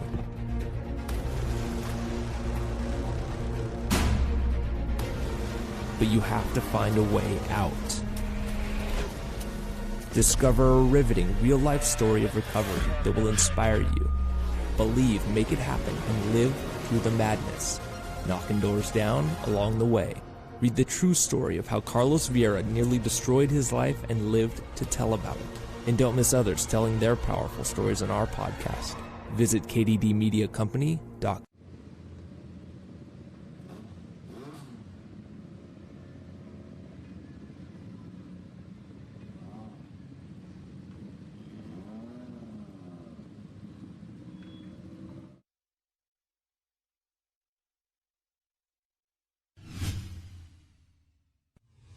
The Knockin' Doors Down autobiography by Carlos Vieira. It takes you deep into his destructive past and how racing saved his life and opened the door to give back to the community. And 100% of the sales go directly to the Carlos Vieira Foundation, an organization committed to raising awareness for addiction, mental health, and autism. And for inspiration and motivation, tune in weekly to the podcast every Thursday for real-life episodes from celebrities and local heroes. Get Knockin' Doors Down today at kddmediacompany.com or Amazon. Through the Race to Be Drug-Free campaign, we raise awareness about the harmful effects of drugs. We educate children both inside and outside of schools about staying off of drugs and out of trouble. We also have our Gloves Not Drugs boxing program, which allows kids between the ages of 8 and 18 to come learn the art of boxing and also Brazilian Jiu-Jitsu. They've taught me to become a role model to everyone else. Watch what I do when no one else is looking, do the right thing all the time. It's been amazing. I really love the program. My favorite part is working with my team, my coaches.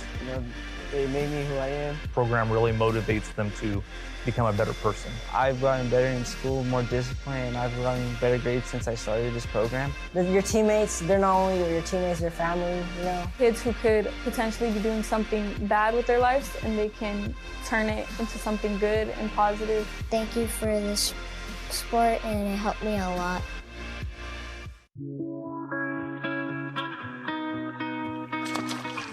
My first memory is fishing, honestly. We were winning trout tournaments when I was, 8, 9 years old, so it was cool. We had just come off a really, really stellar year, had 2 tournament wins. I think we got a check almost every tournament, if not every tournament. We took Angler of the Year for our region, and then we went up to Lake Oroville, and we won that TOC. Leading up to that tournament, I had started dabbling in prescription painkillers. I can remember the night before that tournament, taking a handful of pills to go to bed that night. I went 7 years of just causing mayhem and, oh my gosh, ruining every relationship I had, If a guy's willing to share his tragedy and open up and help somebody else either avoid going down that road or pull them out of that addiction, the trickle-down effect of that is you have no idea. The thing I like about Ryan is that he gives back to the community. We need to keep these kids involved. We need to get them out there. We need to educate them so they can take this on and teach their kids and grandkids, because this needs to continue. Fishing has completely saved my life.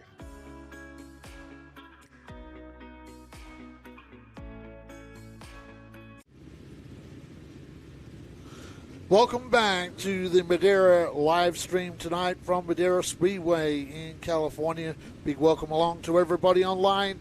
It is our main event for our Legends of the Pacific tonight, and they are going to be our headliner main event. 24 cars strong tonight for the Legends Pacific. Let's go with the lineup down in 24th place in the 37A. Out of Manteca, it is Aaron DeJesus. We go to the 06 Starting out of 23rd position tonight, he is from San Jose in the Odessa, number 806, Mike Shapiro. Move on now to the 22 entry. The 22 entry is Michael Stearns. Michael Stearns in the 22 entry. We move on to the 14E, Jason Elf. Jason Elf in the 14D. In the Shell Lincoln entry, brought to you by Shell Lincoln, that is Jason Elf. We move now into the top 20 starters for tonight, starting in 20th position out of Stockton, California. This driver has been at it for a long, long time in the Legends Pacific. Keith Clement, brought to you by Stockton Wheel and Clement Race Engines. Starting in 19th tonight, the driver of the 2Y, it is Justin Yeager. Justin Yeager in the 2Y. He's out of South San Francisco in the Jim Weiler Racing Yeager Dental Supply entry. We move now to 18th position starter tonight. It is the 20 of Michaela Stearns. Michaela Stearns in the 20 entry. Brought to you by Chuck's Hamburgers. We move on now to 17th starting position. The driver of the 21 entry out of Eureka, California, racing for Schmidt Bureau Lumber and Reed Family Racing. It is Tyler Krupa. 16th starting position tonight in the 19. It is Justin Lovelace. Justin Lovelace out of Stockton, California. To the inside of Justin Lovelace in 15th position, the 77. It's Casey Phillips tonight. Casey Phillips out of Stockton, California in the Clean Blast David's Racing Products entry. 14th position starter tonight. It is the 08. The 08 is out of Delhi, California. In the Gonzalez and Gonzalez Welding Wild Thing Racing, Casey Racing, it is Raymond Casey. Move to 13th position, one of our former Mini Cup stars, the driver of the number 20, Aiden Phillips. Aiden Phillips out of Atwater is in the Winton Hardware Phillips & Son Trucking MTX FX Graphics entry.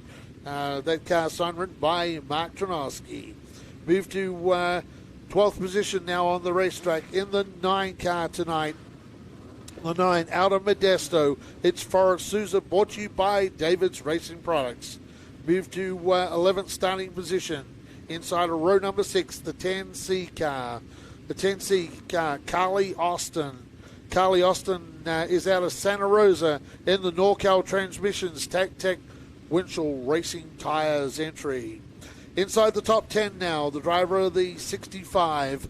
It is Blake Borges out of Vacaville in the Vino Godfather Winery entry. LBX, Immersive, and Dave Franzoni Realty supporting the number 65. We move to the number 9 position, the driver in the 37 out of my hometown of Ceres, California. In the McDougall Performance Motorsports entry, it's Clayton Travels. Move to position number 8 now from Bakersfield, California, the driver of the 31. He is supported by N.A. Farms, Santa Maria Brewing Company, Double Eagle Produce and Transportation, Fast Eddie Garoni. Driver out of position number 7. He is in the 12W. Good to see this driver at Madera Speedway. Driver of the 12W. Starting out of position number 7, it is Wyatt Sampson. Move now to the first 3 rows on the outside of row number 3. In the 74, it is Louis Durrell out of Brisbane, California. Move to position number 5 in the 91. Out of Las Vegas, Nevada, it is Josh Cross racing for Brian Kaiser and the Kaiser family. We now move to the outside of row number 2 in the 71 entry. He's out of Bakersfield, California, in the Bill Ayers Construction Valley Cleaning and Restoration entry, Josh Ayers. Move to inside of row number 2, the driver of the 33 entry. And this is Kevin Travels. Kevin Travels in the 33 entry. supported by Rando's Hair Cottage. Now to the outside of the front row, the driver of the number 11. It's Johnny Morrissey. Johnny Morrissey in the number 11 out of Reno, Nevada, in the 5-acre construction number 11. On the pole tonight in the 7D out of Upper Lake, California, supported by Mom and Dad in the 7D, Dylan Washburn. He will bring them to the green tonight for the Legends of the Pacific. 24 cars strong tonight for the Legends of the Pacific. They'd like to thank the sponsors of the Legends of the Pacific: Clean Blast Abrasives, Beeler Industries, Store for Less RV Storage in Sacramento. Of course, that is Mike Height. The Hard Charger will receive $100 from Hacienda Pauls. That's a longtime sponsor of racing in Northern California. They'd also like to thank the $100 Fast Time Award from Performance Signs and Aggressive Graphics. That is Mike Soy Sauce Company, supporting $100 for Fast Time.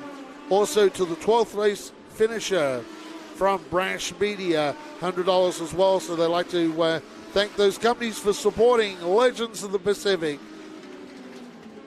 Great series, and it's good to see Kenny Shepard, Legends of the Pacific, back to full strength here at Madera Speedway. And there was a few of these cars that didn't make it as well that could have been here. Oh, little spin right down the front straightaway. This is one of the best pound-for-pound training cars. We've seen it with a lot of the kids that come into the junior program. Adults run them. I want to jump back over to the live stream. We've got Ben Griffin. Again, thanks for the live stream. You're very welcome. Great way to spend a Sunday afternoon here down under. Cheers, mates. What part of down under? Yeah, we'll see what. Nope, you didn't say what part. But we've also got someone in Talladega, Alabama, Roll Tide. Got a message. Thanks for joining us. We've also got New Jersey. I saw Brazil. Thank you, guys. It's kind of fun having everyone tune in and watch what we're doing. And I saw the questions earlier about we're going to keep these going. Even while we open the fans finally because of COVID, we get fans back a little bit at a time. But you'll still be able to entertain yourselves and enjoy this free live stream. We're going to keep it going. We've built a pretty neat community here. So do me a favor, hit the like button. Andy, we've got only 165 likes. Andy's number's 200. Oh, yeah, we like to see if we can get that up to 200. Get it up to 200. This is the last race of the night.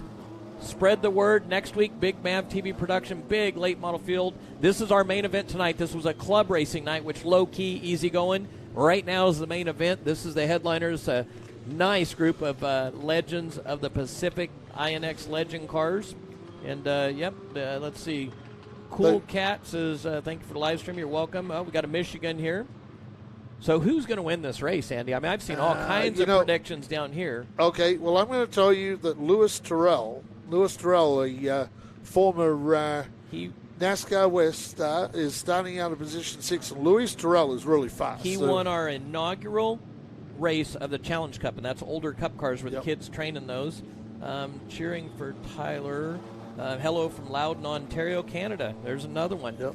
Let's see what we've got going on with our flagman here. Flagman Josh. Frank's over on the coast right now. Probably he and his wife are enjoying a nice trip. I think it was Pismo they said they went to.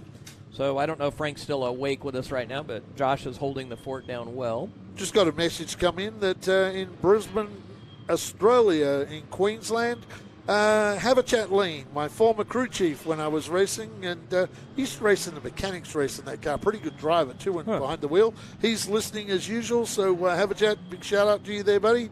Ready to go. 24 cars strong, 35 laps of Legends of the Pacific. In fact, they race these cars on dirt at Parramatta in Australia. They do a little dirt racing with these Legend cars. There's still people chiming in. We've got one to go. We've got a little time to hit the board here. We've got Coos Bay, Oregon. We've got Panama City Beach, Florida. Thank you guys for joining us. Let's see, watching from Humboldt. All right, it's about time to rock and roll here. Let's see where Dean's at. This is the only time I get to talk to Dean. Dean, everyone said thank you very much for the hard work and keep it smooth. Somewhere around the lead battle, the hottest battle up front, and it's your choice. Here we go, race fans. Outback Andy coming around turn 4, getting ready to go green for 35 laps. Yeah, pace starts to build. Cars moving around the racetrack, and we are green. I tell you what, wow. These legend cars. Three wide down the back straightaway. Up, little hop. They're still rolling. Yep, climbing over wheels down there. And here comes Lewis Terrell. I see him on the move. Fast Eddie Range, 3 wide down a nice right turn. They straighten up. The race leader will be the number 91, Kenny. Wow. That's Josh Cross. Yeah, Josh Cross started in 5th and has got the lead. And I was so impressed with him just watching him last night. So smooth. Didn't know who he was. Super fast from the center out, but look who is in second place. We're in for a treat here, race fans. Yeah, we get 3 and 4 wide over this tri-bank track here in Southern California. Car Turn goes 2. around down there. One car spins across the infield. That's the Clement car. We'll go yellow quickly down here.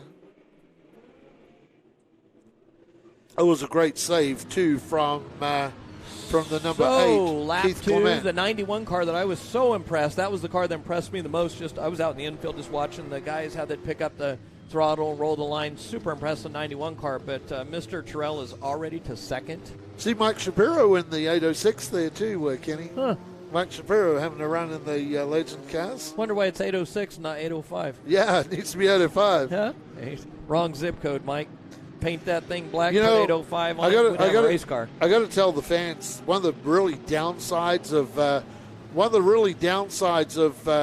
no fans here at Madera is that our officials, normally after the race, after all the fans are gone, we kind of get things semi-cleaned up around here, all the officials have a little meeting at the start and finish line, Yep. and there's usually a bucket of drinks down there, and there's normally some 805s, and then kind of missed that last year. We only got a couple of nights of 805. Yeah, there's no Michelin Ultra. full Yeah. isolation now. No one allowed another car to the infield with a looks like a tore up left front. I got to get myself some Mission tortilla chips and a little salsa down there, and get a couple of 805s when we open things back up at Madera. One to go, race go. fans. Next time by, you'll see that green flag swinging in the air, and this full field of INX legends. Yellow's back on.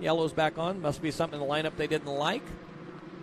So let's see where Dean's got his cameras. He's got it on that front row, and that's probably my 2 favorite cars as far as the driving style. That front row out back, Andy. Really, really impressed. Lewis is just, again, when he won that Challenge Cup race, that very first one we did, super impressive. The drivers that started on the front row, Josh Cross on the inside, Lewis Terrell on the outside, they have found their way to the front row. So, yeah, third row has suddenly driven up and become the front row down here. By lap 2. By lap 2, yeah. So these let's guys see what kind of a battle we have here. Now, we might see Lewis take advantage of the outside of the racetrack here. Let's see how this goes. The Legends are normally more bottom, but they did a little practicing up high last night, so let's see what we've got here. Yeah, green flag's waving, and here we go. Carly Austin just got in the back of the 37 entry. Wow, that was a big shot from Carly Austin, but it's all Josh Cross up front in that like 91. Dean's trying to find a home for us. He senses something right here where they're 2 and 3 wide. Oh, little bumper tag right there. That's why Dean's hanging around there, it looks like. Yeah, there's a lot of cars racing there. Dylan Washburn back in that pack. There's kind of like 2 really big packs. The 2 leaders have run away. Terrell into the wall right there. Yep. Right at the flag stand. Just grazed the wall a little bit for second place. Pretty good pack going here. See if that white walled up, that number 74 entry. Yeah, he hit the wall right here. You'll see him come past the speed cam. He's right on it again. Look at this. Boom, right there. Boy, there's talk about someone you can't coach much more of right there. That's about perfection. Yeah, let's see. Dean's hanging out. Where's Dean at? Well, he's way back there. See, I'm not used to this. I guide the cameras. That drives me crazy. All right, let's get back. That's why I'm jumping over here. I'll tell you what, Terrell running the high line, just about touching the wall every time coming by the flag stand. Let's see if we can get Dean on a battle here. Looks like he's back. He's on our third place battle. Yeah, he's in the battle with the 71. A little speed shot, and I'll jump right back to Dean. Terrell's losing track there. I'm telling you, that 91 car is impressive, Andy. Yes, it is impressive, and he's done a great job cross-holding out Lewis Terrell. I thought Lewis might be able to get the front here and drive away, but yellow is out again. Quick yellow down here, and it's a car that is parked on the entrance to turn number 3, right in front of the Twisted T sign. Yep, Red Rock, Frank's Radio. That's a big supporter of the racetrack. So that was Frank will, it's bad that we don't want to see any cars parked, but Frank will appreciate a little exposure there, I'm sure. Frank does a lot for our kids. Junior late model, the 5150 Junior late model series. It's amazing what Frank's Radio does for them. So I'm looking for Fast Eddie. I'm kind of surprised. We always see Fast Eddie up there in the pile, don't we? Eddie Garone. We sure do. Eddie Garone. Eddie's back a ways right now. You see him as he comes by right here, Kenny Shepard. Yep, again, Josh in that 91 car last night, I was so impressed, and he has so much speed. He rolls, he gets that nice entry, and they might got it on his bumper on entry, but he's got so much speed from the center out, and just really, just like last night, he was rolling the corner just absolutely perfectly. And that's a tough customer in that car behind him to hold off Terrell, to say the least. Yes, it is. So we come by the line, cross the race leader in that 91 entry. The driver out of Las Vegas, Nevada. Yeah, the Madera safety crew over there, and they've got a special hook that they have to use on the tow truck for these Legend cars, so they'll race fans, you'll see it's hanging off the back of the tow truck. Legends, INX Legends of the Pacific bring that hook with them. They'll swing in, they'll grab it by the roll cage and lift it up. Pretty much the only way to tow them. Got Looks a like great safety crew here. Climbing out. Yep, good safety crew taking care of them. We've always put a lot of effort into our safety crew. Let's jump back over into the message board real quick here while we're, let's see, Big Al, Boron, California from there. Hello Outback Andy from Queensland. You see that one? That was your old crew chief. That was Habitat Lane, was it? Yep. I should be honorary right now. I was going to ask if you were the same back then as you are now, but I'll leave it alone. Well, that would depend who you talk to. Okay, let's see who they want. Let's go Terrell from 99. Terrell is a tough customer. He impresses me as much as any of the drivers I've seen come through this track. And again, that very first Challenge Cup race, big heavy cup cars, big horsepower engines, absolute throwdown. Let's see. They're asking if the engine died. We're not on race control. We're actually over here doing our own thing. If it were the MAV TV show, we're monitoring race control and we monitor the teams. So that's why you'll get really rapid updates during the MAV TV show next week because we're monitoring 8, 10, 12 of the actual drivers.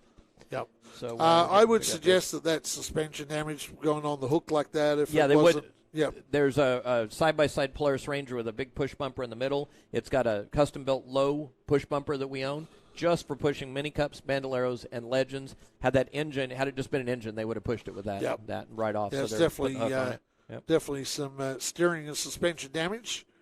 I'm trying to pick up who that car is, and of course, right now I'm trying to go to timing and scoring, and right now that is down. So, yeah.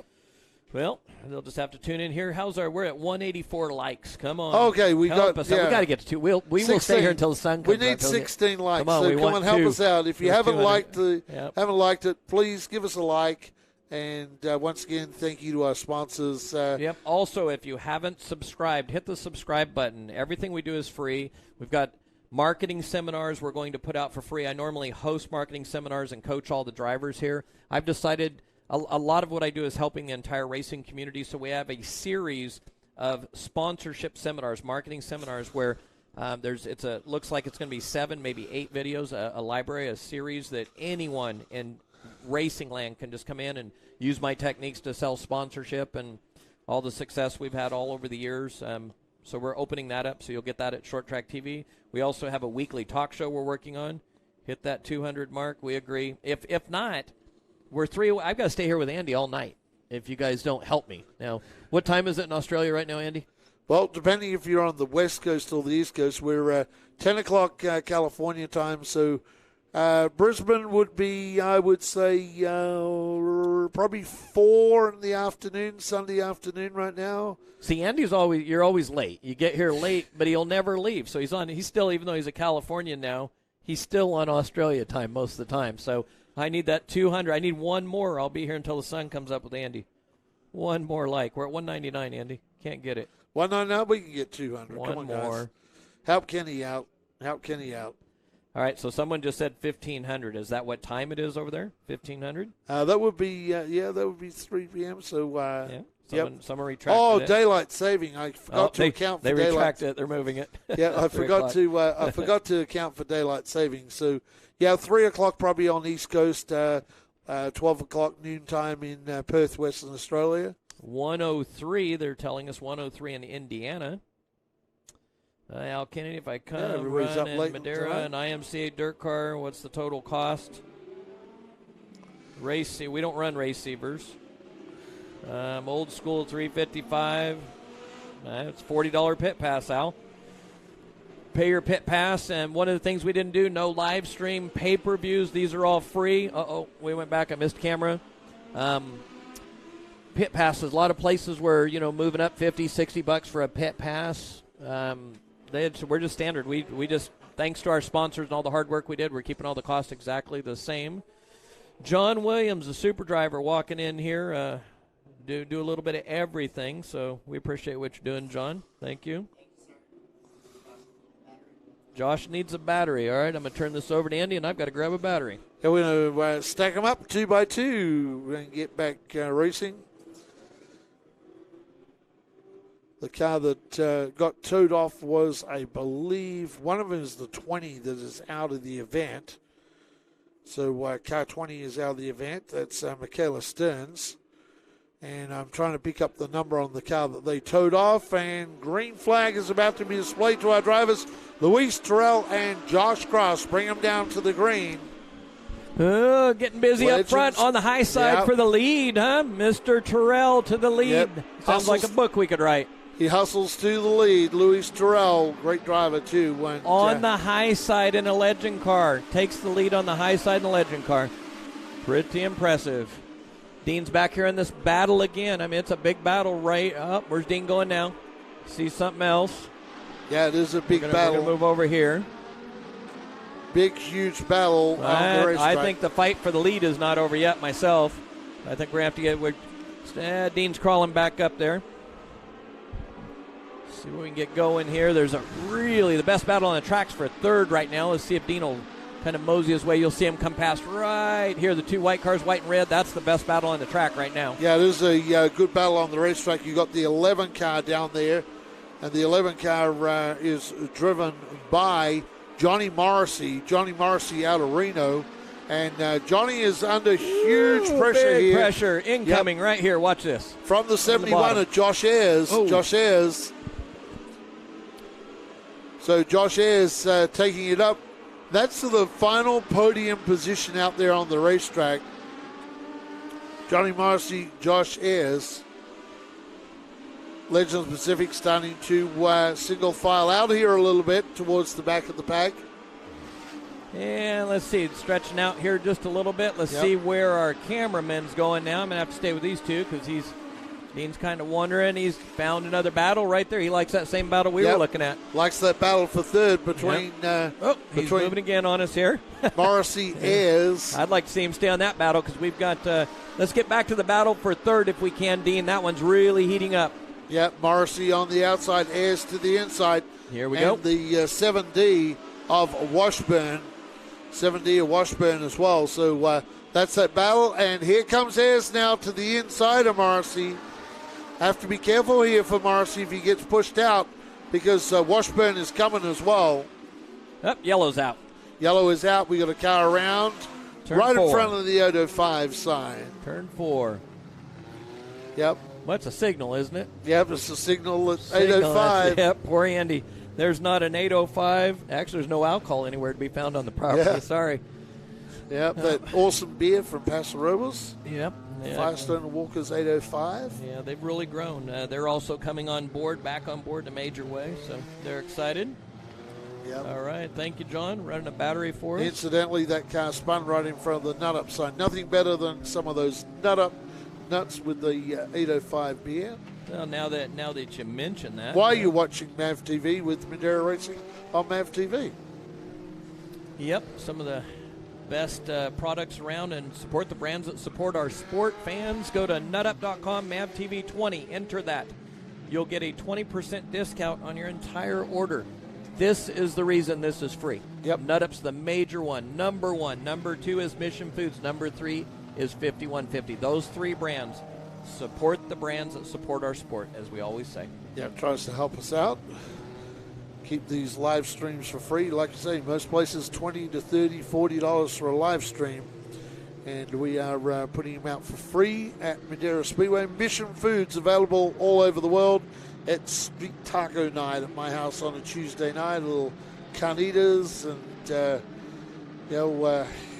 way to go. A little onion, a little cilantro, some nice verde sauce. 2 to go out back, Andy. Race fans, 2 to go. That means next time by we should see the 1 to go. 15 laps down. What do we got here, Andy? 35 laps, yes, right? 35-lap event as normal for our Legends of the Pacific. Nope. 35 will peek down this other end. Let's see where Dean's. Yeah, Dean, I think he'll stay with the front.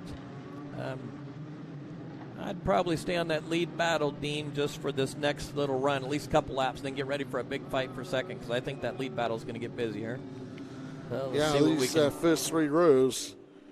Carly Austin doing pretty good. Carly's in 8th position in that green number 10C behind Carly Austin on the outside. Fast Eddie Groney, so pretty fast outside row. Well, and I'm surprised. Lewis has taken the bottom. He took the lead, and he's got to be confident, but he did take the lead from the high side. So let's see what we've got here. This could get interesting. It could get interesting. Let's see how he goes.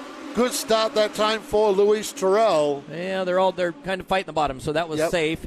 And 91 got a lot of company. He's going to be shuffled back to 4th place if he's not careful. He has been shuffled way, way back, Kenny Shepard, looking to see who is in second on the racetrack now. It is the number 11. The number 11 in second, Johnny Morrissey. So Johnny's done a good job. Johnny was fighting it out for 3rd position on the racetrack. Now he's moved himself into second. Big and here battle comes here. Cross back at him. Yep. Pushes Morrissey way up the racetrack. Watch how fast that 91 is as it rotates from the center out and just really accelerates smoothly. Watch this, the roll in. Not the fastest car in entry. You back it up. Watch the speed right there. You see that car jump forward. Yep. Really impressive line. And that Big battle right behind him. The battle on the Nevada, it's the battle on the Nevada drivers for second and third. Now Cross, the Las Vegas Nevada driver, gets up to second, pushes Morrissey back to third, and he's under huge pressure from Josh Ayres. Josh Ayres, it's been a good race to Josh Ayres in that 71 entry. That's the Bill Ayres Construction Valley Cleaning and Restoration entry. A yellow out again. A car is spun on turn number 4. Now this one's down by the mission sign. Yep. Okay, so I'm getting hungry and thirsty. They've parked under the mission sign. Frank's radio, so we can communicate. We could radio in if we had concessions are closed, no fans. 805 sign they parked there. Now they're down by Mission Foods, and we skipped dinner, didn't we? Yep. And if they park over by the 5150, we're going to live the madness. Yep, there we go. Yep. So, yeah, we're hoping they don't park again because we are lap 18. Remember, race fans, tune in again next week, Kenny. Big event next Saturday night, Kenny. Yep, big event. Round 2 of our MAV TV series, 5150 Junior Late Model Series. Round 2, Race 2, Nut Up Pro Late Model Series. Round number 2, all presented by Mission Foods and all their great products. So we'll have the best 10 to 16-year-old drivers, the 5150 Junior Series, and we'll have the best Nut Up Pro Late Model drivers and that series. So and then we take a week off. It's been 4 weeks, whirlwind, ready to go.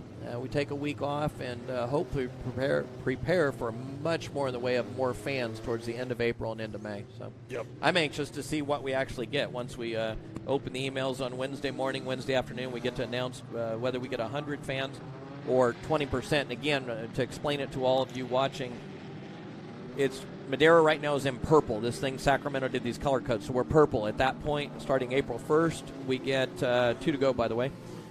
We get 100 fans. I don't know how we sell 100 tickets. We probably have 4,000 people want to get in here right now. But we get 100 fans if we stay in purple. If Madera moves into the orange on the 30th, or pardon me, to the red on the 30th, then we get 20%. So that's what we'll find out. So should be 1 to go this time by. Fans coming back in April. Beautiful weather. Couldn't get any better right now. It's kind of all over the place with racetracks, what they're allowing back in. I noticed. Allowing or doing? Yeah, well, doing. all over the country, yep. Oh, yeah. Yep. Different. 1 to go. Here we go, Outback. New York, they're even asking you to have a COVID, you have to have a negative COVID test or a immunization. Don't say that too loud. We're in California. Here we go. Back to green. Change the subject real quick before somebody hears that one. I'm sure we'll have let's see what. back Let's get back down to Mr. Terrell, Lewis Terrell. Well, he liked the inside very last fast. time. Oh, and if you're the 91, you've got to try and run the outside, not get attacked down here. Terrell kind of holds him back. Green flags out. This could get interesting. Yeah, Louis Terrell a little slow away on that restart, and that has allowed the 71 now of Josh Ayres to move up into third, Kenny Shepard. Louis Terrell just nudges the back across, pushes him out the way, and he may bring the 71 with him. The 71 is coming. Yeah, the driver out of Bakersfield, California, bumper tag gets there. a shove from Morrissey as well. So it is Terrell, Cross, Ayres, Morrissey, and then the other car out there is the number 9, Kenny. That number 9 car out there. So that is Forrest Souza out of Modesto in the Davis Racing Pro. So the Modesto driver on the move moved into the top 5 in that number 9 car. Here comes Fast Freddy past the speed shot. I know he's a little ways back. Somebody hit the wall, and he is just knee-deep in a battle back there. It is really intense mid-pack. There's a car spun right in front of him. They'll bring out a yellow. Turn 2. Let's see if solo Dean, spin. See if Dean gets to it here. Dean's looking for him. Let's see. Right there. Yep. Picks him up. 65 car, I believe. That's Blake Borchers. Blake Borchers out of Vacaville in the... yeah, we'll see him come around right here, Andy. You'll come up and join the back of the pack. Vino. 21 laps down. 21 laps down. My watch, my Apple iWatch, it does some things sometimes. It just looked at me and said, breathe. Because it'll tell you, breathing's healthy. And it just told me to breathe. So I guess I was holding my breath right there. You know, one car that's on the move, and Kenny said, hey, where is he? And that is Fast Eddie Groney. Fast Eddie has moved into the 8th position on the racetrack. So, and the reason I mentioned that, Josh got 2 to go here. So the reason I mentioned that, I saw him, he was 2 wide, then he was 3 wide, and he was deep in the pack. And all of a sudden he's crawling up. Kind of reminds me, it's kind of got that Matt Erickson blue. How many times do we see that car, that 31 car, up front at the end of the race, just like you do the Matt Erickson car? I'm trying to run who's going to get the Hard Charger award, but Forrest Souza right now.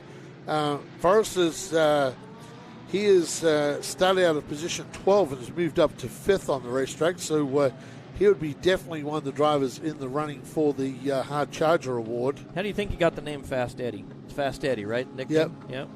That's kind of sticks with you. And he will start alongside Carly Austin, and of course her brother Cameron Austin.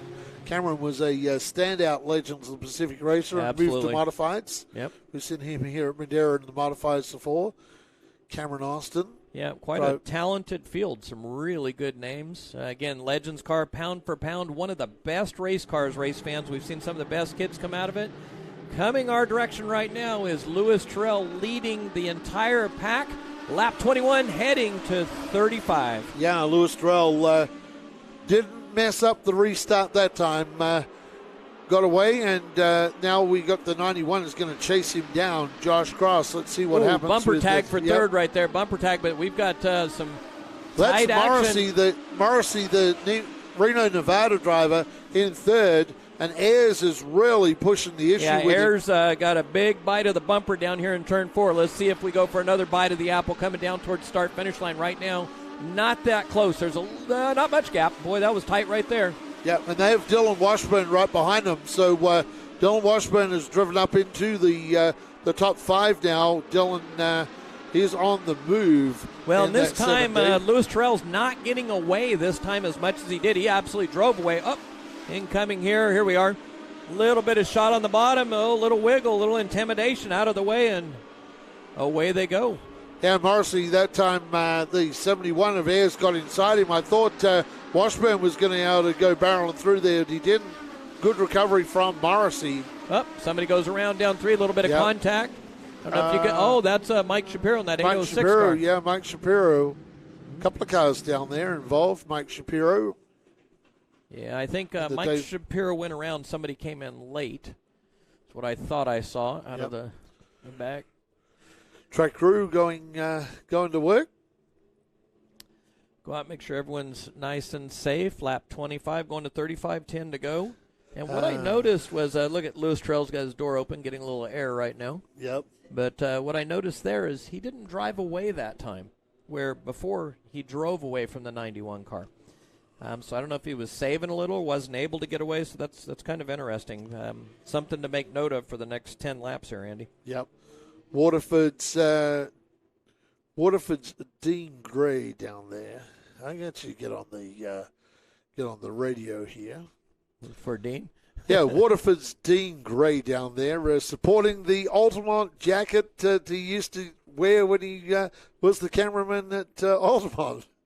Is that when they had to tie him I'll to tell the the roof? story where we used to tie a rope around your waist and tie it to the railing so you didn't blow off the top of the Altamont building because some of those gust of winds. For those that don't know about Altamont Motorsports Park, it's in the rolling hills of Altamont, we used to call it. Most brutal place. It would be the most brutal place. Dean Gray would know this. When it was hot, it was hot. When it was cold, it was cold. And when it was windy, which it was most of the times, the funniest thing I ever saw at Altamont was we used to give away from Gross Brothers Chevrolet. We used to give away prizes, and we'd fill this telephone booth that the telephone booth used to get air to it. And one day we didn't have it tied down properly, and as you know, Kenny Shepard, one of the gusts of wind come, picked up this young girl that was about 21 years of age. She was slightly built, and it lifted this up. It took her down about 7 rows and about 8 rows back up. Well, when it landed, we cleared out the booth and we gave her everything that was in the booth. There was about $5,000 worth of stuff in the booth as we go red here. About $5,000 worth of stuff in the booth. And Dean Gray, I remember that. We gave the girl everything and sent her on her way. Yeah. Rattlesnake Hill down there. You would have seen a few rattlesnakes in your time. Yeah. Yep. One of the things, that place was, that was the first year I ever promoted at a racetrack. And that first year of mine promoting at a racetrack was Altamont, and Dean Gray was there, as all you guys were with us. And we actually had a crew. You talk about baptism by fire. You know, running any racetrack, well, first I'll stay with the crew. We had a couple of guys, maintenance guys. Unfortunately, one was really good at catching snakes. So he would go through the grandstands and pull a gunny sack bag of rattlesnakes out of there, the gopher snakes, and relocate them elsewhere or whatever. So we did that. That was kind of the crazy thing. But the thing that was really nuts about, in fact, there's a book that's being written, and I'm writing the foreword right now for Altamont. There's also a couple other stories. Dale Jr.'s Lost Tracks are doing a story on it. So the mystique and the kind of the infamous side of Altamont and the curse of Altamont, I mean, that thing took down about every promoter and anyone that tried. So there's a lot of interest in that. But for me, the challenge was you would actually, when you're promoting a racetrack, you have a rodeo, a chili cook-off, a garlic festival. You have all these other things that you compete with, college football, Bulldogs in our area, or pro sports, World Series, all these things that really damage you to promote a big event with a big fan base. And all of a sudden, you know, about 3 to 4, maybe 5 dates a year, we get a perfect date that are clean at any racetrack. And all of a sudden you have this perfect date at Altamont, and it's early May, September, whenever it is, and it's beautiful out there. And you've sold so many tickets, and the fans are coming in, and you've got a huge field of cars. And about 6 o'clock, you feel this little light breeze, and the flag barely moves. And all of a sudden, within an hour, you've got a wind out, and you can't see, you can't walk. People go from shorts to Eskimo suits. You know, you remember, I think first year I was up there, you pointed it out to me. 2 guys came out. What the heck are they? They had like duffel bags they were bringing in. They had those motorcycle Eskimo suits that they would put on at night with goggles on it. That's the element. That wind is the factor that's just a little bit too much for that place for promoting. You can't have a perfect day, perfect climate, perfect schedule. Altamont used to run the pumpkin smash, and back in the day we used to get 70, 80 cars. Mm-hmm. Anyway, one time it started sprinkling with rain about lunchtime, and everybody was rolling in. And Kenny, what they did is they ran the pumpkin smash on the quarter mile. And they had that day it wasn't like when you pushed all those walls out and flattened the whole place out on the infield. It had a wall around so you used the main straight, went into turn 1. There was a wall all the way around coming back to turn 4. Well, they parked all the trailers for the guys, and as enduro guys, they got open trailers, so they would drive into the turns 1 and 2 and 3 and 4, drive their trailers down onto the grass, and the trailer would be flat. They wouldn't even have to use ramps. They'd drive the Enduro car off. Well, it started raining, and Dean Gray will know this because people were there till sunlight trying to get people out. But it rained so hard that the one of the wood poles down in turn 1 caught fire on the top of it. And we just let it burn. The rain put it out. And, well, what happened was because of all the rain, the infield got wet. So when everybody went to load up their race cars to get out there, all the people's trailers and tow vehicles, all their pickup trucks were all bogged. And we had to get in there and we had to get I think we got a tractor or something from a farm to tow them all out of the infield. That was, I'd like to say that was 2005, that Pumpkin Smash Enduro, and it rained hard. And well, even 2006, the first Pumpkin Smash that I put on that was at Altamont, then we moved it here. Same thing, we got rained on. People are covering their beers. But with all that said, Altamont as a racetrack was always one of my favorite racetracks. Big corner speed, really a fun racetrack to race on. The place, and it's amazing, the gentleman that's writing the book, I was on the phone with him yesterday heading down here, and the amount of research he's done, and you know from the deal with Dale Earnhardt Jr. and what we were working on last year, the amount of research there, the amount of drivers, the Foyts and all the famous people that have raced there, just absolutely incredible what that place was, and what a wonderful racetrack, and what a hang on a second, Brian Kaiser's asking me a question. You know Brian's history, right? He worked for Kurt Busch for a long time. He was a famous guy to be here. What's the question? Say again? No, we're good. Yeah. Are you guys leading? Oh, I figured you're lobbying for to stop. Okay, you're good. You don't want it. No, you're good. 10 to go. Let's go. I thought, all right, Brian's car is in second, and I thought he was lobbying for the stop. Red, this is it. We've got to go home. We're tired. I've got to drive all the way to Vegas. But he's hustling. He's hoping for 10 more. Actually, this is Legends of Pacific, INX. So Mike David next door. This is Mike David runs this. Mike and his wife, they do an excellent job. Yeah, done a great job rebuilding this class as well. Guys are scooping another one up over there. So they must have hit enough to break some suspension parts. Now, I'm trying to see which is Mike Shapiro's car. I think Mike's car's possibly on the infield down there. I'm just trying to see. Yeah, that's Mike's suit there. Yeah, Mike's out of the car in the bike suit. Maybe John would know. Why is it 806? Is that the area code he comes from? No, I wouldn't think so. It should be 805. Right? Yeah. Huh? Actually, in fact, cameraman Dean Gray has stepped into the booth. It must be windy. It must be too windy. Let's check our flag there. No, we're pretty good. we were telling some cool stories about Altamont back in the day. When I first worked at Altamont was 2004, and I rolled up there, and Dennis O'Tolan was he was the manager of the racetrack, and Greg Rail was the promoter. Anyway, Dennis's kid was the snake wrangler. He used to go wrangle up all the rattlesnakes. You'd hear him during the race on a good summer's day. Hey, Joey, can you go down into the pit here and pick up a rattlesnake? Well, remember, we had Mayo that worked for us, and that's what he would do. And we'd have there was a couple races we about sold the place out, and all of a sudden Jimmy Johnson would do head security for us. Jimmy would call me on the radio, hey, we got a problem, send him down. We had a code for it. He came, I forget what the code was, but it meant there was a snake that someone had seen and quickly grab the thing, get it in the bag, and get it out of there so you didn't scare everybody out of the grandstands. Somebody, hold on, Andy, let's jump back over here. Somebody's asking about what type of cars they are, and everyone's jumping in and kind of sharing that information for them. But the Legends cars, I mean, these are some, to me, they're the best pound-for-pound training cars, short wheelbase, horsepower to weight ratio. Kurt Busch and Kyle Busch, this is what they came up in, is the Legend cars. And the kids that we have seen that have come into the junior late model program, the kids that have Legend car experience have really had a leg up. So these are, I'd encourage anyone, you want to get yourself or your kids into racing, the Legend car is a great place to start. And it's a standard cookie-cutter car with readily available parts. You don't have to fabricate much. And all those yellow suits down there, Andy, that's the Madera safety crew. I didn't see Rod Carsey on here. That 80-mile-an-hour wind must have. Got a little fluid down from one of those cars down there. Yep. Legend cars, the biggest ever oil down I saw here at Madera Speedway was from a Legend car. And how many quarts of oil can they hold? Yeah. Stephen Blakeslee. Right? Motorcycle engine, they can't hold that much. For a while, back a few years ago, Stephen Blakeslee and I, and we'd be announcing the Legend Car race. We'd call it Legend Cars, Legends of the Pacific, brought to whatever the speedy dry or oil absorbing product we had at the time. Yeah. Yeah, there was. This thing led oil the whole way around the 1/3 mile race. Well, what you usually get with the Legend Car race is straight through, or you can you can have the other side. But action packed, good racing.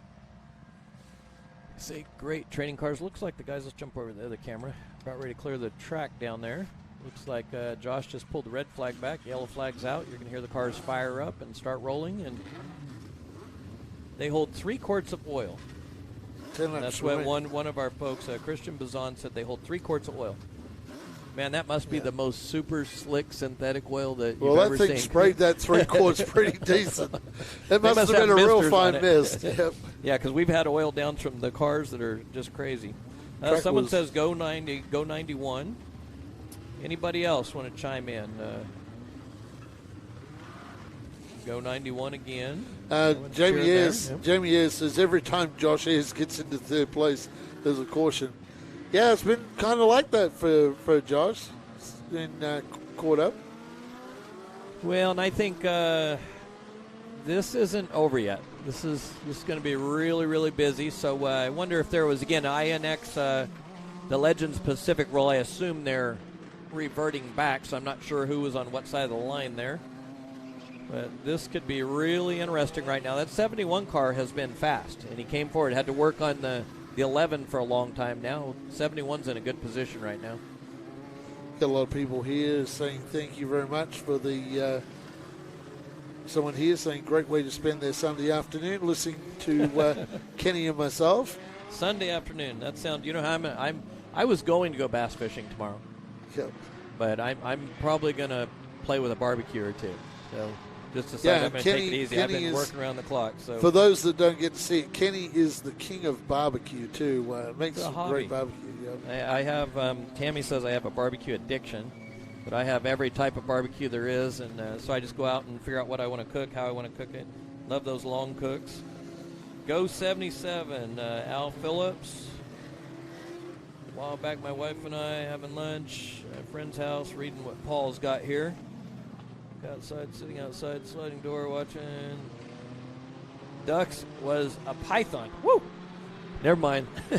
He's talking about pythons. We're not. That's going to be nightmares. Everyone's going to have. And you know what's funny? We're talking about snakes. Did you see the picture of what Michael found today? We haven't seen a snake ever on this property, and over under the scales was a snake. What kind of snake? Yeah, I think it was a gopher snake. I didn't get close enough to find out, but Frank said put it in the. Or it wasn't. It was Michael found it. Frank wanted him to put it for Josh in the flag stand, so Michael took it out in the river and let it go. So what we were looking for a rubber snake that we could put under a bag for Josh after he had seen the real picture of the real snake on Facebook. We thought that'd be really cool. So you should have told me. I would have shot over the Dollar Tree behind us. Yeah, got us a rubber snake from the Dollar Tree. Put it under a bag for Frank, and he'd enjoyed that. All right, you can tell it's getting late and we're getting goofy. It is time to go. 1 to go. 10 laps to go. 25 going to 35. Andy, who do you have? Davey Munoz. Kenny, stuff's ready for fishing tomorrow. Boy, Davey.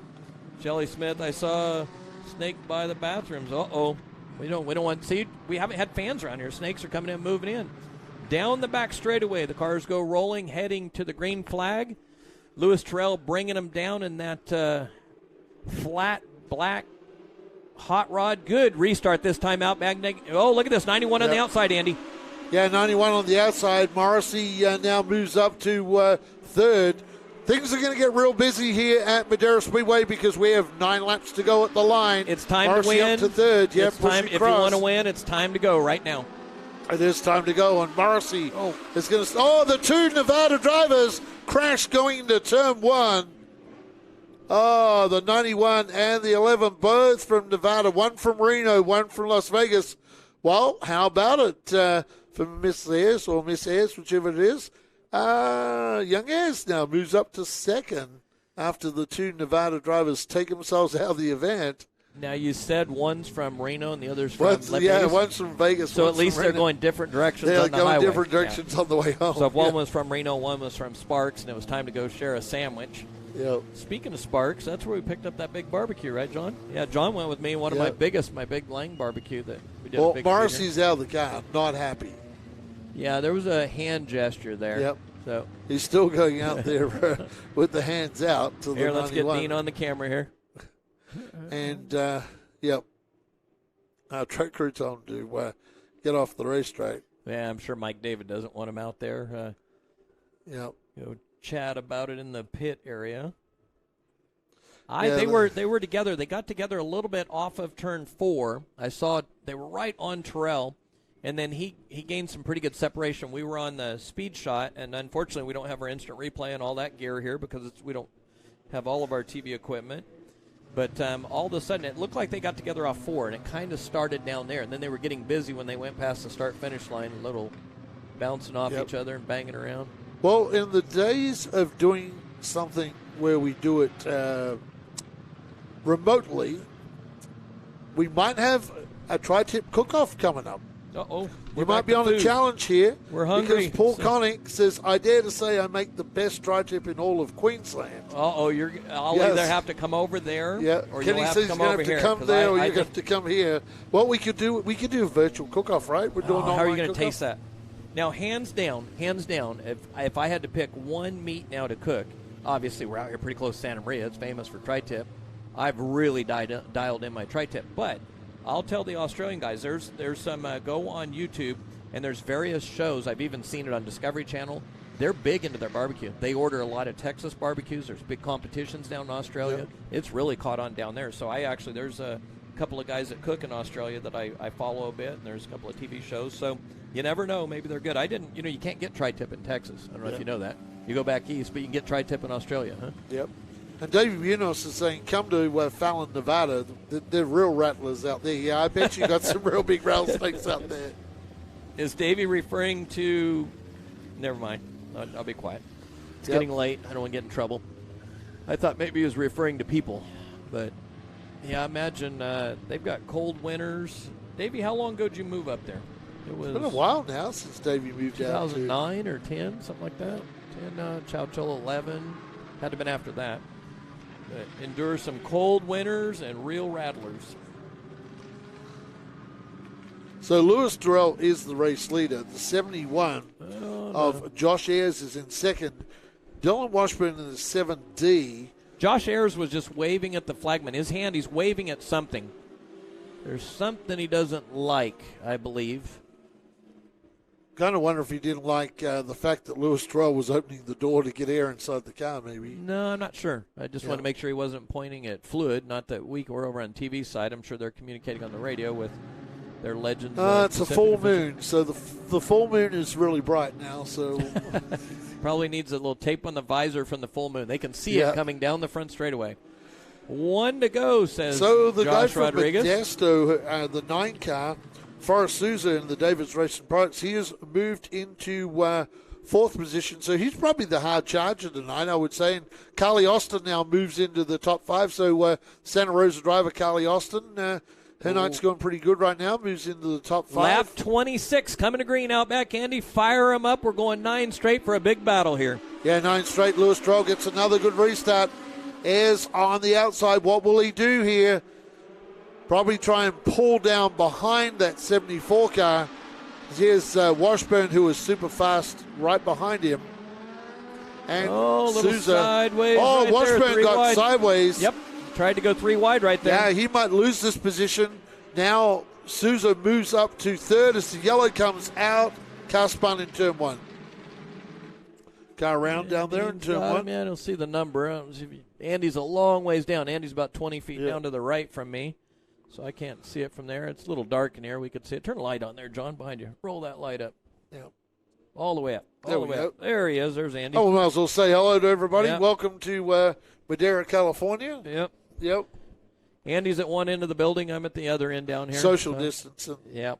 We have to be wired up so we can hear each other. Our TV booth. All right, John. Back to the activity. We'll go ahead and turn the lights down so we don't turn the whole place into a mirror up here.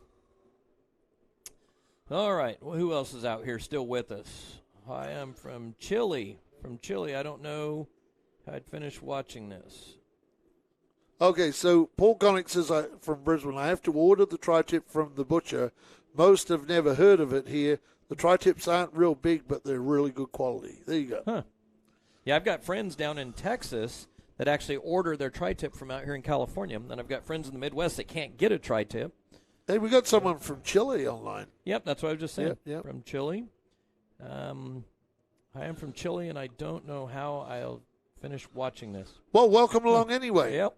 Okay, yeah, welcome along. Just shortly.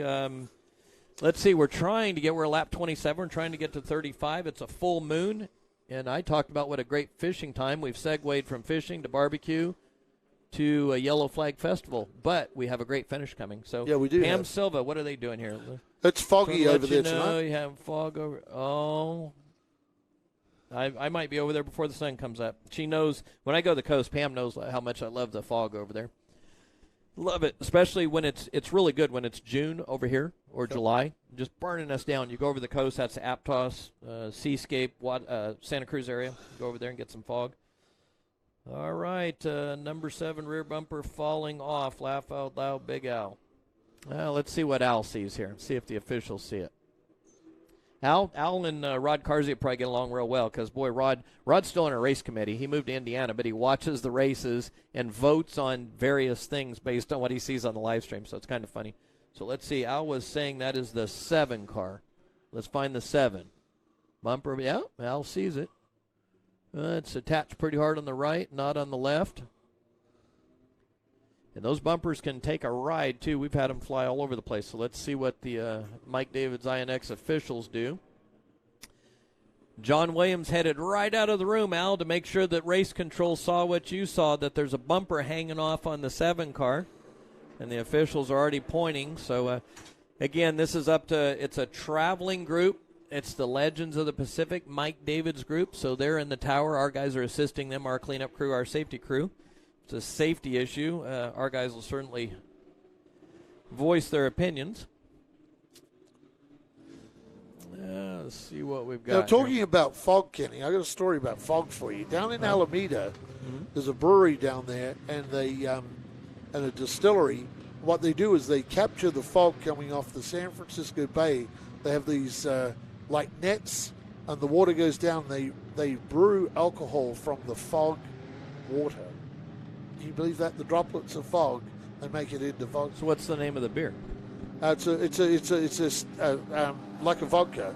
Oh, pardon me. I called Fog beer. City vodka. See, I've heard frog water, so I thought, boy, fog water would be a good beer. So it's Fog City vodka, brewed from down in Alameda, California. You know, on Jason and Gary's car, they make vodka out of potatoes. Yeah, sweet potato vodka. Yeah, Corbin Cash. Yeah, sweet potatoes. They'll be drinking a lot of that in Atwater, California tonight. He's probably already there. Yep, probably already there. We would have. We could have already been barbecuing right now. Been home. Well, last week we were done at 8:30, so a lot of people said, "Wow, you're done early." So we're making sure everybody's getting their money's worth out of this free live stream tonight. And for our friends over in Australia, where it's the next day, it's probably a lot easier to watch it in the afternoon there anyway, right? Yeah. Especially on the West Coast, they can wake up and watch it. Yep. Paul says, warm fog here still blows, my friend. I know it's warm outside, but part of my brain tells me it's cold. All right, hot rods and custom interiors. Oh, no, there's nothing about San Francisco air I need. He must vote like you do, Andy. We'll just say that. We won't turn this into a political show, will we? Vote like we all do. 2x2, and it looks like they've had to clear up a... let's see. Getting ready to go now. We're getting down to the business end of this with, what is that, Kenny? 27 laps down. 8 to go. Cautions breed cautions. Yep, and it's getting harder to get a lap or two in. Racetrack professional tower with big professional recovery.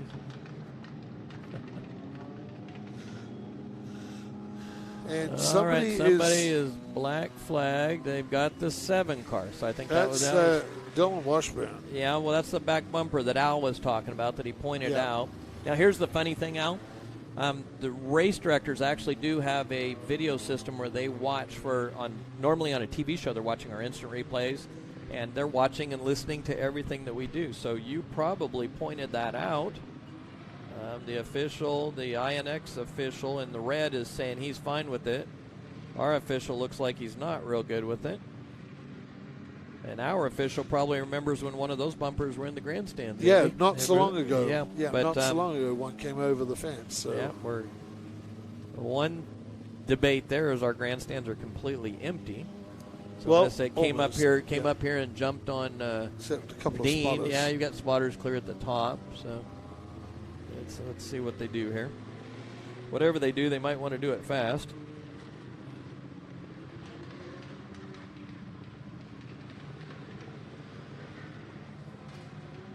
Looks like they're going to slot Dylan back into his spot. They're waiting for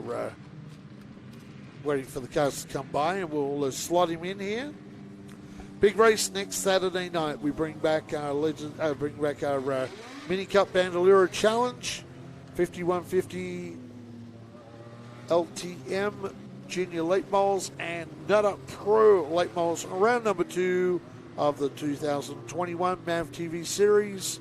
Make sure you check Facebook, check your YouTube listing. Same thing next week. We're going to give you the live stream for free, so tell all your friends some great racing. Yep, single file restarts, 1 to go. Looks like the INX officials have going to go single file now. Worn themselves down to the point where they say, let's get this thing finished. 227 likes. Is that Leon? Leon Place, yeah, 227. 227, gotcha. So yep. Andy can go home tonight. Here we go. Green flag again. Lewis Terrell bringing him down the little bumper tag. A lot of bumper tag everywhere. Yep. Stacking them up. One of them was Forrest D'Souza. Forrest D'Souza was really pushing back here the issue all on sideways, Washburn. backwards. Oh, we got a car. Oh, one car nearly upside down, Kenny. Tore the rear end out of one of those cars down there. Maybe a couple of them. We got one sitting up on top of another one that's trying to drive away. But now the INX officials, they've been known to do a TKO at times. Yeah, we got another car that's got a wheel that's suspension all damaged down there. That's the 65 Blake Borchers out of Vacaville in the Godfather Winery. LBX Immersive and Dave Franzoni. See, we're enjoying our fans on the message board. This whole YouTube community, it's so much fun, and we're going to keep this going. We're enjoying. Normally, right now, I think half of the officials say, "All right, shut it down," but I can see them watching it. Everyone's watching that, having fun with all of you guys. 230 likes now. Someone just pointed out. Well, Dave Franzoni says, "Hey, great they have live streaming to enjoy the race." Sorry, Dave, but your car just ended up on the infield with the front end torn out of it. So we enjoyed you watching, though. Well, all right, let's do a little count. I could only imagine what the pits are going to be like over there. This is when it's good that it's a traveling group, I'll tell you that. Yep. How many cars in the infield? What you guys like to call the boneyard? Do you want to count them? 1, 2, 3, 7, 6, 7, 10 on the infield, 10, and we're going to hook up 11, another 2. So 12 and 12. So we're about 50%. Yep. Half the field is 20, 25. There's going to be 12 down. And we've got a couple of them rolling on the track that are really beat up. Mike David walked up the grandstands with his shoulders back, chest out, feeling good, and he just walked down and is shaking his head and his shoulders pulled forward. So I don't think Mike's too happy. I'm not sure which car number that is over there. It's parked up by the Twisted T mission sign. 20? But that driver took a wild ride over there. Went red flag again. That car went over the top of cars, almost flipped down there. So now I'm very, really very hungry. I see the mission sign again. Yep, mission sign. We ate a really good lunch. Thought, well, we'll be finished by 9. We'll just eat dinner at 9. Yep. We get up here, we're pinned down, we can't move. In the old days when the concessions were open, we could just text an order and they'd bring us something. This last year's been rough. Yeah, get some garlic fries or something brought up to us. Yep. So Stephen Blakesley. You guys are probably already done, huh, Stephen, long time ago? Yeah. I didn't know you guys would Still be live. Hope you're having a great night. Sam won. Stephen Blakesley back in the booth here with me next week for round number 2. Yeah, Stephen, you know how Legends races go. It's actually been a very good race. But Andy was talking about how you guys, one thing when it's hard to believe they only have 3 quarts of oil in the engines, number 1. So you can have a lot of cleanup. Number 2, wow. You know, when it was such a good race and one yellow hits another yellow, and then it's sort of like being at Altamont and that breeze comes up, and what happens next? So we are trying hard to get this one done. Somebody said, how about a food truck? I have had so many phone calls. Let's talk about this for a minute. So many phone calls, Andy. We have a flea market on Sundays, and they have food trucks, but that's retail type based with the weight, but it's on the same property. So a lot of our fans that go to the flea market that also come to the racetrack are really irritated that, number 1, we can't have fans right now or limited, and then number 2, they are just tearing us up. You mean we come back out there, we can't have concessions, you can't have a food truck, you can't have, catering? And the answer is no. Once we open, we will have no concessions whatsoever for the foreseeable future from what it looks like. So no beer sales, no soft drink sales, no concessions. So it'll remain a little bit of a rough go. The boneyard is growing rapidly here. I don't know if you can catch the number on that car down there, Kenny. Let's see. From your angle? Yeah, I don't. The tire that's wadded up on the right side is blocking the number. Something tells me it's like the 08. That's what it looks like. Yeah, 08 to me. Yeah, Raymond the front. Casey out of Delhi. Yeah, 08. That's what it looks like. You can see the little number on the front. Has fairly severe suspension and steering damage to the left side of it. And the car that's sitting up on the hill where our trusty safety crew are, that thing has the rear end torn out of it. Okay, so now the next question, which we've already asked this, can you bring your own food? Oh, what a debate. Yes, somehow, some way you have to. People can bring their own food, drinks, but then you've got the problem you can't bring the alcohol because of the insurance, and then, it's a train wreck is what it is. But no matter what, we're going to bring the fans back in the stands, do everything we can. Al Kennedy goes, garlic potatoes, yum. Get me hungry, cool. Thanks, Andy, Kenny, Big Al. Well, you have California. Steven on here. Steven usually starts talking about what's your favorite track food and all of that. Well, that I'd like stuff. to do that. Favorite track food. I'll talk about favorite track food. My favorite track food right now would be any track food. Right. Any. I don't care what it is. It could be in California, frozen hot dog, and it would be good if we could in serve California. it right now. Since I've been here almost 20 years now, I always said that at Antioch, the chicken strips and fries that John served in the pit area for $4. Hold on. We're going to lose one. Dakota Woodward, 130.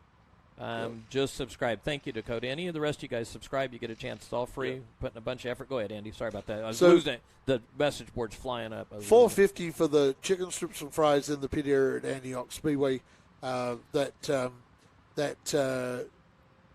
they used to have out there. John Soares did, and the second good food that I have is Calistoga for the hamburgers in the middle of the infield. Not that they're that great of hamburgers, but they're in the middle of Calistoga, and Calistoga is just one right. So unique, very beautiful for those setting. online that are not from this area. Gorgeous. It's an absolute awesome venue in the middle of a golf course. Most picturesque town for those in Western Australia, like Margaret River. Just a great venue, and you get the hamburgers in the middle. It's a big half mile. And Calistoga, I just love Calistoga. But the chicken strips and fries they were good value. The ones in Antioch at the concession stand. Stephen Blakesley said chicken kebabs, Ocean Speedway. He says Marysville tacos. Yes, he's got both. He's hedged both sides. Marysville tacos. Spicy nachos. Misty Castle Breeze, I believe it's her brother-in-law, makes those tacos at Marysville, and they are good quality tacos. Somebody else talked about they love bringing their own food and drinks because cost savings. The only problem, Junior, is we pay most of our bills from the concessions. And even here at Madera, let's go to the beer, 805 Michelob Ultra. You're talking 24-ounce beers for $3 to $4. We sell everything as cheap as we can, but we've got to sell those products. Part of why you sell them is you get sponsorship. So without those sales, unfortunately, the tracks close down, and then there's no tracks to go to. So we've got to support the tracks in every way we can. But I actually had an idea, and it was at Altamont. We talked about making it a drive-in. So you'd pull up, and it'd be like an old speaker and a closed-down drive-in. We just hook the car right to it, buy it by the carload, bring your own popcorn, your own beer, your own whatever, and just you have a drive-in all the way around. So it's like probably like Cars cartoon where these cars are just parked all over the place, watching the thing. I guess it was a bad idea. We never did it. Let's see here. We're going to be very close. Bring the bacon. There you go. Bring the bacon. I'm up for bacon anytime. And anybody that knows me knows bacon. Yeah, we bring the bacon anytime. Like, any day of the week, any time of the week, I will be up for bacon. I actually ate at a restaurant the other day called the Divine Swine in Modesto. Hence the name Divine Swine Bacon, and it was great food too. Bacon burger, amazing. Making me hungry with the food. I need to get back to my burrito bowl that I have that's I got some hours ago. Willow Springs Speedway, cool.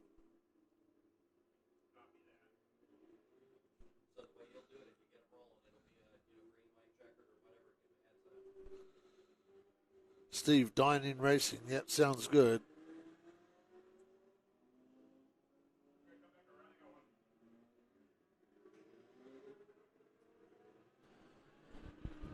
All right. Guys are talking curfew next door. Had to jump in. So expect the next caution will be a yellow checkered, is what the INX official, I'm just listening in.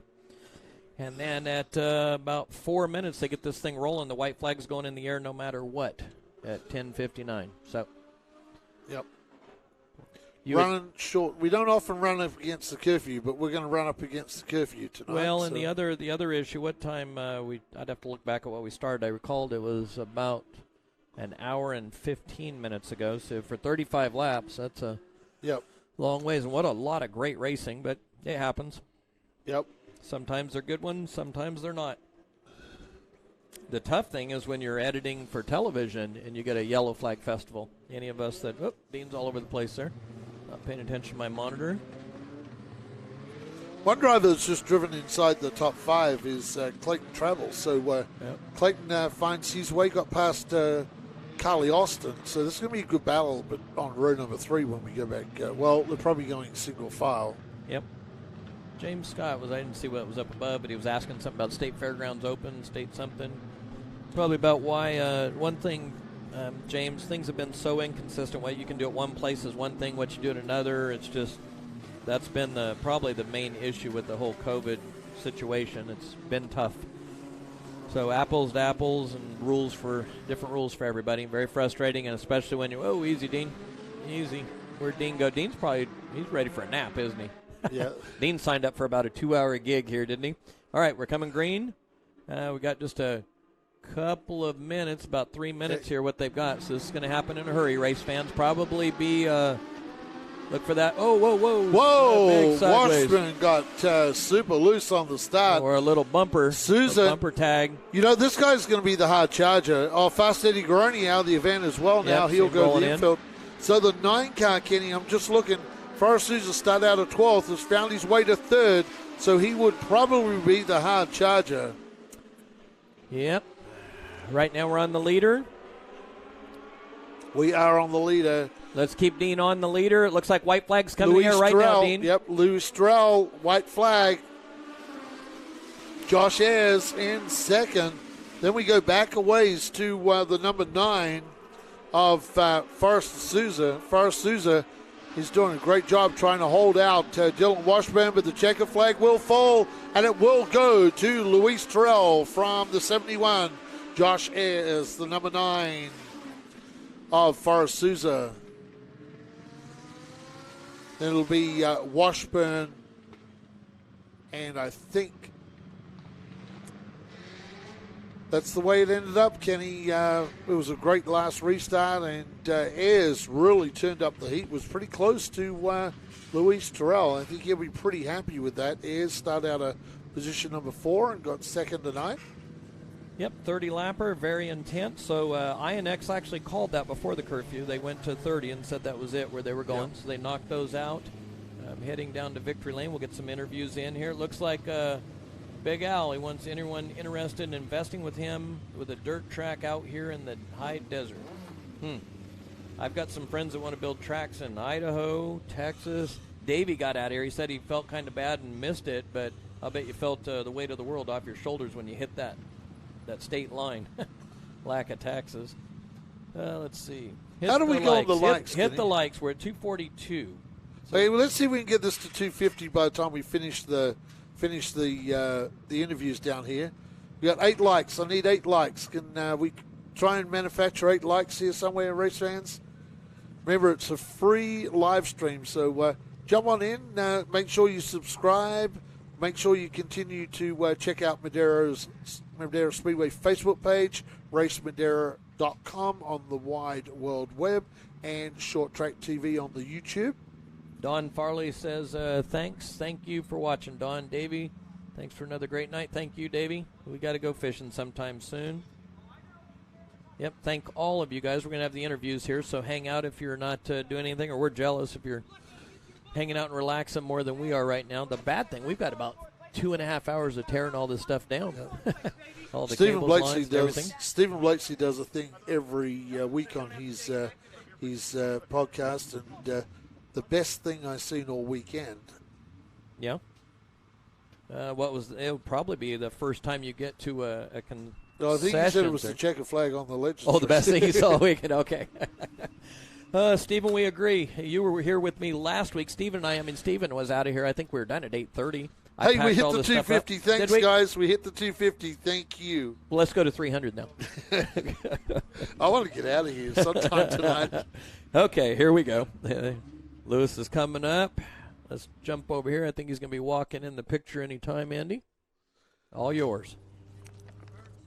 Big drink of water, and Outback Andy's going to interview Lewis Terrell right now.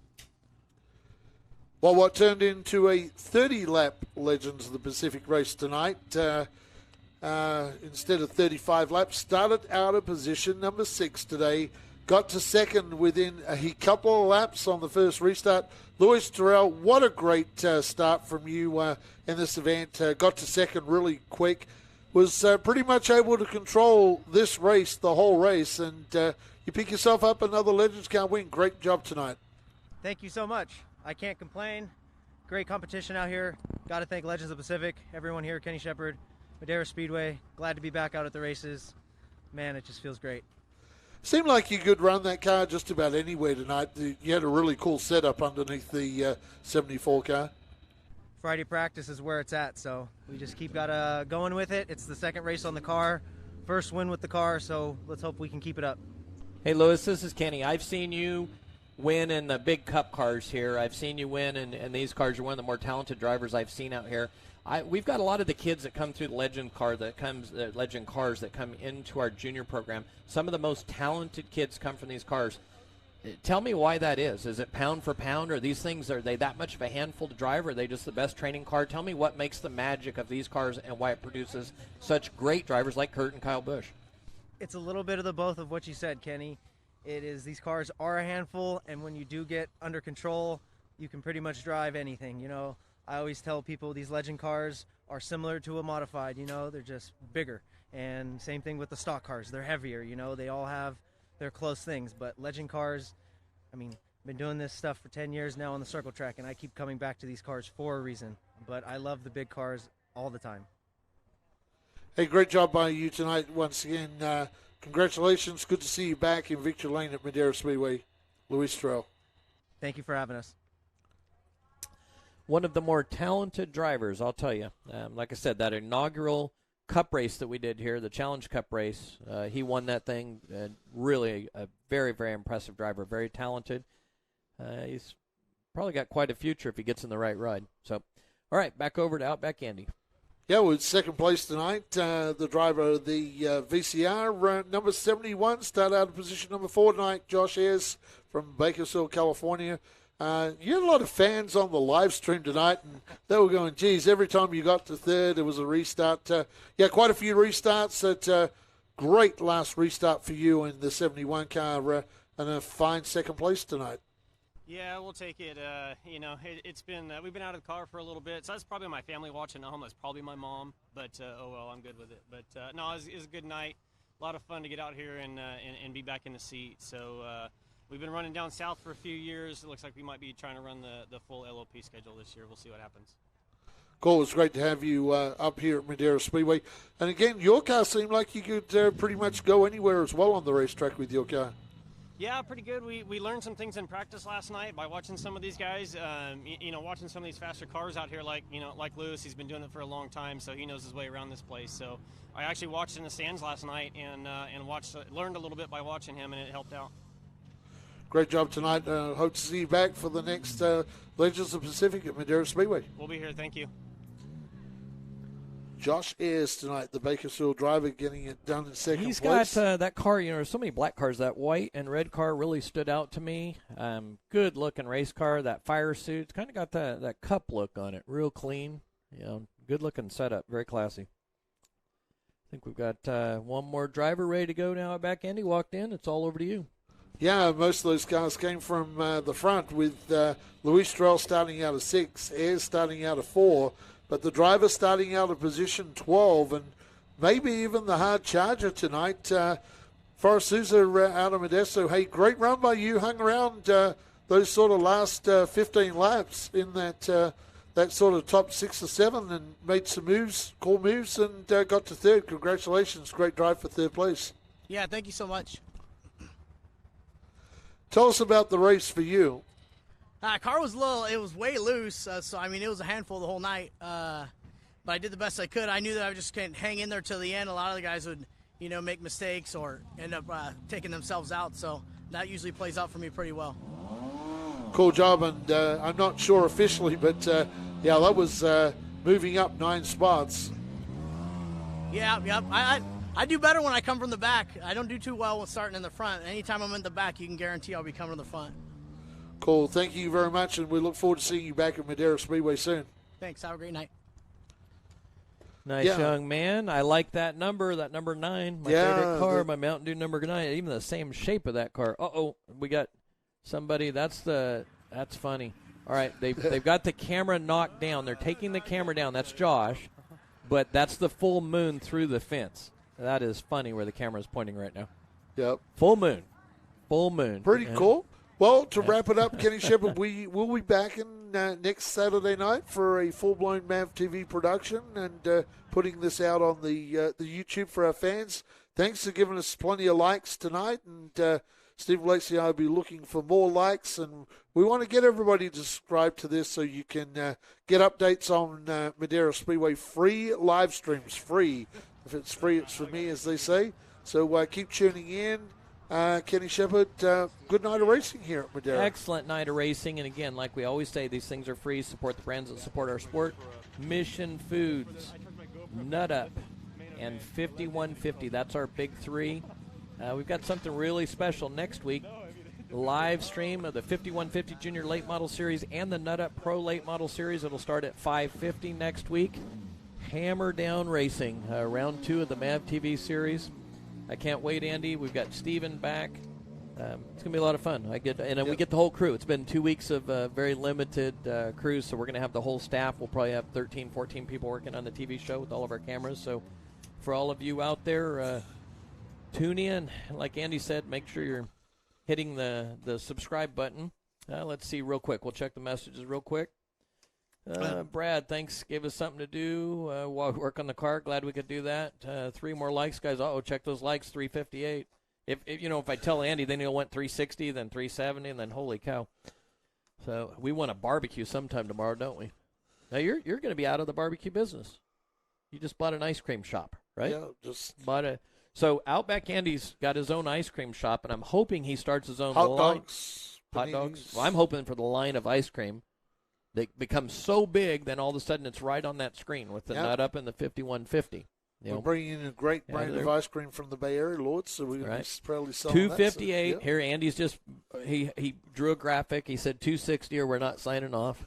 We're going to be throwing paper airplanes at each other. It's been so long. Look at this, Andy, 5 hours and 18 minutes. And I told Andy this would not last a drop longer than a 3-hour broadcast. Yep. You never know, do you? Like Kenny Takeuchi would say with the Legends of Kearney Bowl guys, these are old guys, they might have to take a bit of a nap, so, have to get over in the corner and take a nap. Yep. 258, can we get two more? Come on, Andy. Yeah. Andy's got to drive home. We've got to do up 259. Someone just said 260. Yeah. I don't think it's going to happen. All right. Well, thank you guys for joining us. A lot of fun. This community is a whole bunch of fun. What the paper airplanes? Well, the paper airplanes because I guess it goes to Minot and a B-52 pilot, and then Andy was showing me a picture of 260, and he turned it up. There's 260, so he didn't have to throw his 260 paper airplane at me. I'm at the other end. We've got to throw things at each other to get attention here.